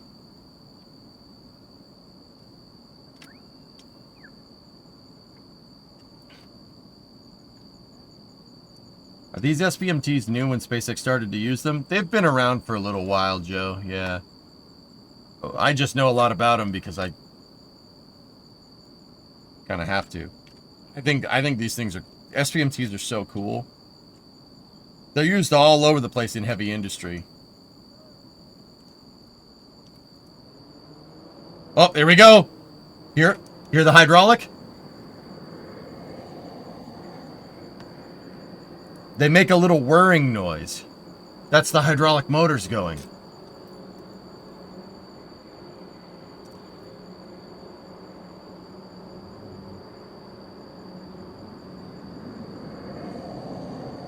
That's Bubba right there.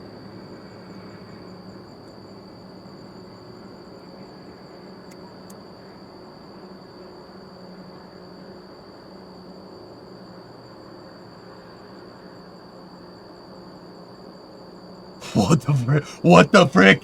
What the frick? That thing is freaking huge! Right? Roman numeral, dude. I'm like, okay. That's quite large. Dude, it's like a 3-story building. Maybe a 2-story building. But still!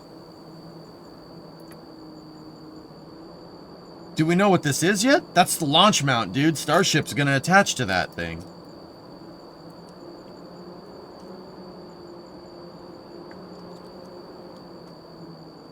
Why is he turning right?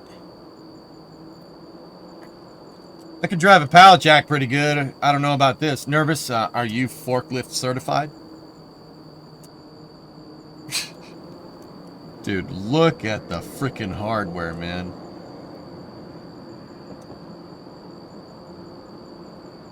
They might be, he might be turning right to go the other way down the road, so these are facing backwards.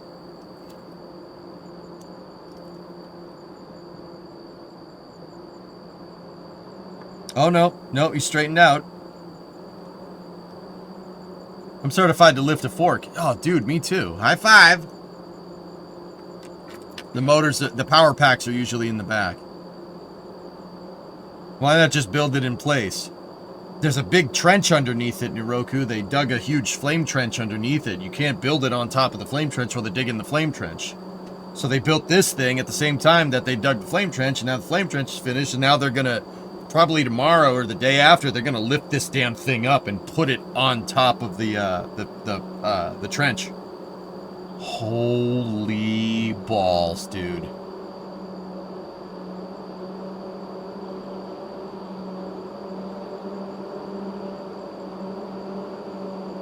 Those SPMTs are doing work.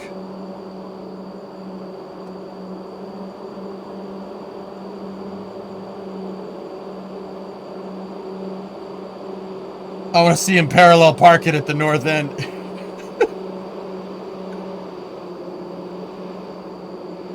That's the sound of a lot of hydraulic motors working in unison.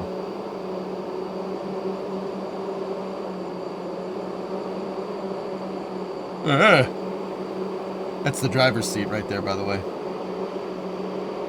Oh, Lordy, coming!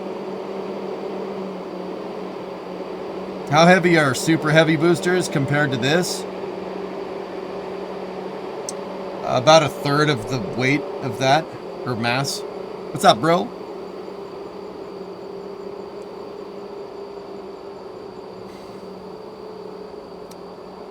It is, SPMTs can zero turn. Man, yeah, 180 degree steering lock to lock on those wheels. And those wheels do not have air in them, they're solid rubber. Because if you had air in the tire, it would just squish. Oh my god.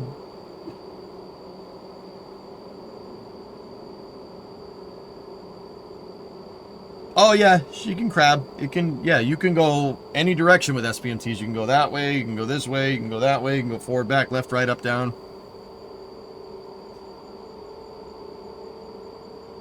So that right there is a pilot dowel. They probably have a piece. See, that's only there to align all the bolt holes.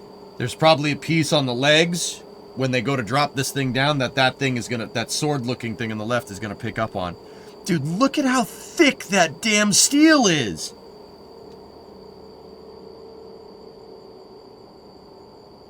See, there's your hydraulic. Those are the hydraulic connections. Dude, that steel is this thick. That's crazy. Aaron with a $5 super chat over on YouTube's. Thank you very much. Damn, boy.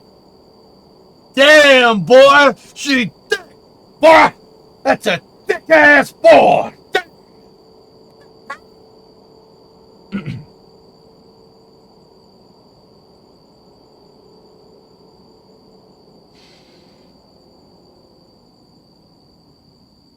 Zoom out, perhaps? Thicker than a Snicker? I'm glad there's a noise gate. Whatever. Oh, yeah. Yep. All the scaffolding is still in on the center. It's not safe to be sitting under it. No, I'm good, Cody. We're good. I got this high vis thing. So see, now it's safe. Now it's safe. You know, it adds. Put a hard hat on? Nah, I got a thick skull. It's okay.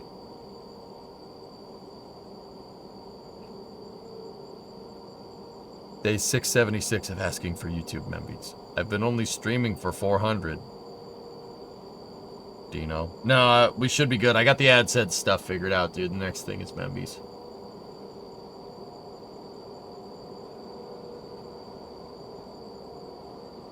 Hard hat won't help. Yeah, you get caught. You get caught without wearing a hard hat here. They scoop your brains out with a goddamn soup ladle. Yeah, so that's a pilot dowel to make sure all those bolts line up for when they go to actually attach that.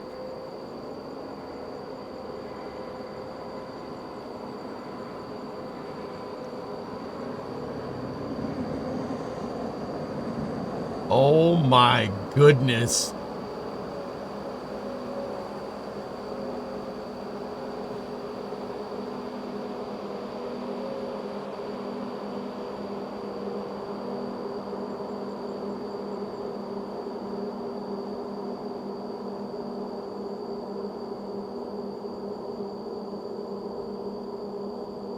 What the heck, man? Here, let me move out of the way. It's moving pretty fast for how heavy it is. Well, hydraulics. It's the power of hydraulics, baby.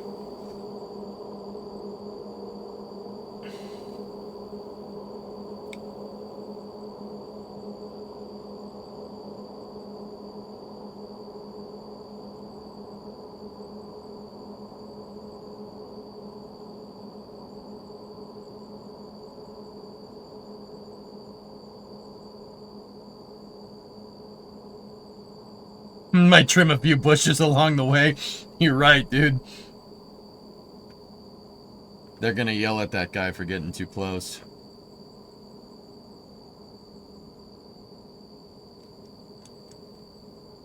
His balls are so big he walks funny. How many people operate the SBMT? Just one. One guy.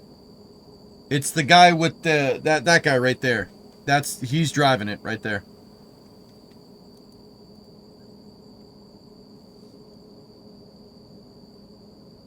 Oh, yep, Van, you weren't kidding. NSF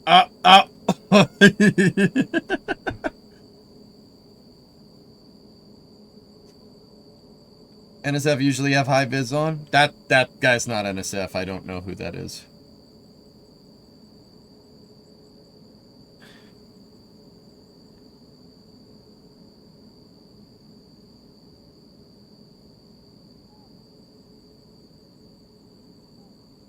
I'm surprised the sheriff hasn't yelled at that dude yet.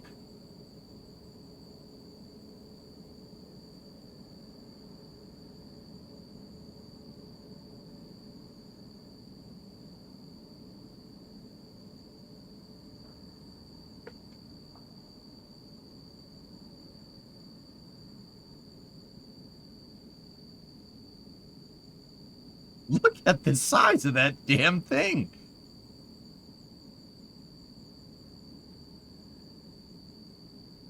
I'm surprised that the SPM tree driver isn't out front, walking backwards the whole way. Well, he has a lot of spotters, dude. I guess it's really up to the guy. You can pretty much be wherever you want.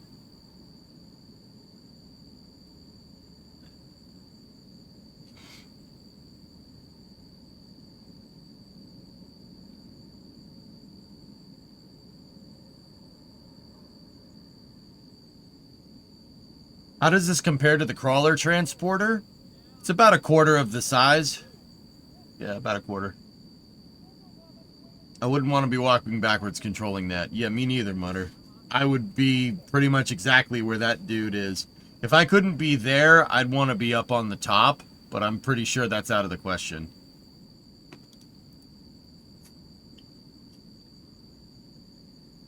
What are they moving? That's the orbital launch mount, Cake. It's the OLM. It weighs 1,000 tons, dude.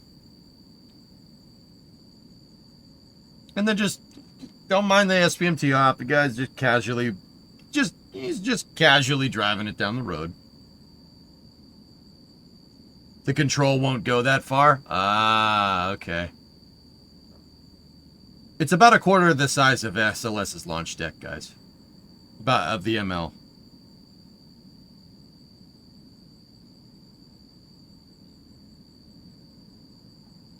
Apparently steel is around $924 per metric ton.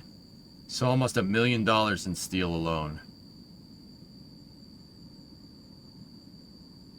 It's nuts, dude. It's crazy, Mutter. The box is only talking to one power pack and the two others are connected by cable. Okay. Here, goalie.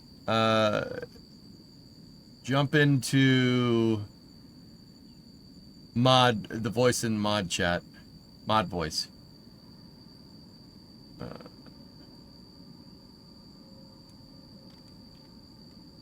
You're in mod cord, right?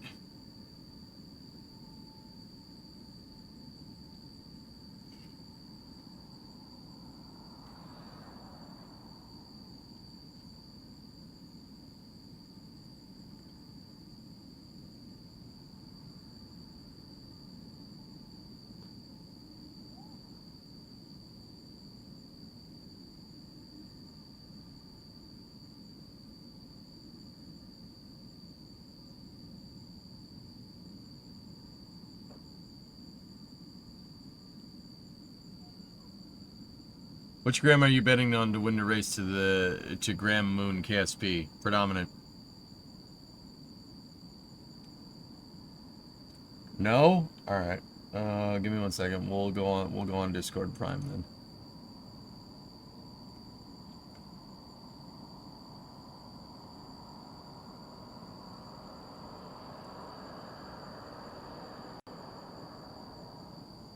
Well, hey buddy. You there? What up?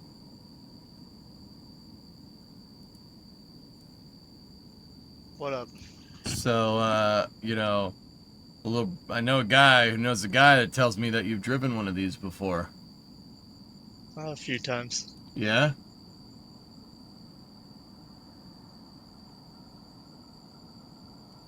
So you were saying that control box, what's the range on one of those control boxes, goalie? It's not very far. Typically you can go up to about 100 feet. 30 meters, guys. Any space news? Nah, not at all. That's a nice toter home right there, though. Who was my favorite for the Derby? I wanted American something or other to win. The horse is going off at 11-1, but Sovereignty winning is pretty cool too. It's wireless, right, goalie? Yes. Yeah. So what kind of diesel engines do those power packs have in them?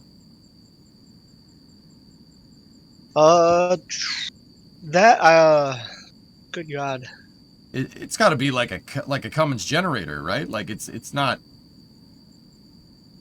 I believe it's Cummins. Nice. Did I comment on the GTA 6 trailer? I've looked through a little bit real quick at the beginning of this stream, Jojo. That was like 12 hours ago. It also depends on where they're from. Some of them, Yeah. some of these are made in Germany, so they could have Mercedes. Ew.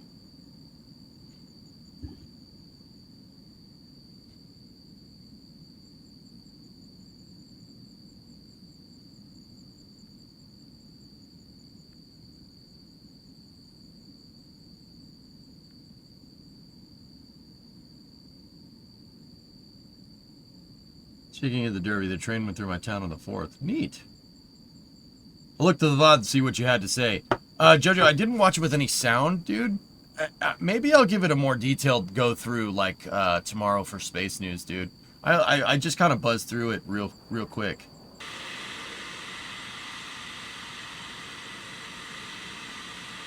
That's Starbase Live. That isn't Goalie. Goalie is not depressurizing, I don't think.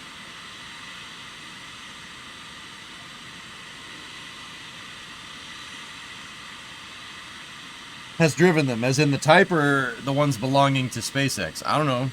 Goalie, have you driven those SPMTs that are on the screen right there? Not those ones, no. No, not those ones.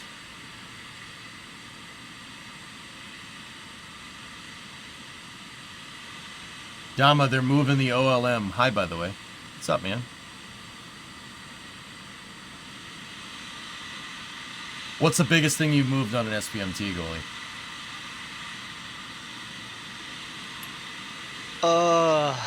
On record or off record? On record. Jeez. So let's see.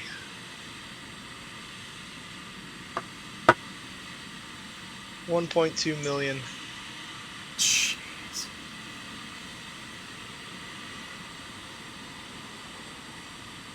And let's have to streaming the OLM if you want full screen rather than split screen.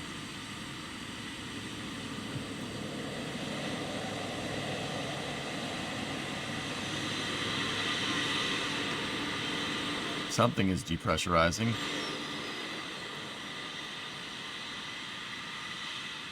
Yeah, here, I'll swap it out, thank you.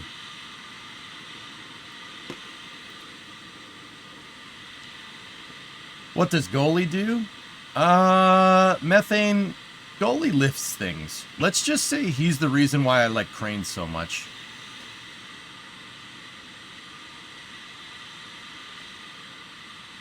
So a typical power pack, in a line, you can put it in as many lines as you want. You could go around the world if you wanted, and it'll move it. Crazy. Typically, one power pack is good for about 500,000 pounds. The ones that they have here that you see on the screen, they're roughly 480,000 pounds per power pack. Wow. So yeah, well, yeah, that's enough, right? So Methane, Goalie's a crane operator. And I'm not talking like, you know, he can go down to the Home Depot and rent a crane and use that. Like, no. Like that Liebherr 11,000 that's at the pad, you could operate one of those, right, Goalie? Yes. Yeah. So my typical, I call it daily driver, I run a 165-ton Grove.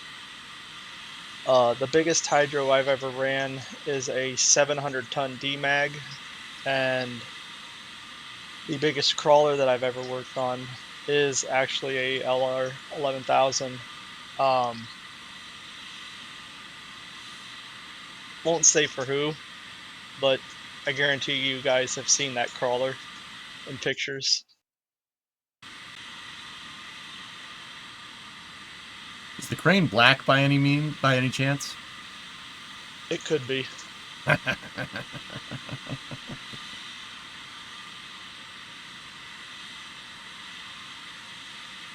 Goalie lifts things. Let me put it that way.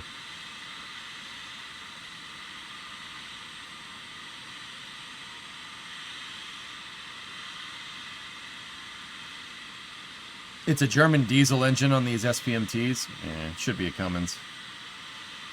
Did he ride the crane to the grocery store? I don't think. I mean, that Grove that he was talking about, Derek, you could probably drive that to the grocery store. You might. I don't know if you're gonna find a parking space though. I have gone to hotels in it. You could lift the grocery store in the hotel. Well, you probably put like an AC conduit, like an air conditioner, like on top of a hotel, right?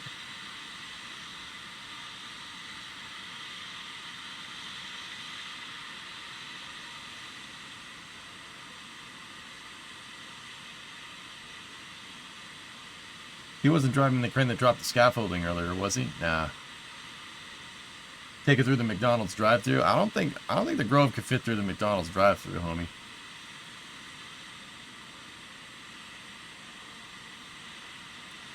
What's that truck moving? He's indicating 1972. 72 is nitrogen. 77 is methane. I wouldn't say that. I've dropped a few things. Oh, yeah? You ever drop a transmission, though? Yeah, didn't think so. Possibly. Oh, no. No. Did you do it in front of the entire internet? No. In his truck? That transmission dropped itself, geek. Hey. That is a great truck. I'm creeping up. I'm at 199,000 miles. Sure.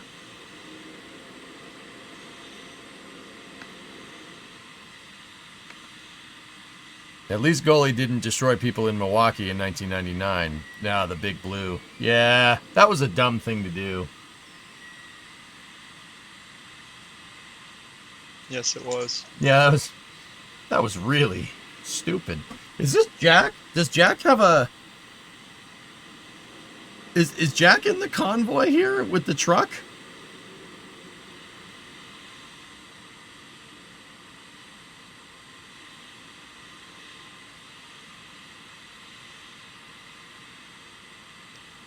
Big Blue. Yeah, it was a... Big Blue was a lattice crawler crane. A Manitowoc, if I'm remembering correctly.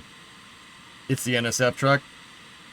Come here often? Yeah. And guy was they were trying to lift something heavy. I forget what they were trying to lift. And it was too windy. And none of the operators would lift it because it was too windy. And then the owner of the company's like, fine, I'll do it myself. And then he went to lift it. And the wind blew the crane over while it was hoisting something and killed a lot of people. Yeah. Great. Moral of the story. If the operators say don't lift it because it's too windy, you probably shouldn't lift it. Cranes don't do very well if they deflect in either direction. Especially a lattice crane. You're in the Star Factory windows to the left. Oh. Wave. Jackery, hello from your new home. Hey, man. Yes. Yeah, it was rough.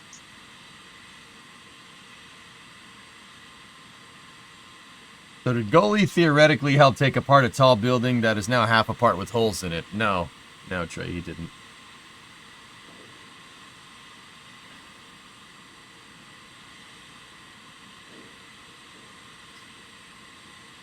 No, if I was doing it, it'd be done by now. Damn! Called out.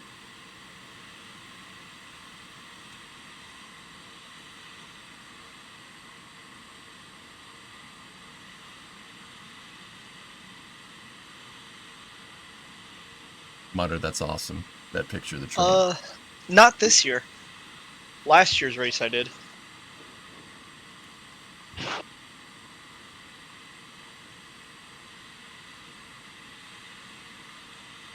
Dude, that thing's almost at the end of Star Factory. That thing's hauling. S, am I looking at that right? Is it towards the end?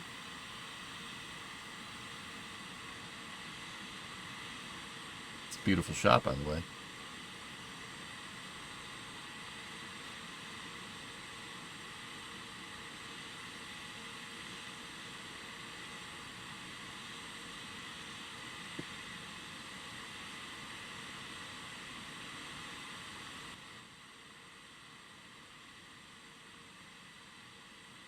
Maybe go back to the split view.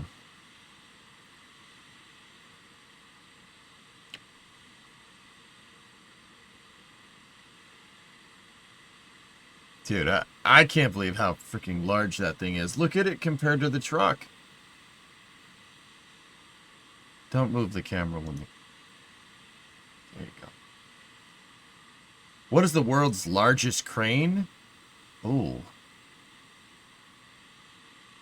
I think there's a barge crane that can actually just lift a boat out of the water. It's like a big... Here, hold on. Well, it depends on what you're asking. There's different types. Like there's cranes that are on boats. They can lift thousands and thousands of tons, metric tons. There's ringers. Mammoet just built a new one. It's I think 6,000 metric tons. That's insane.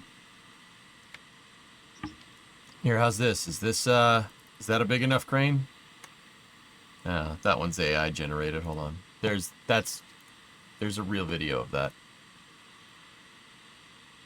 Yeah, look up SK6000. That's their newest one.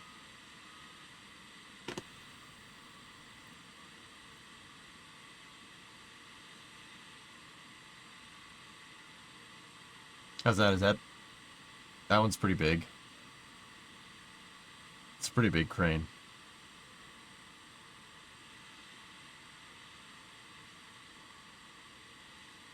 It's pretty cool, right?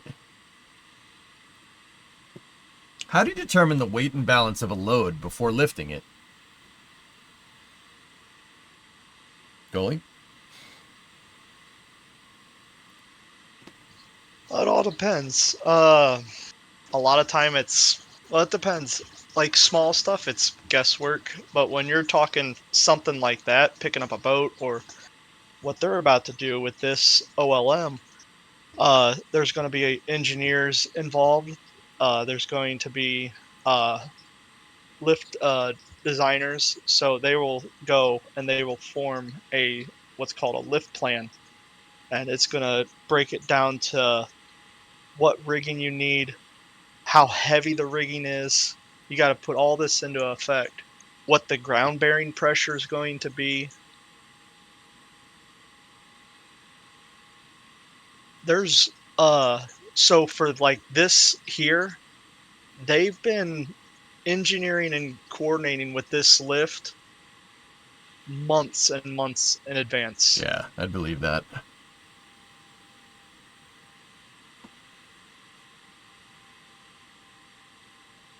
Yes, they do. Well, it's not scale, it's pressures. It has pressure sensors.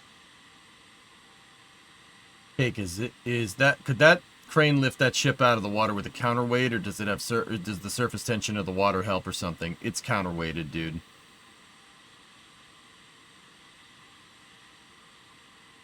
They're if I'm remembering right, they're dropping counterweights into the water. If I'm remembering that right. Some of them boats actually flood their hulls. Yeah, they've ballast. got ballast tanks. Yeah. They're using ballast. Got it. No way. The OLM has a heart drawn on the side that says "Stack me." Oh no.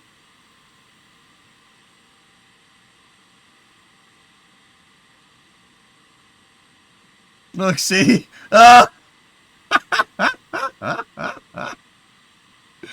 Stack me.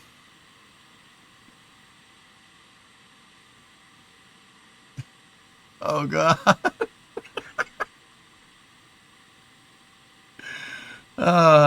This company's the best, man. It's pretty funny.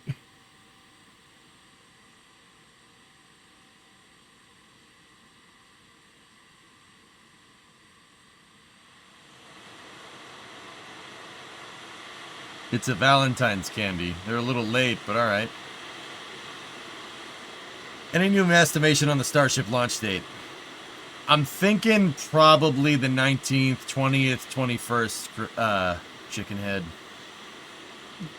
Stack me, maybe? Needs a this way up sticker. I agree with that, Wasp. That would have been awesome. How does the OLM weigh 1,100 tons? Last time I checked, I saw things carrying the block's maximum weight. TX thought is 30 tons, which was carrying 3x. So I recall correctly, 22 blocks adds up to 660 tons. It's thick. It's solid steel. That's how it does it. That's why it's so heavy. That wasn't a sticker. That was like a necklace. It was moving in the wind. Oh, yeah. I don't know if it was just me being tired or not. Oh, yeah, the ring crane, dude. The ring crane is crazy. It's awesome.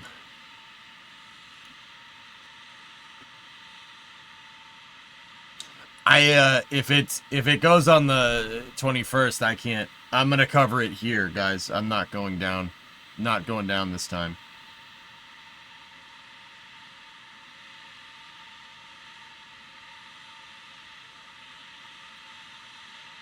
Oh yeah, it is moving. I see it. Yeah, dudes. Lifting things is cool, man.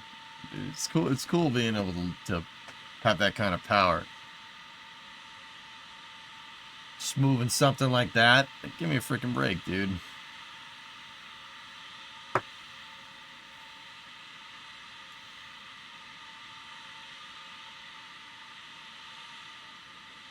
He's not going down. That means Starship won't run. Why you gotta do me like that? So it'll have a chance for making display in both chats? Really, guys? Really?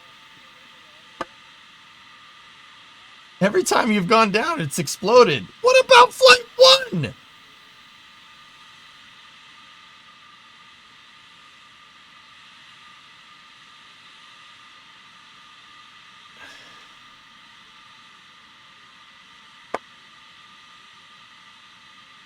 It's my fault.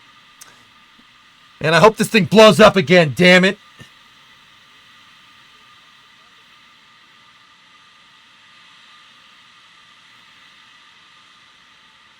Thoughts on if I should put a 3.0 Baby Max in a square body Chevy? Yes, do it.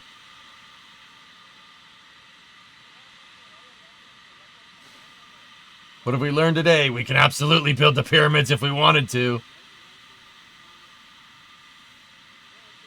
Now it will really be your fault.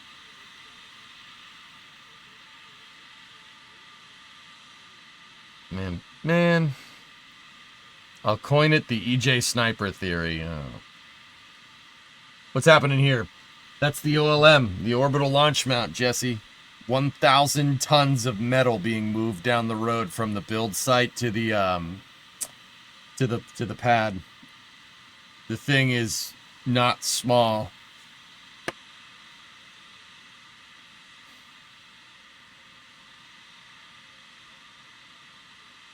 Daniel, you see the NOTAMs from the 9th to the 22nd. It's the later, I'd say 19th, 20th, 21st at this point in time, guys.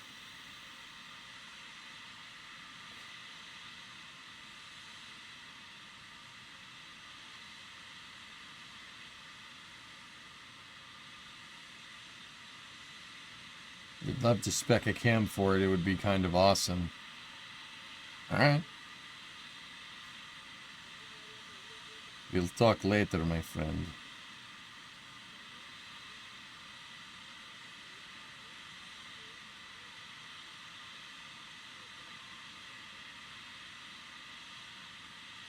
Also, to those who said it wouldn't fit in the gate area, don't be surprised if they cut some of the gate off. Also, just to make Crispy mad. May 20th. Oh. There you go.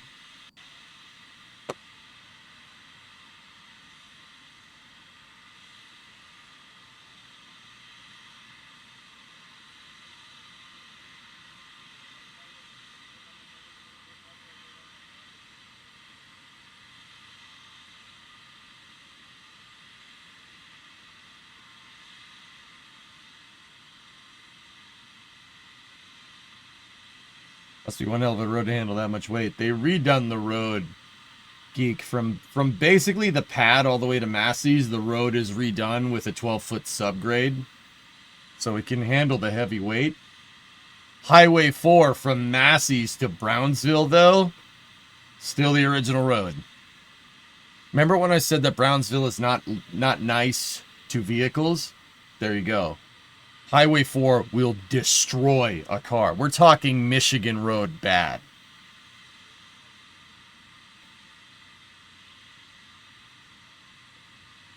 Yeah, they haven't redone Highway 4 from Massey's to Brownsville. The road, dude, the potholes in that road look like artillery shells went off.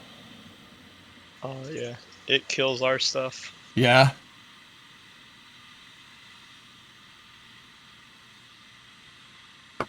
Family sorry response to you talking about personal sorry TMI. What do you mean, Blackman? Don't worry about it. I wouldn't mention it if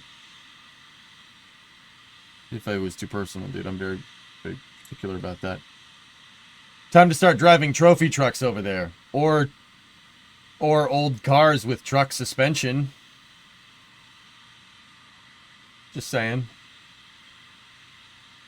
Mobile crane would be anything that drives on the road. So some of these cranes need assist cranes to help, because if you got like on the hydros, if you got like super lift, which is the big wings that fan out on the boom, you need a crane for that. And when you're putting in luffer, those cranes can't build themselves, so you do need an assist crane for that.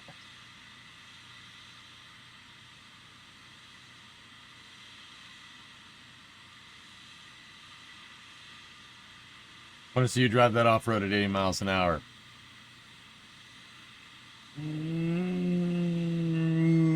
Yeah, no, I don't think you could do that. If you were I thought you were talking about Highway 4. You'll drive down Highway 4. It'd be a little bumpy, but it'd be all right.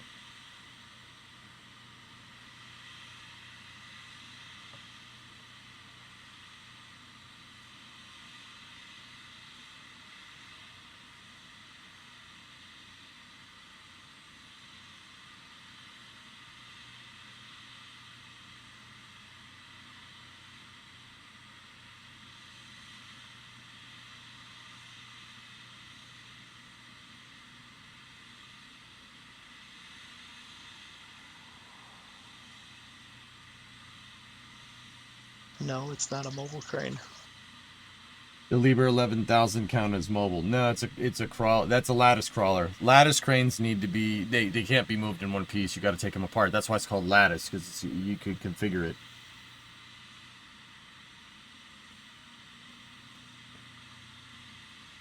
By the way, Briatore is Alpine's principle with immediate effect. Briatore?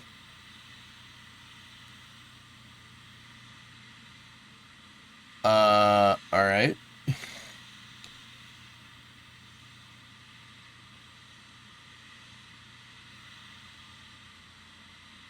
Huh.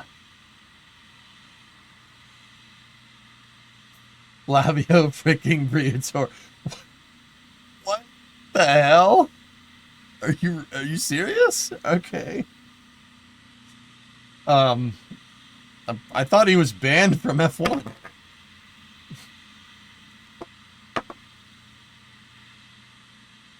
Dude, look. What a monster. Why isn't all the scaffolding removed? My guess would be that there's still some stuff to do, and they decided to move it. He was, yeah, I guess so. Scaffolding will provide access for further installation processes. Yeah, that's what I'm thinking. It's not completely assembled yet, dudes.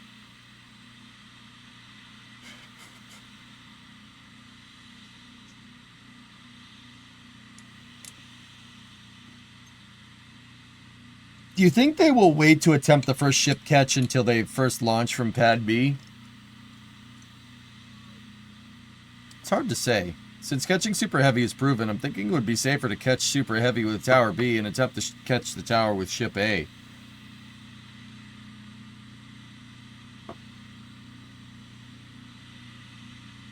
As far as I knew, dude, what SpaceX tentatively wanted to do, and this is probably outdated information at this point, what SpaceX tentatively wanted to do was,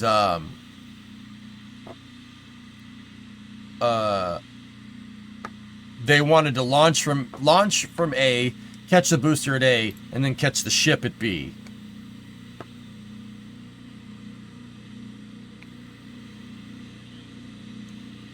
Assuming it's moving at 1 kilometer an hour, it has 50 kilojoules of kinetic energy. Resi, I think we're going probably at least 5 kilometers an hour here. I'm serious. Look at Jack driving the truck.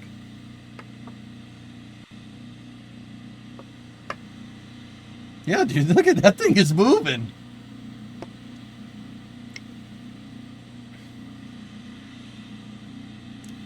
Look at the size of that damn freaking piece of equipment.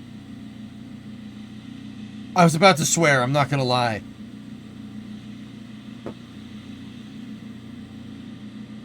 Gage is driving? Oh, okay. Well, that's cool too. It has 1.1 megajoules of energy moving at 5 kilometers an hour. Holy crap, dude. That's a lot of power. That's a lot of power, man. Do they have permission to fly over land for a ship catch? No, I wouldn't right now, Katra, no.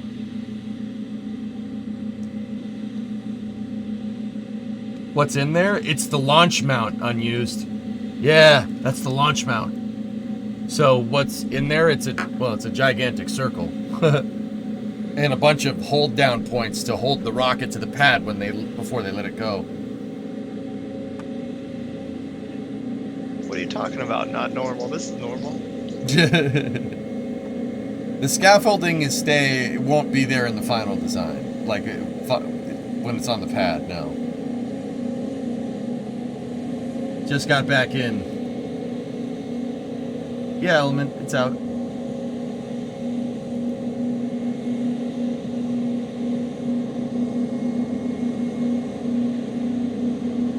Interesting, Kuro.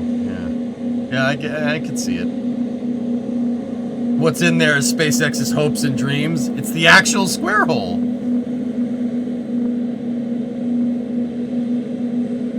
Look at the dude walking next to this thing. Look at the freaking size of that thing. It's huge.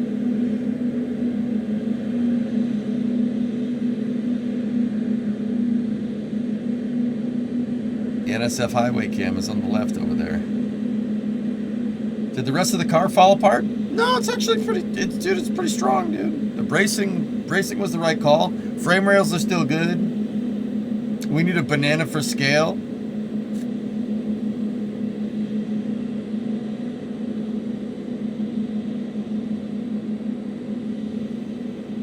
I mean, the guy has a yellow vest on. Does that help?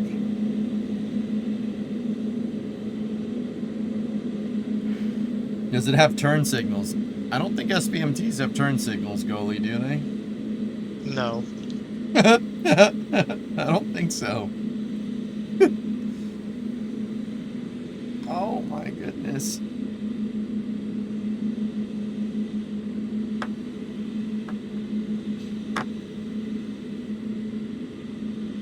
They're hydraulic motors built into the hub of the wheel, Imperial.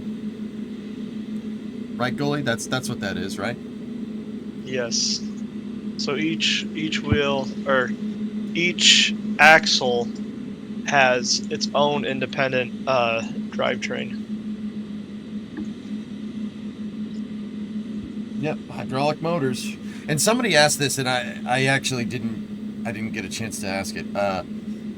So I've been saying it's diesel hydraulic. Is it a diesel electric hydraulic, or is the diesel like straight up connected into the pressure, like the hydraulic mechanism? So it's diesel to hydraulic. Yeah, that's what I thought, dude. You Pumps are straight to. Yep. You need the diesel to make the torque for the pressures involved here. That's how I knew it was diesel hydraulic. That and the sound that it makes is a dead giveaway. So all the lines, if they ever show on the exterior of the wheels up on the deck floor, is all the lines. Yep. And the lines are typically about 1.5 inches, 1.75 inches lines that go the length. And then they got the connectors, and then they shoot inwards.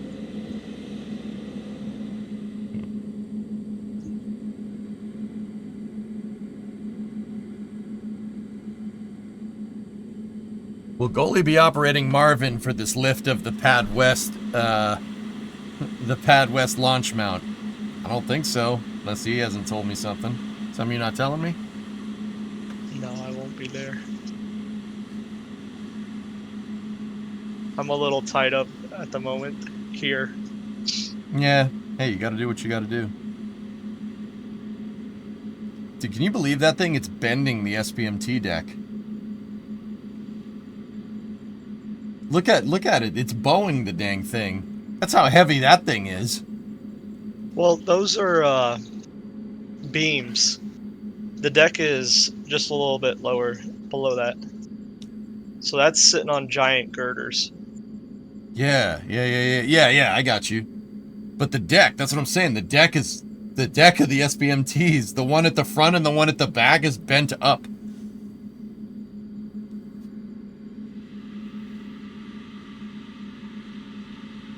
What pressures do I think those systems are running right now to move that thing like that, dude?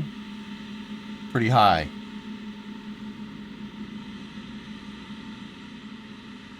This mission mode is getting out of hand, EJ. No, it's not, Ein. It's just fine. It's just fine, dude. It's just fine. It's okay. Is EJ on NSF or commentating with someone else? So, Halengar, I got Goalie with me.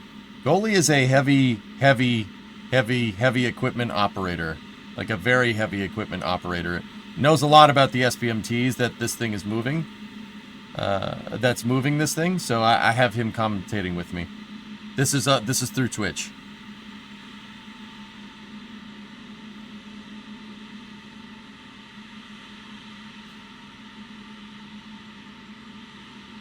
Jeez, he's not that heavy. No, I was... Yeah, okay, I'll give you that one.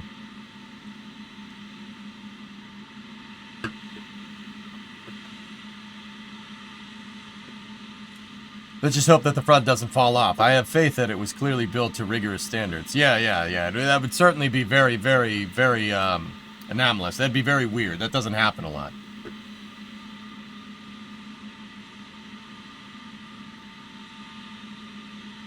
It's P-Jan.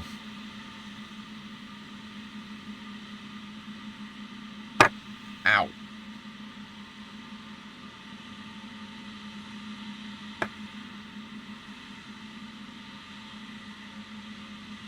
I have a lot of comfy couches. It's got a lot of comfy couches.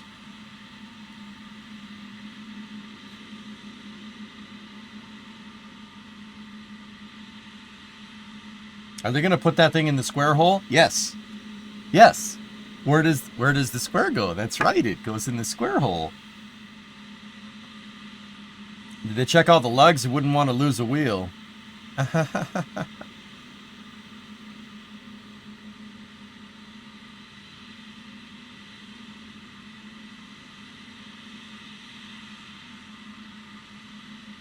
You need to make a special about cranes on NSF with him. I'd be down. Should talk to some people over there.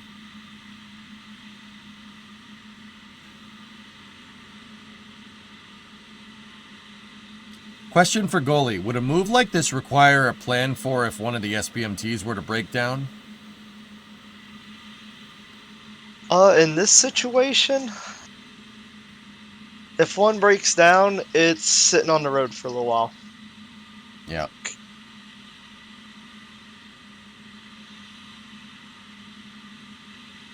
But they're going to have mechanics, and they're going to have all sorts of stuff there. They have parts. It won't be on the road very long. There's no at this position they're at now, there's no way of changing any of that out. Yeah. So if something happens to the tires or one of the axles, what they'll do, they'll drop the entire system, and there's pin bars that you put in. You'll pin one of those axles off and raise it back up. Huh. Okay. How does a crane operator place something like this big and heavy with precision? Going slow has a lot to do with it, rocket science. Goalie, how would you move this thing? How do you get this thing so precise? So we have in the cranes we've got computers, and we can turn what's called values.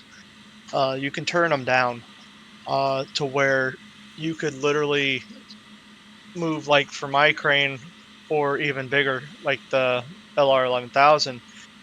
We can turn values all the way down to where we're moving at millimeters a minute. Huh. So you really got some fine control with the equipment there. That's cool. Yes. I mean, you got to think some of these things, they're going to be like this here. I mean, you're talking, let's just call it 1,000 tons. Yeah.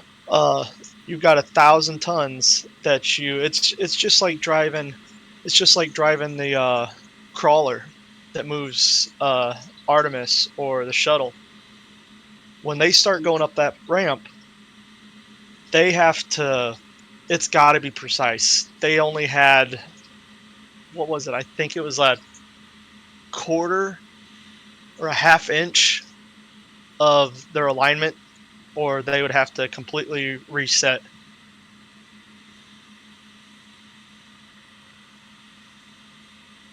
That's crazy.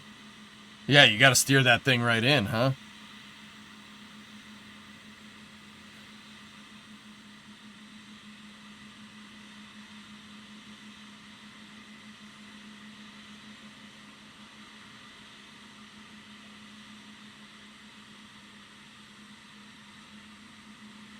They're definitely going to widen this road. They're going to widen Highway 4. See this, guys? That wasn't there the last time I was there. From what side are they doing the lift? Tower side, Katra. From behind the... Not behind the tower, but... Yeah.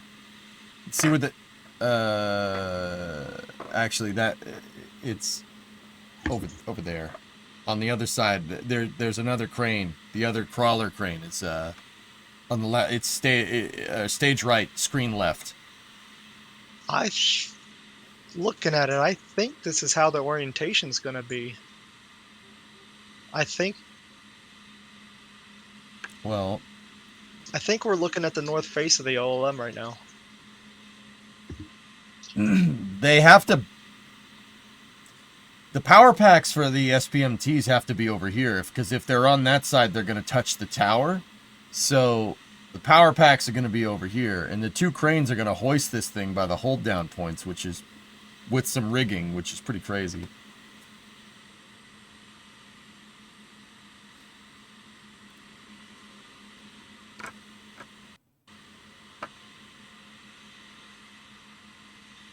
Was that the official NSF scooter helmet cam? Yeah, I think so. Question for goalie: does he think they will move the booms out or crawl the cranes forward? So something like this, they're going to pick it up. So on a pick like this with two cranes, you're going to bring both cranes, let's call it 1,000 tons.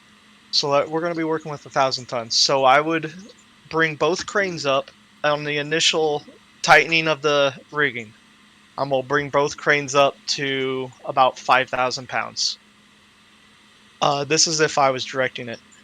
So at that point, each crane has 5,000 pounds, just to make sure, hey, we're tight. Look at the rigging, make sure nothing's twisted, make sure there's nothing wrong with it. So you're And talking then about from like there, tensioning the cables that are holding the yes, thing up, right?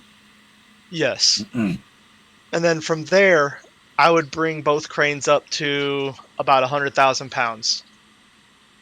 And then from there, you're just gradually eat both cranes at the same time, bringing them up 50, 20, 50, 100,000 at a time up until you get to, I would end it if we're going to 1,000 tons. I'd bring them all up to about 950 tons. And then from there, I would bring my increments down to 10,000 pounds, 15, 10, 5,000 pounds at a time. So something this big, when you're picking it up, what you're doing, so let's just say 100,000 pounds. Let's go off of pounds instead of tons.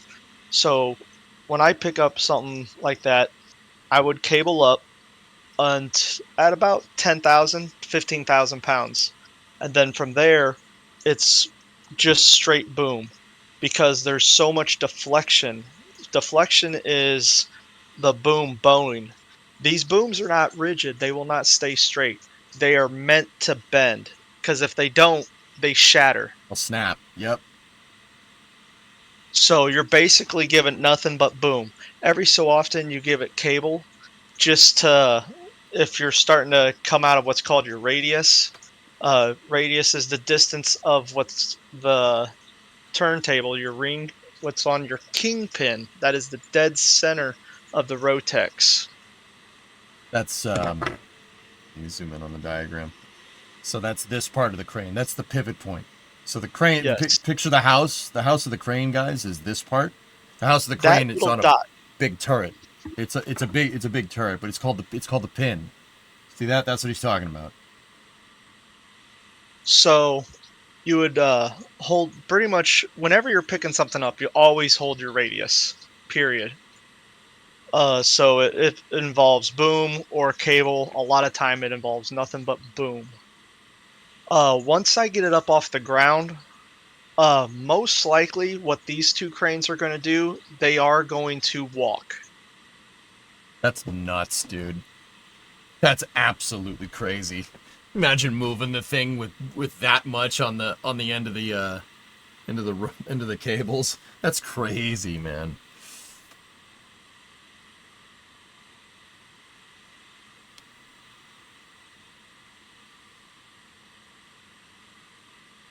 So, Pop, you're asking what they're moving. They're moving the OLM. That is the OLM for the second pad, the orbital launch mount. Now, I know you're seeing the box drive across the screen, right? Look at all the trucks. Look at all the vehicles in that top right frame comparatively to that structure. That is a 1,000-ton metal structure moving down the road. So this pick, from initial movement of when they start tightening the rigging to when they have it off the decks. Okay, Flappy, interesting. Ballpark guess, I bet you it's going to be half hour to an hour to get this before it's to get it off the deck. Yeah, I got you. So one cable carries 500 tons. No. So cranes have what's called line pull. Line pull is what a winch is good for. My crane, I'm good for line pull of 15,700 pounds. Now, I'm 165 ton hydro. That's obviously more than 15,700 pounds. So what we do is we add what's called parts of line. So you'll have shivs at the top of what's called the bullhead, and they go down to the block.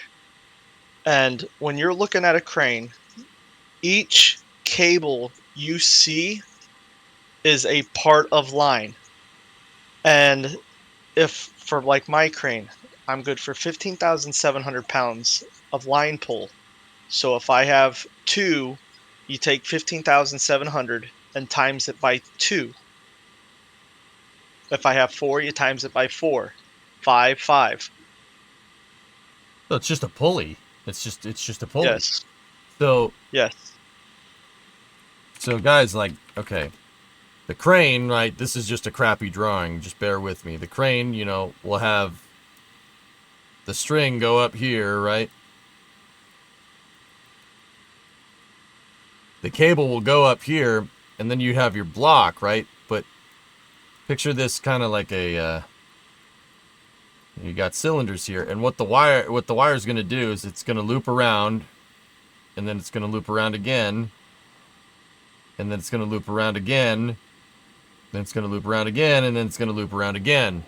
And then down here, you have your hook, right? So you pull on one cable, and because this thing is looped around 4 or 5 times, you can use one cable that wouldn't, if you just tried to lift up that one cable, like if you tried to lift up 100,000 pounds with that one cable, it's not going to work. But now, because you've looped it around a bunch of times, now you're lifting it up with 5 cables.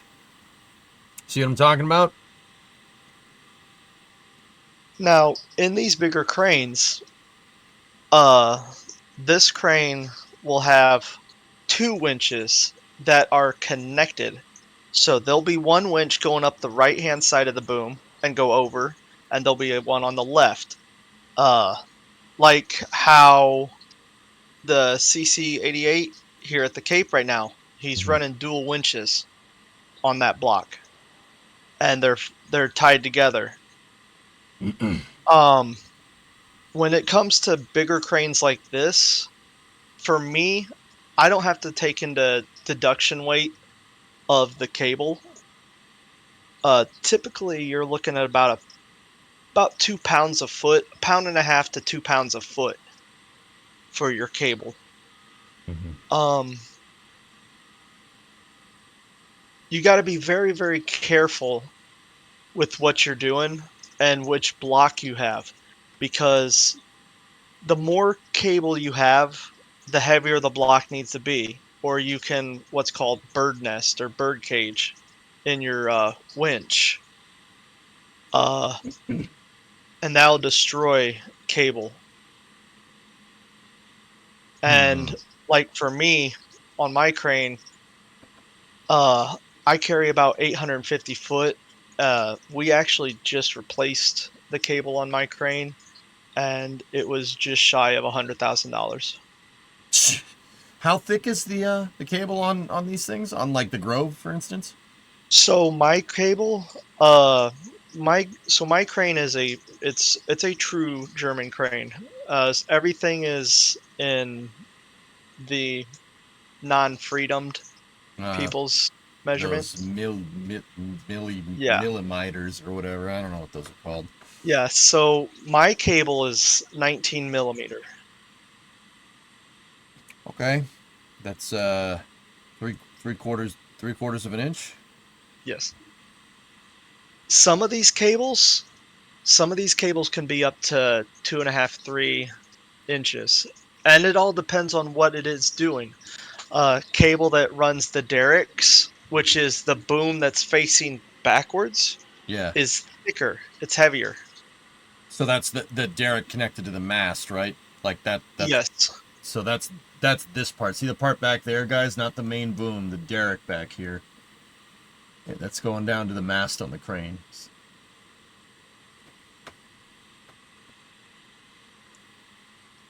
Interesting.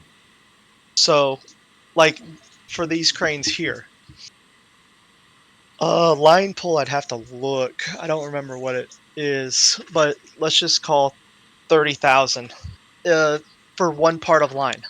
So that crane could do, typically these bigger crawlers, the more parts of line you have, the less line pull you'll have. So you'll go from, in one part, 30,000 two parts will be like 29,000, 28, 27, 20. It drops down significantly because the more parts of line you have, that cable will get very, very heavy. Yeah, I bet.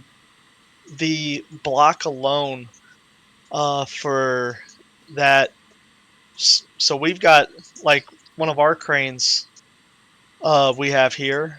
The block weighs just over 20,000 pounds. Jeez. That's nuts, dude. So the OLM is almost that highway here, guys. Not highway, it's almost that trailer.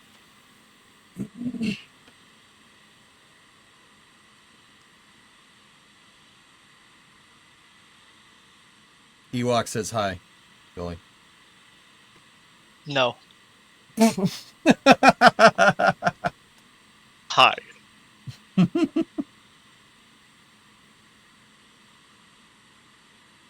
Just, no.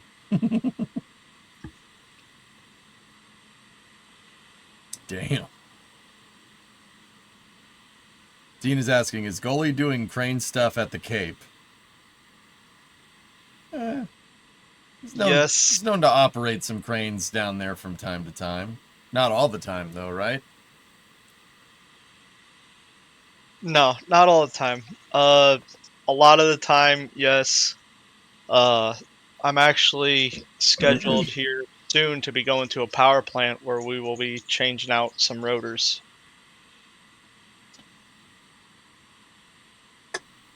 Cool. And Dean, Goalie does all kinds of lifting. Not just around the cave. He does all kinds of stuff. He helped build the Miami GP circuit 2 years ago.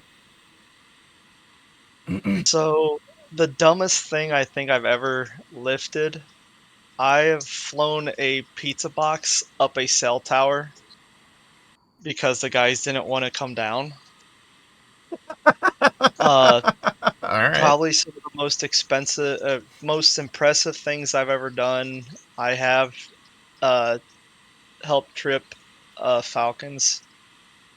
I've picked up rotors for power plants. I was at a hospital. We picked up an MRI, and they cut a hole in the side of the hospital, and I shoved it in the side of a building. That was only about $3 million. MRI machine. So, Contra, real quick, the trench is over here, dude. See that? That's the trench in this. The cranes are not in the trench. The tower's right here. The chopsticks are going this way. They're going to stage this thing right next to the trench. This is the trench right here. And then the two cranes are going to pick this thing up, and they're both going to move in unison over the trench and drop that thing in. It looks like, Goalie, they might have to rotate too, judging by where the center of the trench is. But maybe that's just the drawing. Drawings like this, they get very meticulous. Yeah, 2 11,000s are going to be needed to lift that thing up. Ian, Goalie is your hero. I'd love to operate a crane as a career. Oh yeah? You interested?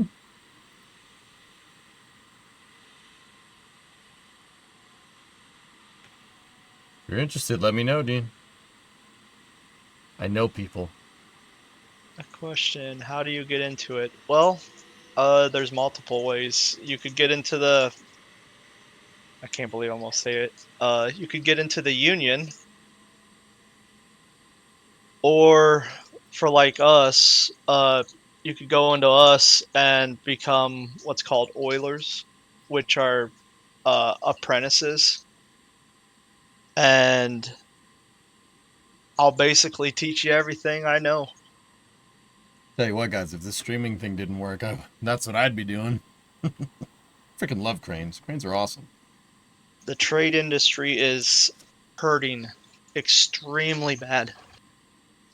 We need millwrights, We need pipe fitters, welders so bad.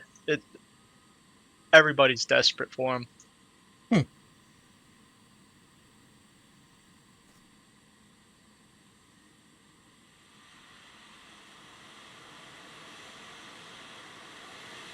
Seriously, guys, you want to go be an oiler? You let me know. You might have to move to Florida. Oh no. Dean, you're interested? I'd like to get into a local crane union.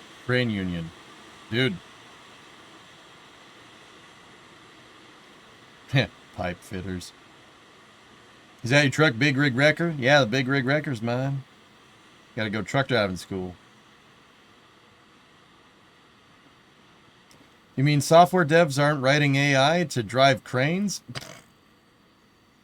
Can you ask Goalie how much it paid? Sorry if it was answered already. If he doesn't, what's the entry level for an oiler position, Goalie? First of all, they pay you to learn. It depends. It all depends. We'll just leave it at that.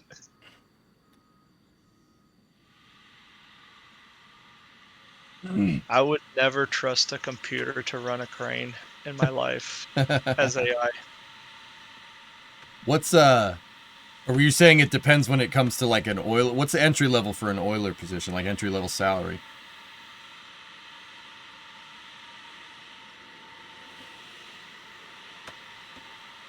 It depends on the states.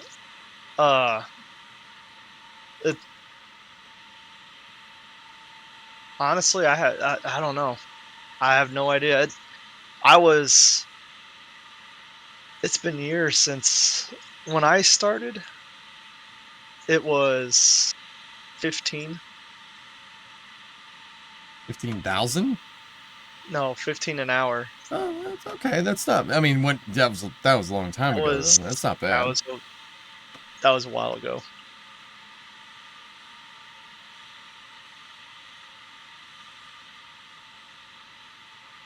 Like the entry level stuff probably is not the highest paying stuff around, dude. But if you get your certs, you get your hoisting license and stuff.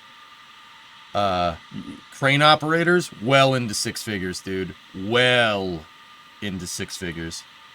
To lift stuff like that, dude, you get paid.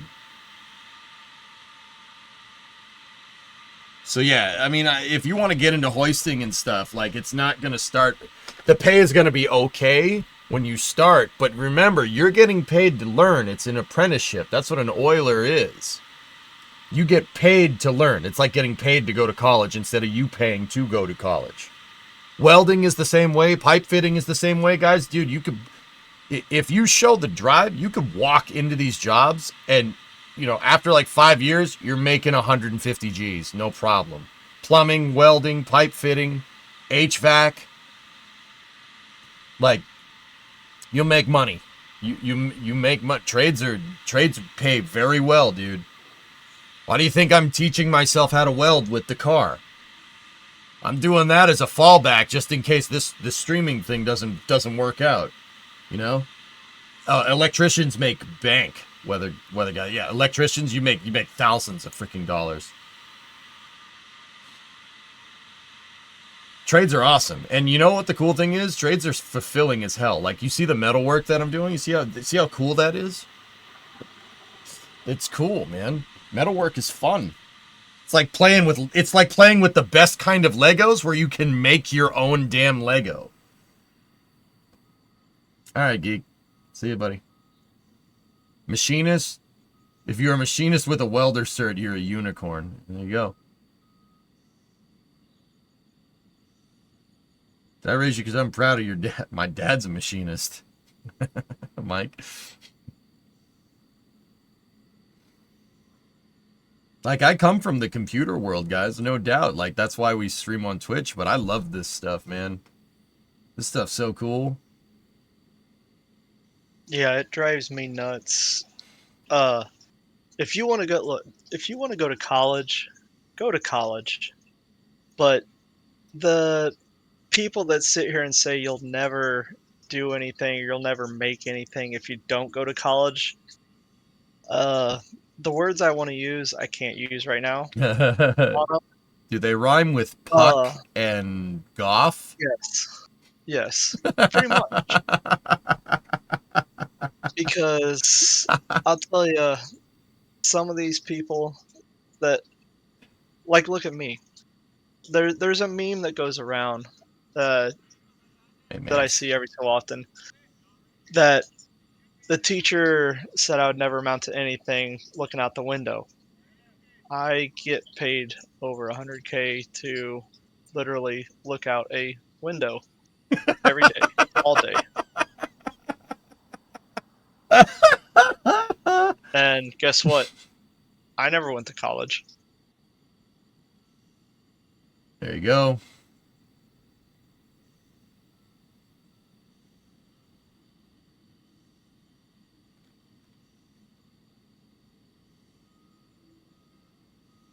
Psycho, your dad's a millwright. It's hard work, but he paid all the bills and got both of his kids into college. There you go.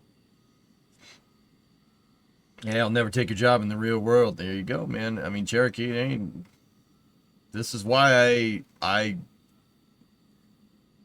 dude, you know how much freaking anxiety I got from like coming up with the fortitude, the mental fortitude to drill the back panel off of that car. Like, I was like, okay, I'm gonna do this. This is, there's no turning back from this. Like, you're not coming. Once it's off, there you go. You gotta go, dude. You know, like, yeah, you're freaking. We did it, dude. I'm trying to teach myself the hands-on stuff, the hands-on side of things. I'm pretty good at it. I'm still getting there. I'm currently job, so maybe I'll look into being a crane operator again. Do it, man. See previous, I'm just curious. For goalie, what was that ballast box on the Buckner crane when laying down the deluge flame deflectors?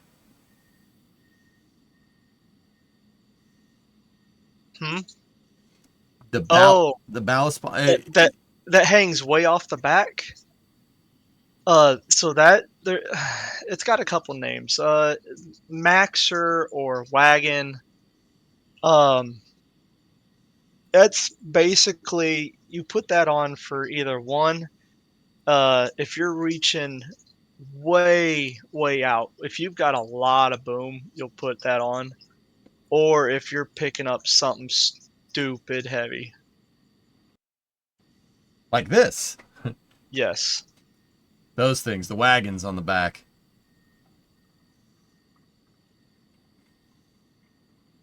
Last, please, question for goalie. What's up? All the cranes vary. Some of them have tires on them, so they'll sit them down. They'll rotate the tires. They'll pick them up, rotate the tire if they need to move it in, and they'll face the tires towards the crane, move it in. Then they'll pick it up, spin the tires, and then set it back down. Some of them are on rails, giant beams. Some of them hang from the. There's so many different variants.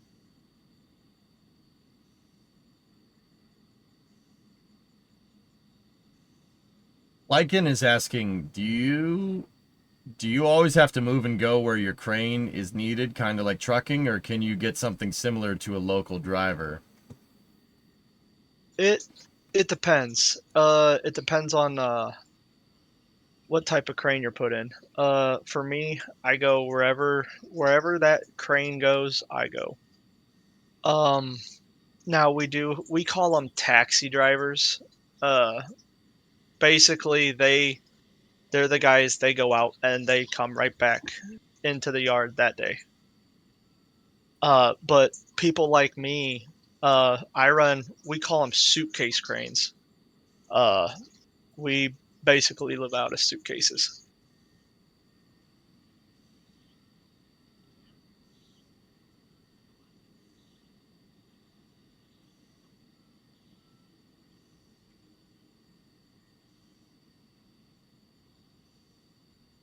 Dude, look at this frickin' thing coming around the corner. Oh my goodness.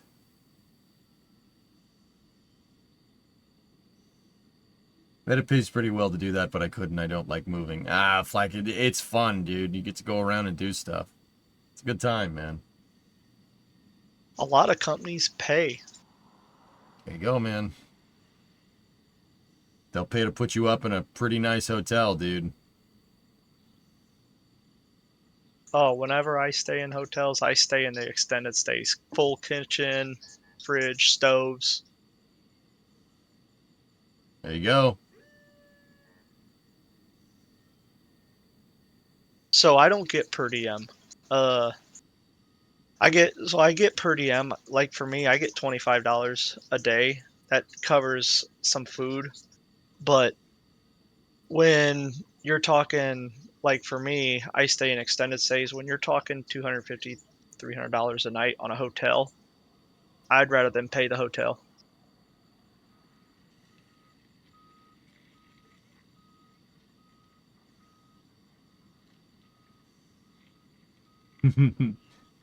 Yeah. LS goalie never worked for goalie. I don't think you ever worked for SpaceX proper, but you've moved some stuff around for him, yeah?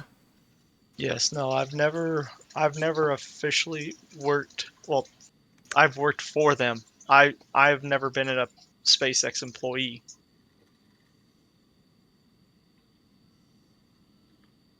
I wouldn't mind being a SpaceX employee, getting some of that stock option. Yeah, there you go, man.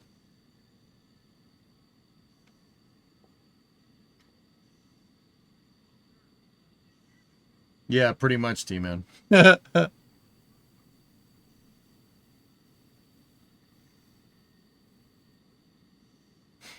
Dude, look at the scaffolding on the left side. You think that's close? Oh, man.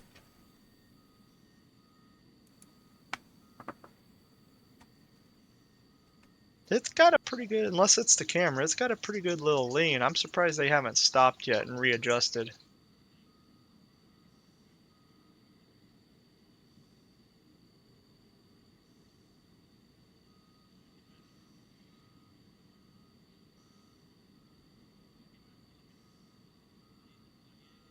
Guys, I just got a message. So, LS, you want me to blow your mind here? I just got a private message, and I've been authorized to share it anonymously. So, this is from someone.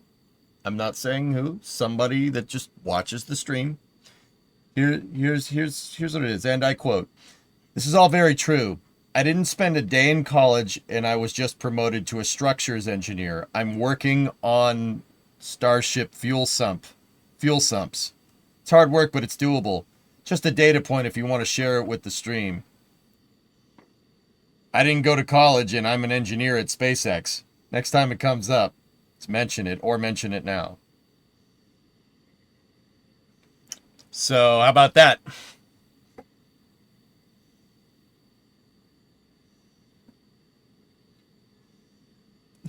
How about that, huh? How do you without a degree? Grit will get you a long way, dudes. Grit and persistence and discipline will get you a very long way in this world. Look at me. You know what part of being a good streamer is? Showing the frick up every day. Why do you think I take that so seriously? I'm here as much as I possibly can be. Look, we're 12 and a half hours in, whatever. It's all good.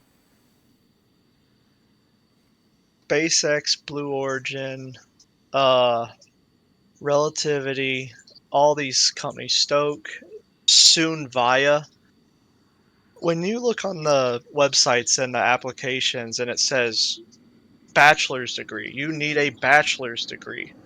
They put that there because one, I mean, they'd love to have a college person, but they put that there to try and make you not apply. Bingo. Because they don't want somebody that doesn't give a damn and you know what? Oh, they want that. Screw it. I ain't going to apply. No, they want you to apply. That's there to deter people who won't take the job seriously, because the people that want to do that job are the people that are going to apply regardless of requirement. Remember that, guys. Because you got to think, these things are not toys. Yep. Like my crane, I run a $2.3 million piece of equipment. Look at the rockets. Ballpark, what is it, 100 million? Something like that. They- It depends on the rocket, dude. They don't want somebody that doesn't give a damn about it. They want somebody that's going to sit here and be very meticulous. They want somebody that, okay, the bolt goes here at this amount of torque, at this and this and this and this and this. And if you can't fill out a simple application, they don't want you. There you go. Captain Slappy, you aircraft avionics engineer, no college degree. There you go, man. You gotta want it, dudes. That's what I mean. And remember, Graham, you're saying you're motivated. Motivation ain't gonna get you nowhere. Motivation will get you good effort for a couple of days. Discipline is how you win this, how you get this stuff, dude. Yeah, that's the shadow on the wall there is awfully close. Repost for goalie. Do you have to manage your crane? Like tell people how much weight to add, etc., or do you solely operate the crane yourself? So for my crane, I handle everything. So they'll tell me, all right, I've got to pick up 1,000 pounds at 100 feet, and I'll go into load charts and what do I need, and then I'll decide how much counterweight needs to go on, and all that. Now with these bigger crawlers, the crawlers basically the operator just shows up. The crane's already built. That's what the job of it. What's called an A&D team is, or an A&D director. A&D director will decide all that.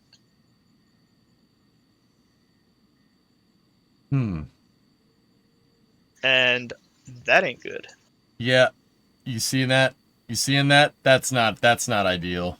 Here you go. Now watch what they're gonna do. So they should bring the entire thing down because it dug in. So what I would do, I would bring the entire system down. Now remember earlier when I said if something breaks or something happens, they'll pin off axles, and then they'll bring it back up. I think this is what they're about to do. They're going to pin it off, they're going to bring it up, and they'll either one, continue, or two, they're going to slide plates or giant polymats underneath.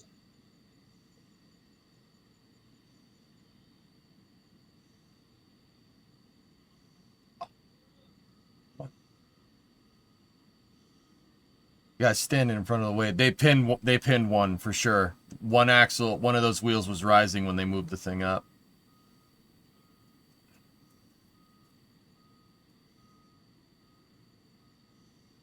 Oh.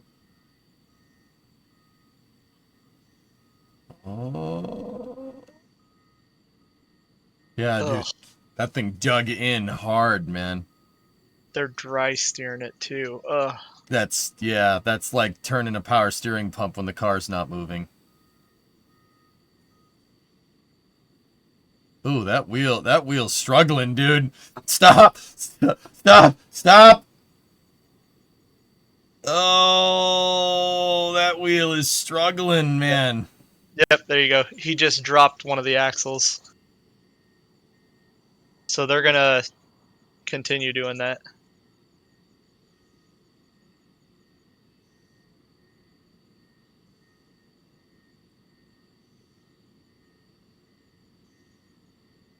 Dude, that thing dug in, man. Holy crap, that should tell you how heavy that freaking thing is. Jeez. Look at how much it's... What's up? I'm surprised they didn't put road plates down for this. It looks right like there. It looks like they put plywood down.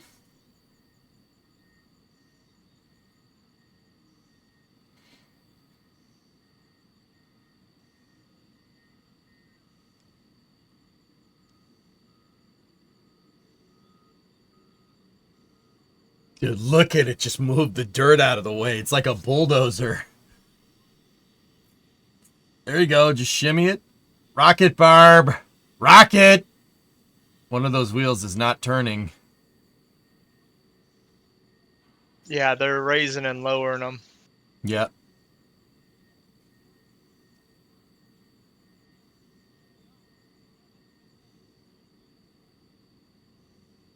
Do objects just sit on top of the SPMTs, or do they bolt strap it down? You could do either one. The SPM, the OLM is just sitting on top of it, dude. It's not going anywhere. You don't need to ratchet strap that one down. The amount of chains that you would need for that.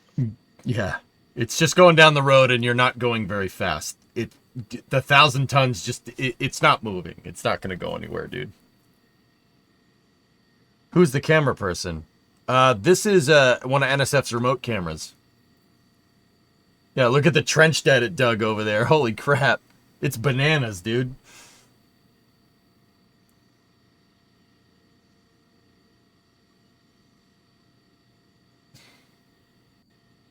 There you go. There's your banana for scale. Yeah, right.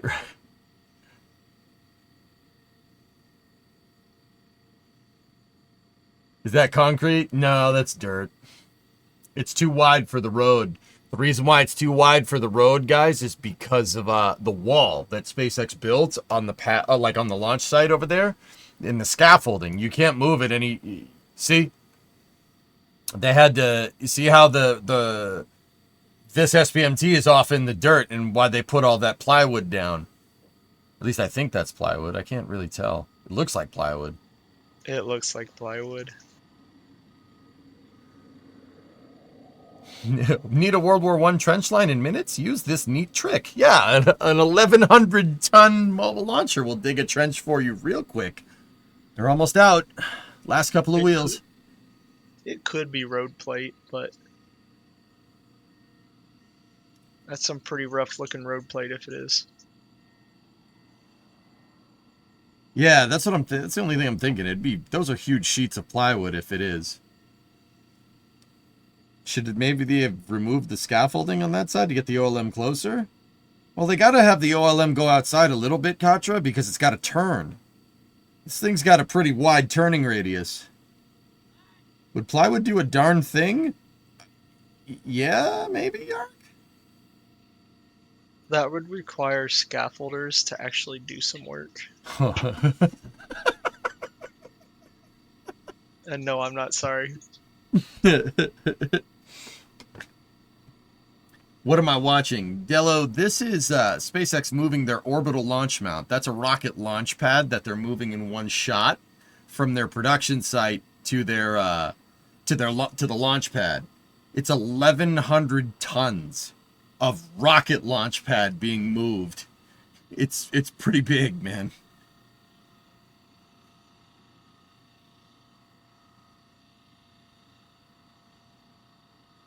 So glad chat isn't controlling this. We'd be getting nowhere. Chat would have gotten stuck in the mud a long time ago, Lone Dog. Yep, they're crabbing it a little bit. Yep, she made it out of the mud patch. Did you see this from earlier? Me and a few guys could carry that over. Yeah, it's just like, you know, you get your buddies, you just move a Volkswagen Beetle. Scary diesel runaway. Have I ever built concerts? Like stages? Yes.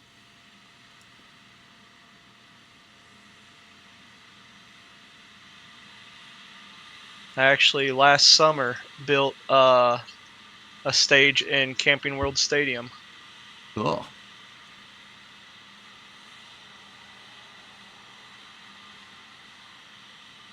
Coronet could pull this. The Coronet could pull this. Discovery, go at throttle up. Stack on me, papi. What's up, Mark? I mean, what? Ah, nothing. Stack me, daddy. Oh. Those outside wheels. Are those outside wheels going to make it?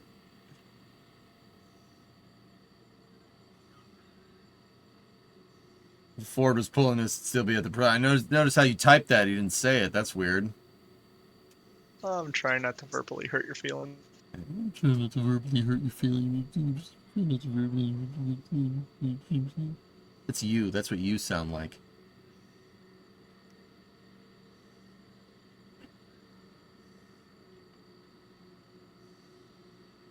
This is some heavy steel work, Fuel.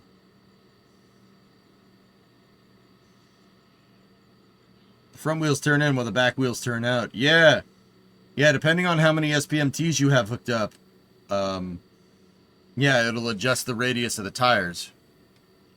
The turning radius of the tires, depending on, like, if it's in the center of the SPMT line or on the outside. There's some pretty cool hard-coded logic. Not hard-coded. There's some pretty cool coded logic behind how this stuff works. It's also self-leveling, dude. Do you have a count on how many? Go ahead. Turn. There's multiple different ways they can turn. So we've got like normal turning normal turning ain't like a car where it's just the front wheels, the front, back, everything turns. So you got like normal where it's just that. You can have rotational. So so first you'll have traverse, which is basically where all the wheels turn 90 degrees to the deck, and you'll go. So if the powerplex north and the back is south, you can travel it east and west. That's traverse. You've got like rotate, which they're not fully traverse. They're cocked at a different angle. You can crab it, so basically going back and forth, like what we saw earlier at the very beginning, where as you're going forward, you can slide it over left or right or backwards. Or there's something called carousel, which basically that thing will act like a carousel. You could, in theory, spin this thing around and not even move in any direction. It will spin 360 on the spot, and it could dig itself in right there. Crazy. What's the actually Cherokee asked, what's the maximum ride height of one of these things? Like how high and low can, like, what's the travel on the ride height here? So these things can jack up to about 60 inches high. You can put the deck to about 60 inches. That's crazy. That's a lot of travel, man. Typically you want to run. It all depends on what you got to do. Typically you want to run around 30. It's like 25, 30 inches. Okay. It's 2 to 3 feet travel. Were you around in 2021 by Raymond James Stadium when something happened? I don't think so. No, I wasn't.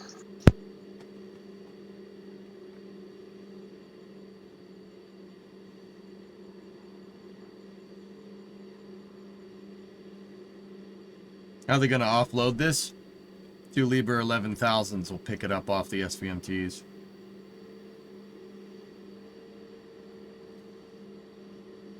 Look at it compared to the damn the front end loader over there. That's crazy. So this camera is from NSF North, looking south at Gate B. Oh my goodness. Wow. So the last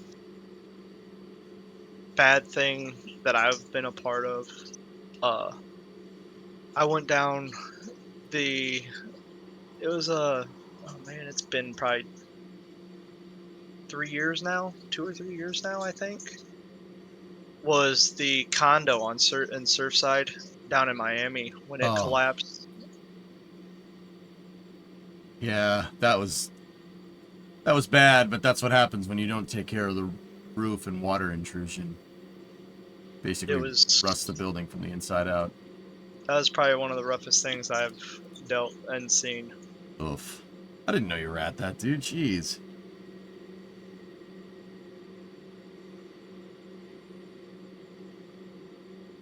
I don't know if it's just you, Max, or you think this thing is big. That is a chunky piece of metal. Yeah.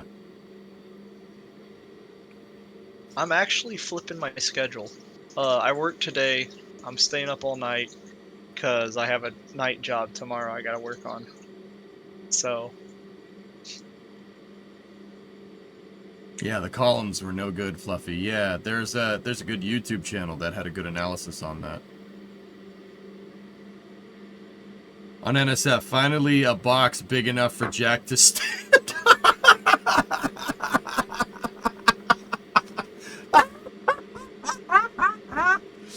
That's so screwed up.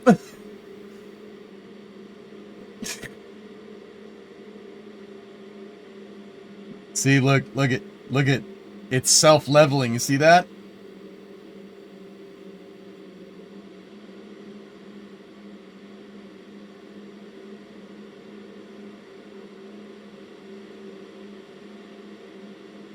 I love heavy equipment. Heavy equipment is so good. It's so damn cool. Hello, Scotland Yard. I'd like to report a murder. Jam, I know, right? Now watch, the power boxes, believe it or not, they can actually tilt them up in case the thing's like trying to go up a hill or something, or they need the clearance. These things can actually tilt. Power box can tilt up like that if it needs to. 60 degrees if I remember correctly. Yep.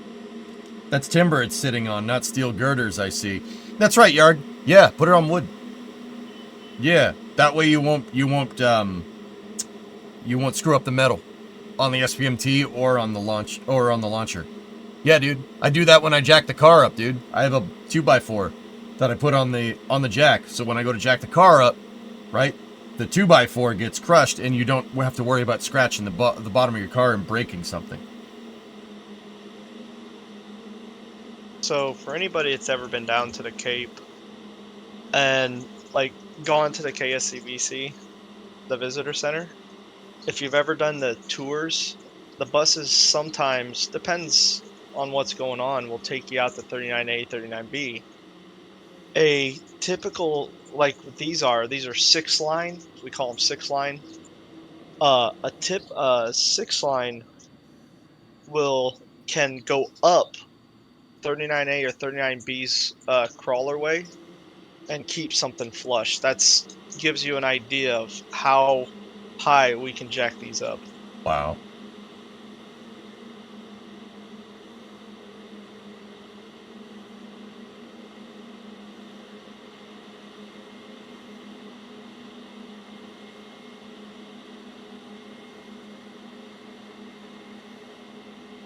Yeah, Dean, the Jackbox joke is... Yeah, that's a long story.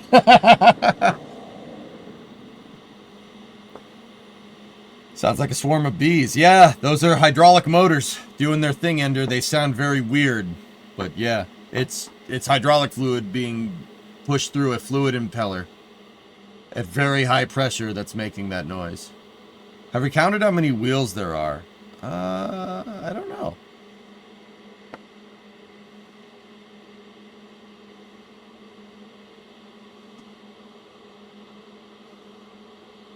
So Flykin, Goalie answered that a second ago. You can set the values on the crane to move in smaller increments. They can move down to millimeters for the value of like moving things on the crane. I know, Young. You see it self-level over the hump. Isn't that cool? SPMTs are so cool. I tried for the longest time to try and build one of these in Kerbal. You really can't. Kerbal parts are too springy to make something like that.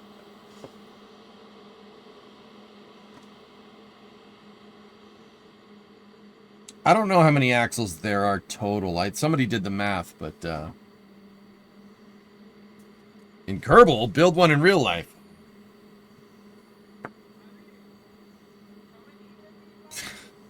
I mean,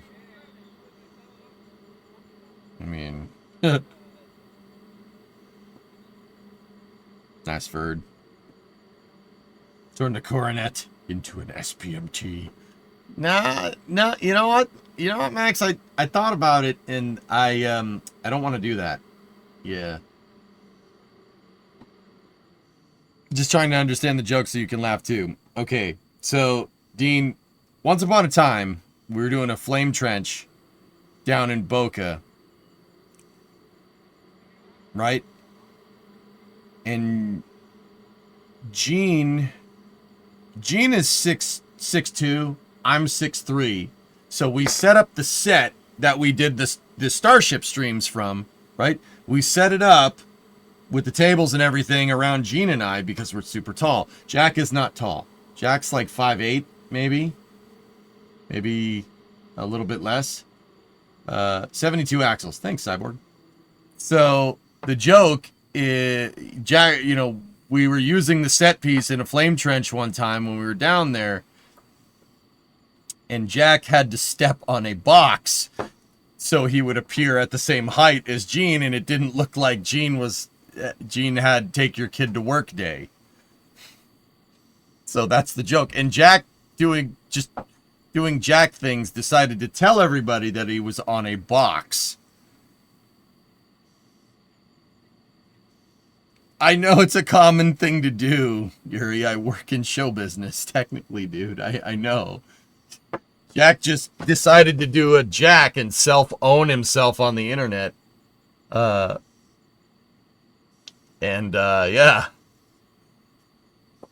So, Jack in the box joke. That's why.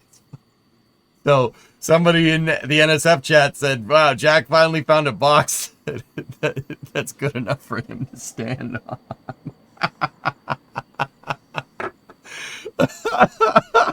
It's pretty good, man. It's pretty funny.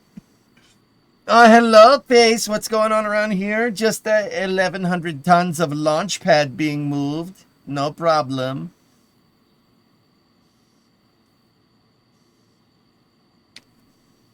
Better than a Richard in a box. Yes. Yeah, mate. Yep. You're not wrong. I've decided to apply as an intern as of right now. I have a drive to be there. Be right back. Okay. It's a square box with a square hole. That's right. It goes in a square hole. Tom Cruise is 5'7", so Jack is okay. Yeah.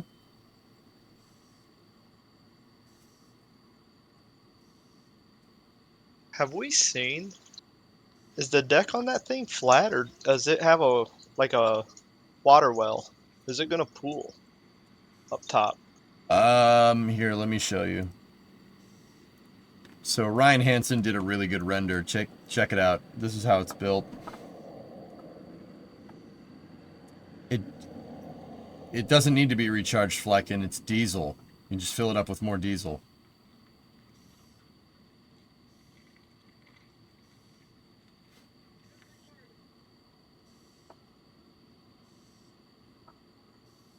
I mean, dude, it's chunky. So at the top up here, Gully, it has a water manifold. That's what those, see the pipes on the sides? That's what those are there for. So it has a pad deluge on the top deck of the thing. Yak is drive yak. Scooters, is that Jack on a scooter? Look at the left. You can see where they trenched it. Oh yeah, I see it over there.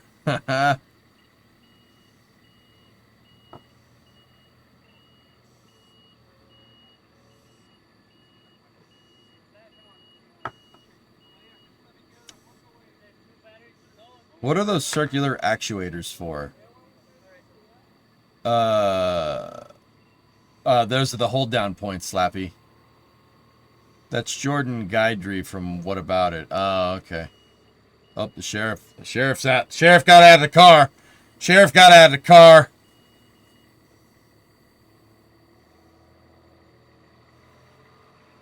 Are you just... Gage, what are you doing?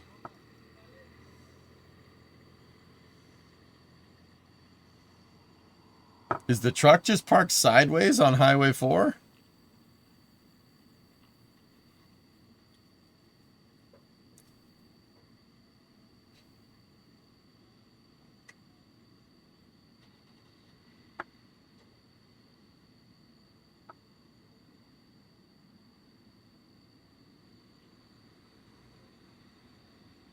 Like, and the towers are 525 feet tall. Discovery, go at throttle up. What time is it? What's going on? Watching the OLM get moved, dude. Jack! Jack! There he's Mr. Yak. Oh, yeah, I gotta look at the camera. Make sure you're on camera. Here, hold up. Hold up. Ready? Ready?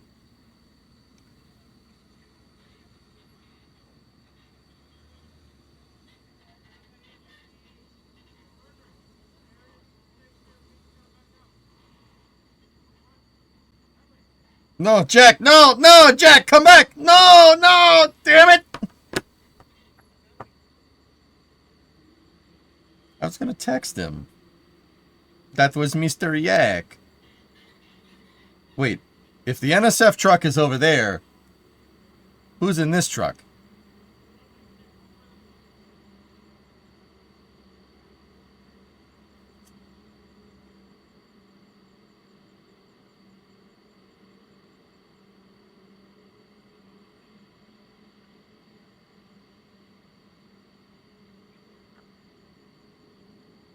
This truck was red? Oh, that's Gage's truck. Never mind. Gage has a red F-150. Sort of interested to see what rigging they use. Yeah.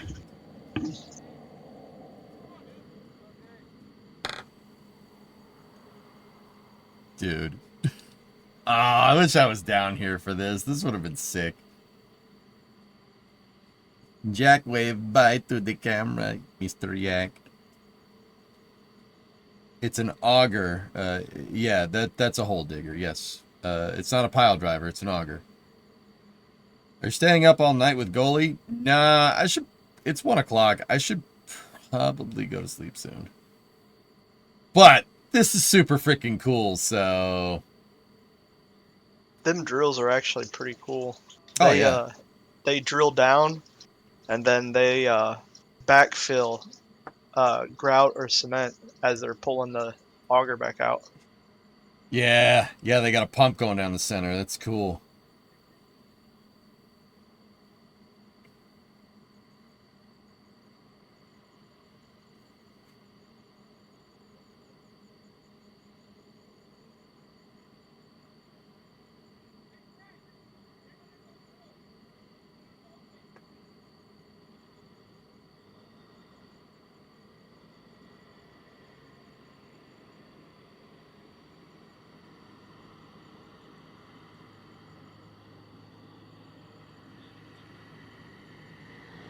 The driver is behind the SPMT, Slappy.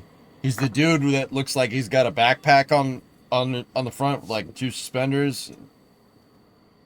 Yeah, the driver is somewhere over here. He's got a high vis on. It's kind of hard to see from north here. Yeah, Martin, she's there, dude.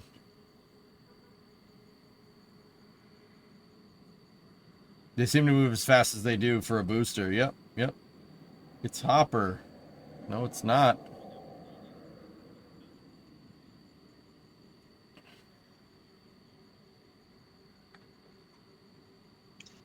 It's going to be at least two per crane.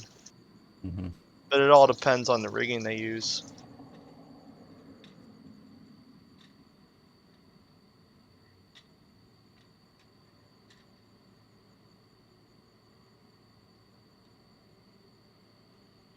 NSF stream has gone on too long. They're discussing Ship 26. That was a dreadful pun. Oh. I got you, Andrew. See, you guys are trying to tread on me and my puns. Sucks.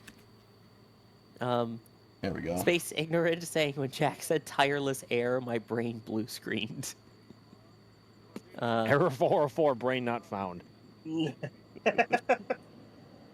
Also, now it No, says, you Hopper, suck. give it the Hey, that's the respect error that code I deserves. get every morning. Just Yeah. nice. Nice. Wrong. Just silence and then just nice. We're talking about Ship 26 and Hopper and 404, and we get nice. I cannot wait for Oh, Ship it's 69. EJ in chat says Ship 26 sucks. Thank you. There we EJ. go. You're very No, correct. this is slander at this point, man. I can't stand for this. Uh-oh. Did I hear that the Ship 26 fan club needed to come out? Yes, Kevin, please save us. No, it didn't. It's like 5 on 1 right now. Come on, Ship 26 fan club in chat. We need to see you. I know you're there. It's basically just corpse fan club at this point. Like it's just the nose cone. Why are you such a fan of Ship 26 forever. Legends never die, Jack. See, look at that. Look corpse at chat. 26? Got it. Look at chat. Chat. Yeah. No That's what Ship we like Come to on. see. around here. All right. See, I told you. Okay. Hey, you know back to what? work. Actually, Bye. I just saw somebody in chat. Ship 26 never rutted. It's true. It never did. Very true. Yeah, but it never flew. It fired more than most ships do. Well, yeah, that's because I they don't- actually go into a trajectory. NASA spaceflight official is saying they're all KMR burner accounts. I only have one burner account. That's it. You'll never know what it is. And Ship 26 also broke in the flame trench over at Massey's. So Exactly. Yeah, Ship 26 Historic. is now broken. So what? So what? The last time I farted in a new pair of underwear, I broke those in. Who cares? Oh my god! what the? I'm leaving. Goodbye. This is where we just need just silence after that statement, and then just Ryan to go, nice. Ew, not nice. Not nice. It's midnight Central Time, 1 a.m. Eastern, folks. Here. These Zach these called late me night out. rolls do be hitting different, don't they? It's getting to be that time of night, y'all. And correct me if I'm wrong. Are we starting to see supports being moved below the corner so the launch mount can be set down? I think No, they won't set it down. Oh, they won't. Okay. Freaking Zach No, joined. this It's is just a gonna get freaking. rolled right into Just a the freaking staging own me. area. Jeez. They Oh, will that's roll- awesome. they will I love bring the this job. bunker This crane job's the over. best, man. They will line it up. They will put the rigging. They will pick it up off the SPNTs itself, and then roll the SPNTs out of the way. Okay. I saw something they're- else and thought it was like support wood. They're not going to put supports in. Can you explain Ship I will 26? say this: just Some people love Ship 26. Some people hate it. It was a main propulsion testing article that they used Yard to test out the Block 1 Starship design.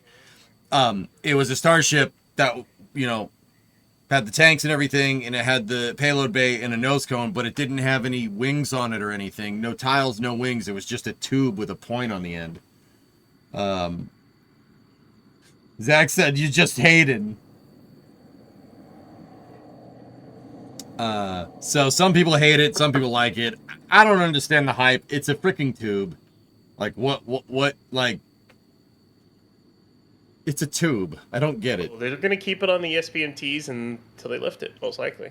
Isn't that Which the one that got Bleary electrocuted? is asking, when do you think they will lift it? I will get to that question after we take a look at Hole.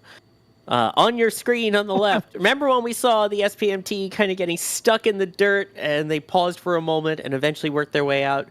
This is a photo from Jack in the field with remnants of where that hole was dug. I think they needed some more steel plates. It looks like they were missing like a few. Look at how long it goes too. Then you have that single steel plate, it looks like, and then the giant hole continuing underneath that. Yeah, you probably should have put more plates there. Forgive my ignorance. Is that wood or is that metal? As far as I It's understand, steel. Is it steel? Okay. They're steel plates. sheet steel. Cool. Steel plates. That is quite a sight. Well, It's that like when answers when that they're doing question. construction on the road or the highway, and they like have a trench dug for utilities, they'll put steel plates over it. It's basically just that. Gotcha.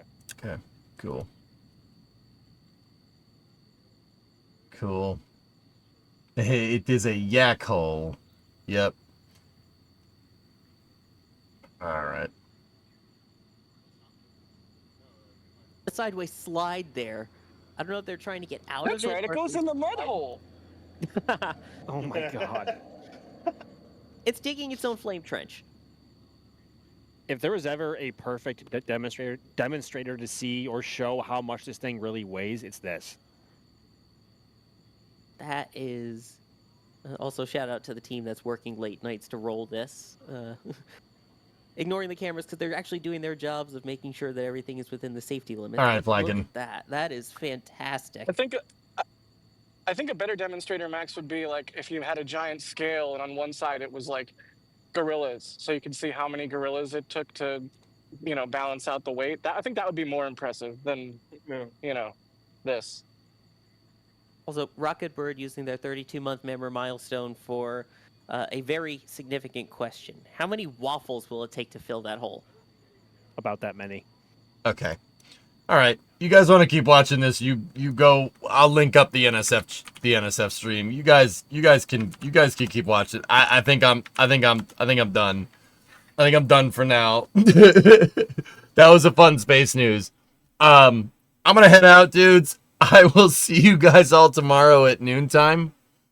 We're gonna drill out the trunk pan on that car on the Dodge, and we'll see where it gets us. I hope you guys enjoyed it. All right, Nervous. See you guys. See you, everybody.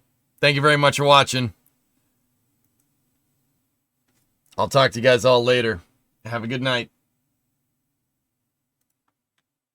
Hey, we're only up to part 11 on the Coronet, Fluffy, okay? Jeez. I'll see you guys tomorrow. Good night.